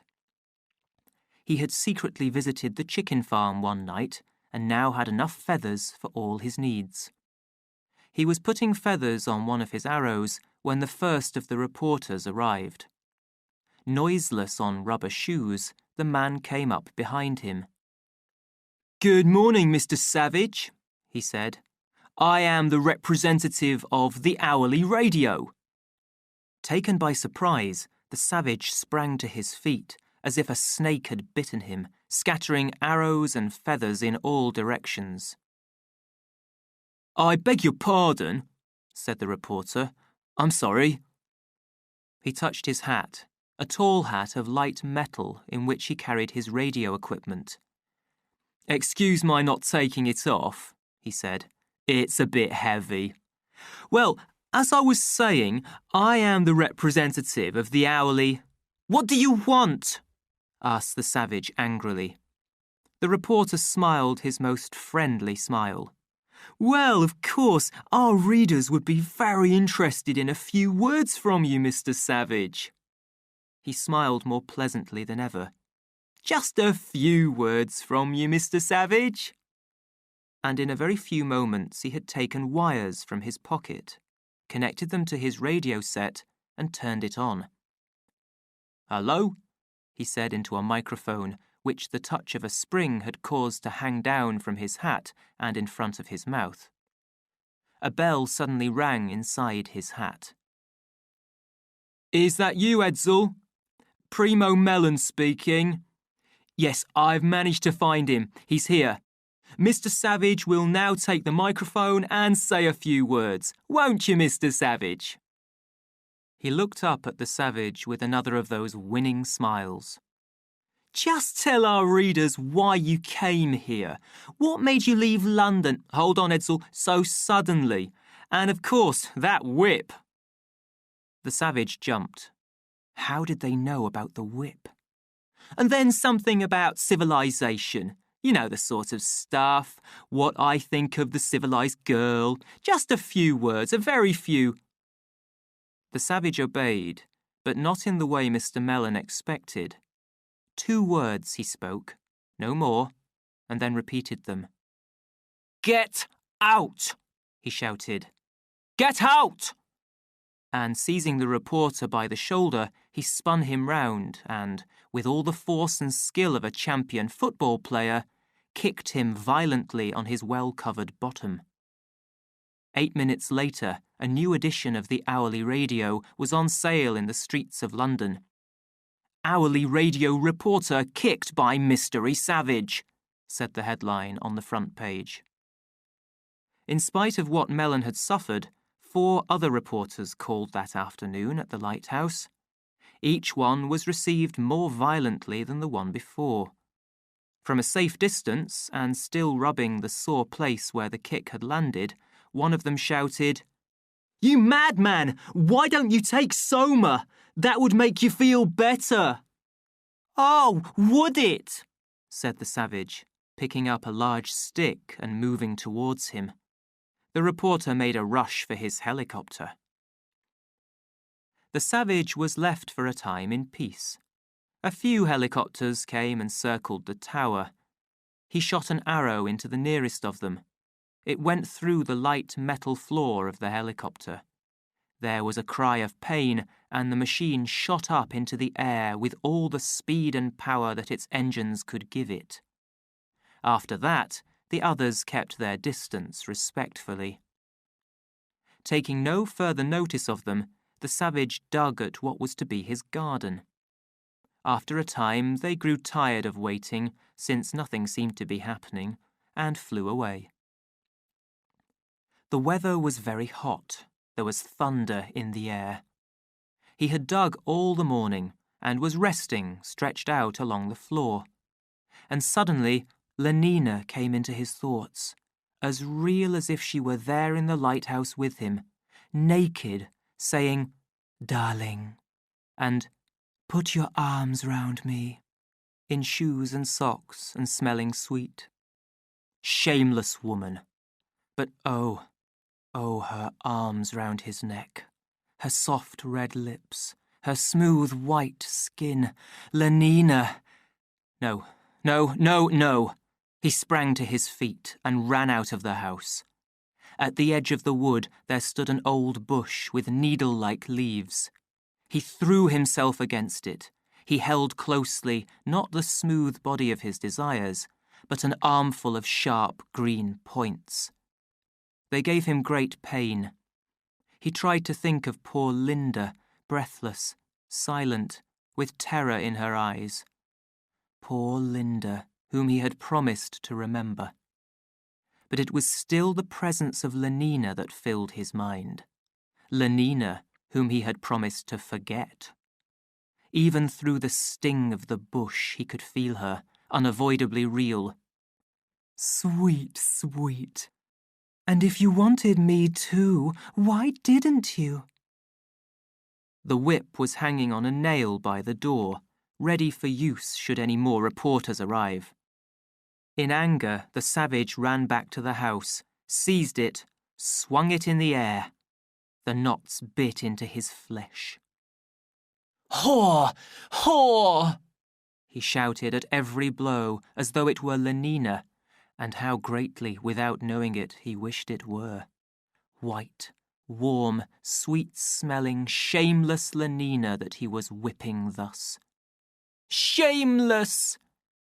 And then, desperately, "Oh, Linda, forgive me. Forgive me, God. I'm bad. I'm evil. No, you whore! You whore!" From his carefully built hiding place in the wood 300 meters away, Darwin Bonaparte, the television corporation's most expert big-game photographer, had watched the whole scene. Patience and skill had been rewarded. He had spent 3 days sitting inside the trunk of an artificial tree, 3 nights moving around on his stomach through the long grass, hiding equipment in bushes, burying wires in the soft grey sand. 72 hours of the greatest discomfort. But now the great moment had come. The greatest, thought Darwin Bonaparte as he moved among his equipment. The greatest since his exciting film of the monkey's wedding. "Wonderful," he said to himself, as the savage began his amazing performance. "Wonderful!" He kept his long-distance cameras carefully aimed at the savage, adjusted the settings to get a close-up of the face, twisted with anger and pain. Admirable! Changed for half a minute to slow motion, a really amusing effect, he promised himself. listened meanwhile to the blows, the cries, the wild and mad words that were being recorded on the soundtrack at the edge of his film. Was very happy to hear, in a quiet moment, the singing of a wild bird. Wished the savage would turn round so that he could get a good close-up of the blood on his back. And, almost immediately, what amazing luck! The savage did turn round, and he was able to take a perfect close-up. "Well, that was great," he said to himself when it was all over. "Really great." He wiped his face with a cloth. When they had finished with it at the studio, it would be a wonderful film. 12 days later, The Savage of Surrey was being shown in every first-class cinema in Western Europe. The effect of Darwin Bonaparte's film was immediate and enormous. On the afternoon which followed the evening of its first performance, the peace of John's lonely home was suddenly broken by the arrival overhead of a great cloud of helicopters. He was digging in his garden, digging, too, in his own mind, thinking of death. Death. And he drove in his spade once, and again, and yet again. "And all our yesterdays have lighted fools the way to dusty death." He lifted another spadeful of earth. Why had Linda died? Why had she been allowed to become gradually less than human, and at last... He trembled. At that point, the sky grew dark. He was suddenly in shadow. There was something between the sun and him. He looked up in surprise from his digging, from his thoughts, and saw, close above him, the cloud of machines hanging in the air. They came like harmful insects, stopped in the air over his head for a moment, then dropped all around him in the long grass and among the bushes. And from the bodies of these huge insects stepped men in white artificial woolen trousers, women in artificial cotton shorts and artificial silk shirts, one couple from each. In a few minutes there were dozens of them, standing in a wide circle round the lighthouse, staring, taking photographs, throwing nuts and sweets as if at an animal in a zoo. And every moment, coming in from all sides in a never-ending stream, their numbers grew and grew. The savage had gone back into his house, and now, like an animal trapped by the hunters, stood with his back to the wall of the lighthouse, staring from face to face in speechless horror, like a man out of his senses. "Go away!" he shouted. The animal had spoken. The crowd laughed and waved their hands. "Good old savage! Hurrah! Hurrah!" And through the noise he heard cries of, "Whip! Whip! The whip!" The words stung him to action. He seized the knotted whip from its nail behind the door and shook it at them. They shook with laughter. He advanced towards them, a terrible figure. A woman cried out in fear. The line of people moved back a little, then stood firm. The thought that they were there in great numbers gave them a courage which the savage had not expected. "Why don't you leave me alone?" There was a suggestion of tears in his anger. "What do you want with me?" he asked, turning from one stupid, smiling face to another. "The whip!" answered 100 voices in one shout. "Let's see you do the whipping act!" Then all together, slowly and heavily, "We want the whip!" shouted a group at the end of the line. "We want the whip!" Others at once took up the cry, and the phrase was repeated again and again, more and more loudly, until no other word was being spoken. "We want the whip!"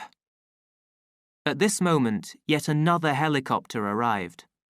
When it landed, the door opened and out stepped first a red-faced young man, Then, in green artificial cotton shorts, white shirt and smart cap, a young woman. At the sight of the young woman, the savage turned pale and fell back. The young woman stood, smiling at him, an uncertain smile, a smile intended to calm him. The seconds passed. Her lips moved. She was saying something, but the sound of her voice was drowned by the shouts of the crowd. "We want the whip! We want the whip!" The young woman pressed both hands to her left side, and on that face of hers, with its childlike prettiness, appeared an unusual expression of sadness. Her blue eyes seemed to grow larger, brighter, and suddenly 2 tears rolled down her cheeks. Her mouth moved again, though her words could not be heard. Then, with a quick movement of passion, she stretched out her arms towards the savage and stepped forward. "We want the whip! We want—" And all of a sudden, they had what they wanted. "Shameless!" The savage had rushed at her like a madman, striking her violently with his whip. She had turned to run from him in terror, had caught her foot in the roots of the bushes, and had fallen on her face in the long grass. "Henry! Henry!" she shouted. But her red-faced friend had run away and hidden behind the helicopter. The crowd rushed towards the spot where the savage stood, striking at that soft body lying in the grass. "Oh, the flesh! The flesh!" This time it was on the savage's own shoulders that the whip came down. Drawn by the strange attraction of the horror of pain and driven on by that desire to act as all others acted, that their conditioning had rooted in them, they began to imitate his violent action, striking at one another as the savage struck at his own flesh, or at that shapely, shameless body twisting and turning in pain in the grass at his feet. "Kill it! Kill it! Kill it!" the savage went on shouting. Then suddenly somebody started Orgy Porgy, and in a moment they had all caught up the tune and, singing, had begun to dance. Orgy Porgy, round and round and round, beating one another in time to the song. Orgy Porgy! It was after midnight when the last of the helicopters took its flight. Stupid with soma and tired out from endless uncontrolled hours of passion, the savage lay sleeping in the rough grass. The sun was already high when he woke. He lay for a moment, then suddenly remembered everything. "Oh, my God! My God!" He covered his eyes with his hand. That evening the sky was black with helicopters making their way across the sky to the lighthouse in an endless stream. The description of last night's events had been in all the papers. "Savage!" called the first arrivals as they stepped down from their machine. "Mr. Savage!" There was no answer. The door of the lighthouse stood half open. They pushed it wide open and walked into the low light inside. Through a doorway on the other side of the room, they could see the bottom of the stairs that led up to the higher floors. Just under the top of the doorway hung a pair of feet. "Mr. Savage!" Slowly, very slowly, like 2 unhurried compass needles, the feet turned towards the right. North, northeast, east, southeast, south, south-southwest. Then paused, and, after a few seconds, turned as unhurriedly back towards the left. South-southwest, south, southeast,